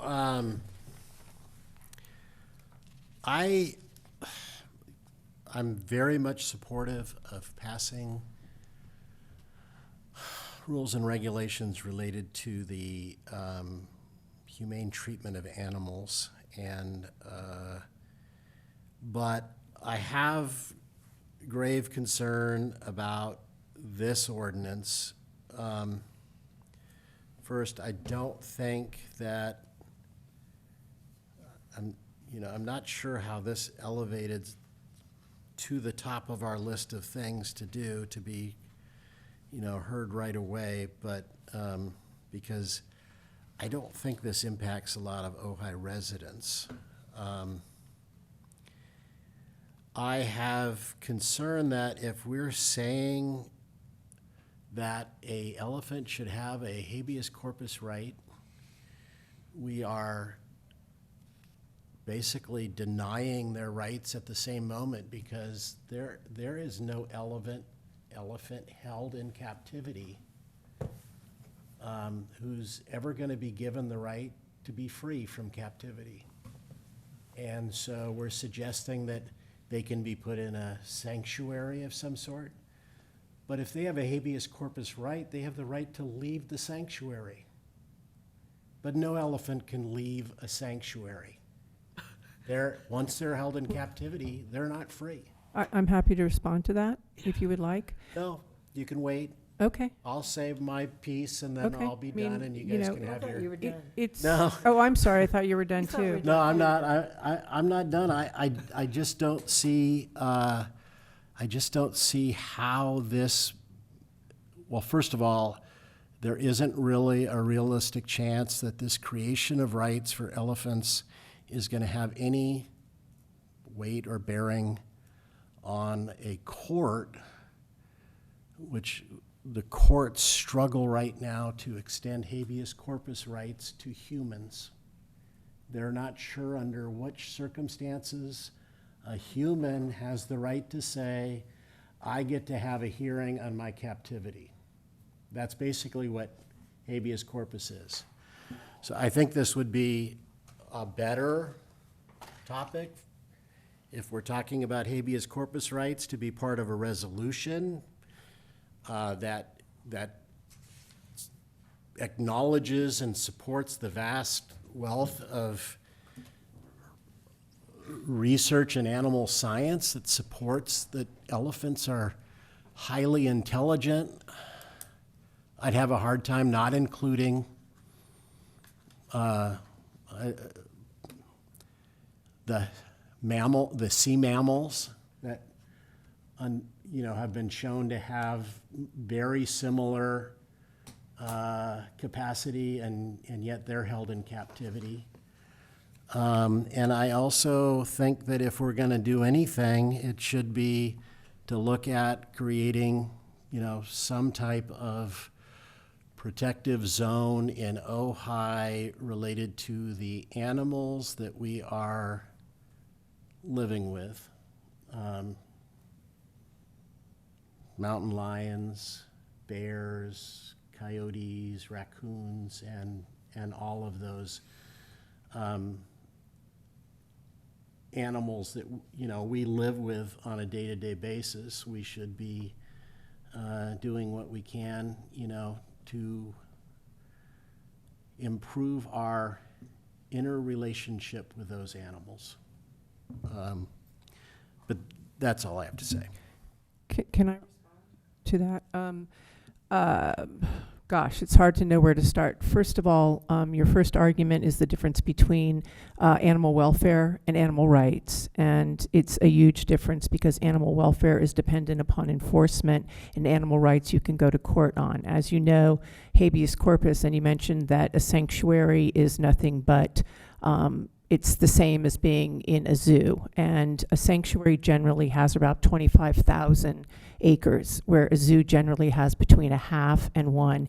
And with habeas corpus, they also found habeas corpus has been used to free children, and they're not put out on the street and said, go fend for yourself, because they know that that's not a possibility. So the only option, once we have taken away the liberty of elephants and once we have held them in captivity, is for them to go to a sanctuary and to have as close a normal life as is possible to have. I really can't emphasize enough the difference between animal welfare, which requires enforcement, and animal rights, which means I can go to court and claim for them the right of self-determination, the right of liberty. That is, it just simply says that we can't unlawfully imprison elephants. And I agree. I think, there are sanctuaries in Nova Scotia.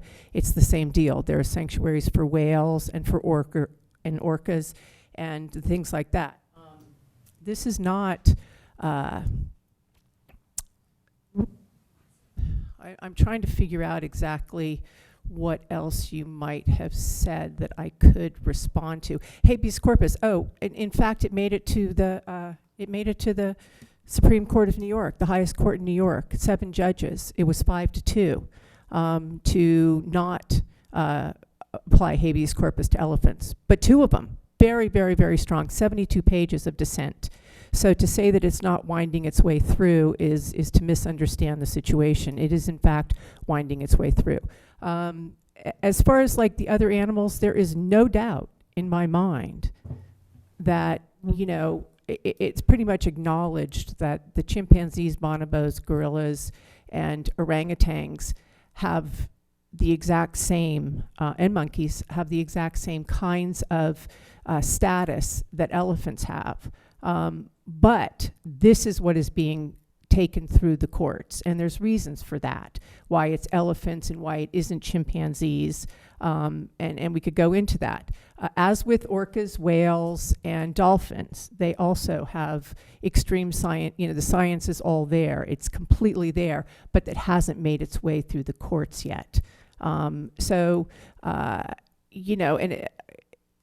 This is, I think it's a misunderstanding to undervalue how important this is if it makes it to the California Supreme Court, and to say that elephants have a right to liberty and freedom that does not include being in a zoo. And yes, it is unfortunate that we can't return them to the wild, but that's not a possibility because we snag them from their homes and we put them in a zoo, and they don't know how to live in the wild any longer, but they do know how to live in a sanctuary. And there's a whole process of integrating them back into a herd and back into as close a normalcy that we can possibly give them.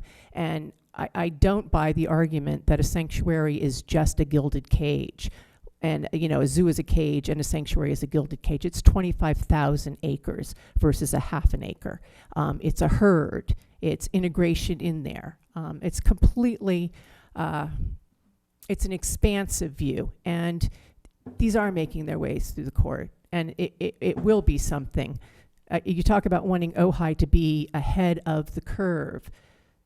This is Ojai being ahead of the curve. We will be the first city in the country to give rights to animals. And what that means is, under the law, and you probably know this, that you have 2 categories. You have something that is a thing, and then you have something that is a person. It doesn't mean a human.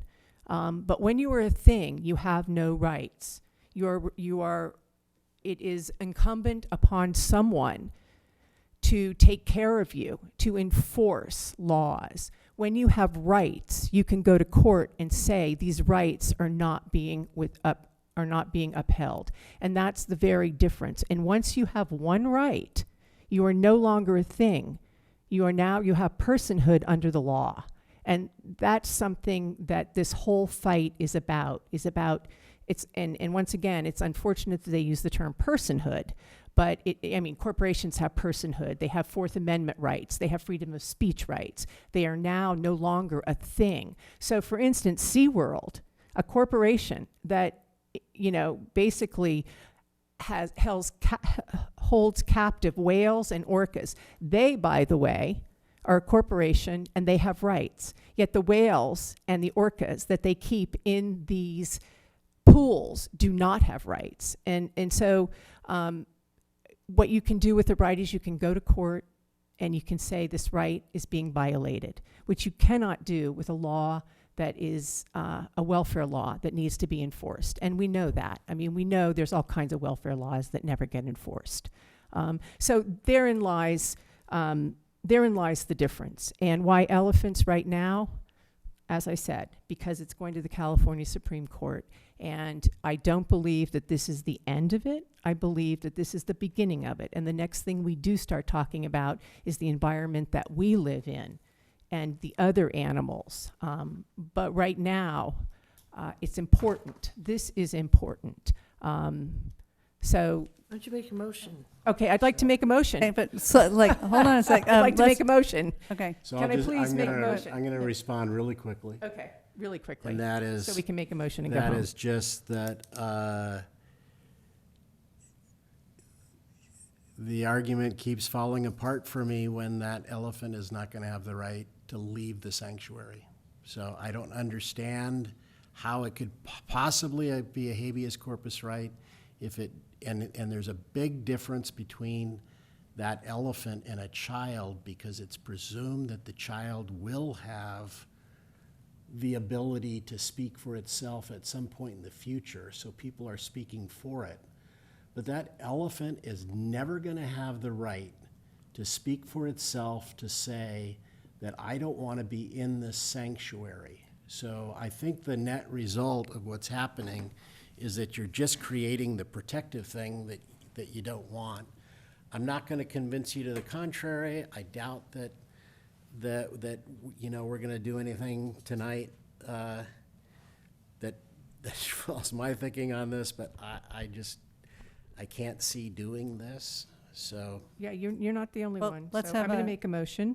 I would like to approve the first reading of the introduction of the ordinance adding the right to bodily liberty for elephants to Chapter 4, Title 5 of the Ojai Municipal Code. Is there a second? I'll second it. Okay. And I just would like to say, and of course, I've been interested in participating in animal rights for a long time, so I really appreciate your point of view, and that rights are very different from welfare. I appreciate what Larry said about including all species. So that is where I get a little bit, why aren't we including the animals that who live here? Because elephants don't even live on our continent, and as much as I love them, and so the whales and the dolphins who actually live very close to us, I feel need to be included, and and also to your point, probably the biggest issue here we have in Ojai is the wildlife corridors, because there have been fences and gates built where there were none, and so animals are being killed constantly, and I think that is something that I would love to see council focus on. I think we should put that And, and the question that I have been posed several times in the last few weeks: why the heck are we talking about elephants when we don't have elephants in Ojai or on the continent? I understand that it's a legal issue at this point to give them the rights, but I think this is such a big discussion in terms of other species. While I support the elephants and the your desire to help them and free them and get them on the sanctuary, I do think, though, we as a council should address the animals specifically here. I think we can do ma- both. Yeah, okay. Yeah. So, but we do have elephants in Santa Barbara and in Fresno, right? Yeah, this is Yeah. there's court elephants. case with Fresno Yeah, and we the used 3 elephants there. Okay, well, we have a motion and we have a second, so Yeah, let's- roll call? Yeah, please. Yeah. Motion by Councilmember Rule, seconded by Councilmember Lang. Mayor Sticks, Yes. Councilmember Rule, Yes. Councilmember Lang, Yes. Councilmember Whitman, No. and Mayor Pro Tem Francina. Yes. All right, motion passes 4-1. Okay, great. All right, we will move on to council member reports. Anybody have anything to report out? Yeah, I do. The OBGMA, Ojai Basin Groundwater Management Agency, had the first reading of a ordinance that will impact anybody drilling a well in Ojai. And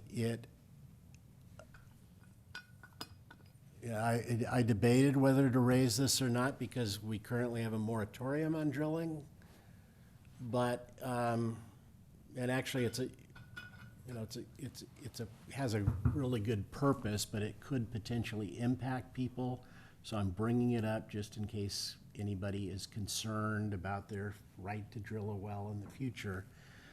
The ordinance addresses water that's in what they call the perched aquifer, which is kind of it's a shallower zone next to streams. And it tends to be flowing into the streams. And the idea is that the state is very concerned about our pulling water out of that zone because that dries up our streams and degrades the habitat. But that potentially means that if somebody wanted to drill and take water out of the perched aquifer, they're going to, they're not going to be able to. But most people don't have a desire to pump that water. So I think the other component of this is that just about every place in Ojai, where Ojai residents live, have that perched aquifer layer. And the ordinance is going to require that any well that drills through the perched aquifer to get to the contained aquifer, which is where people normally pump their water, has to be sealed. That prevents water from the perched aquifer, becoming contaminated and getting into the groundwater supply. The county already requires that, but it's going to be codified with like another additional layer. And I'm not sure how many people follow what's going on OBGMA, so if anybody out here there is listening and they're concerned about drilling rights, that's going to be heard in a couple of weeks. The last meeting, I think it's the last Tuesday of September. So Maybe the public would like to know where that hearing is. Right here. Right here. At 3 o'clock 3 o'clock. on whatever the last Tuesday is. I think it's like the 28th. Other reports? Last Tuesday of the month. Anyone else? 26th. Just a reminder that the Mountain Film Festival is this weekend at Ojai Valley School, and it benefits the Ojai Valley Land Conservancy. So, come on out and support. Several of us will be going to the League of Cal Cities in Sacramento next week. So, bon voyage to some of Who us. else going? I'm going. You're going. That's great. Good. And you're going. I'll be the only one holding down the fort. Okay, hold down the fort. It'll be a party. It'll be fun. I'll also be presenting on Surplus Land Act issues with a colleague from Barstow and two Wow. colleagues from Barstow. Thursday afternoon, I'll send you all the time. I'm sorry, what was On the, elephant what was the, rights? Surplus Land Act issues. I'm happy to present on elephant rights. Impressive. Anytime. Okay, the I missed what you were presenting on, I'm sorry. Surplus Land Act issues? Oh, okay, thank you. Okay, and then we will be raising the International City of Peace flag on the 24th, so come on out. Can I add one thing about the league conference, just because I've learned through Yeah. the years that this. City manager's report. Acknowledge this Mhm. is not a report. No, I have one question, but I'm inviting those of you who go, and I'm gonna offer Susan dinner separately some other time. I'm inviting to take you all to dinner, which is allowable as long as we are very careful that it's a social dinner. We can invite the city attorney so that he has to work the dinner, keeping us From violating the Brown Act. from violating the Brown Act. We will very, very carefully avoid that. And I will pick up the tab, it's my tradition, so that no one can say that the city had to go buy dinner when you're out of town. And I hope you will join me one night during the conference to do that. Thank you, very generous of you, thank you. And also, our city attorney's firm is having a reception on the 21st, is that right? Yeah, Thursday evening, 5:30 or 6. I'll also send an, I think we already sent an email, but I'll Yes. email with that. Yeah. So we'll keep everybody fed. And Lots of any, food. any future agenda items?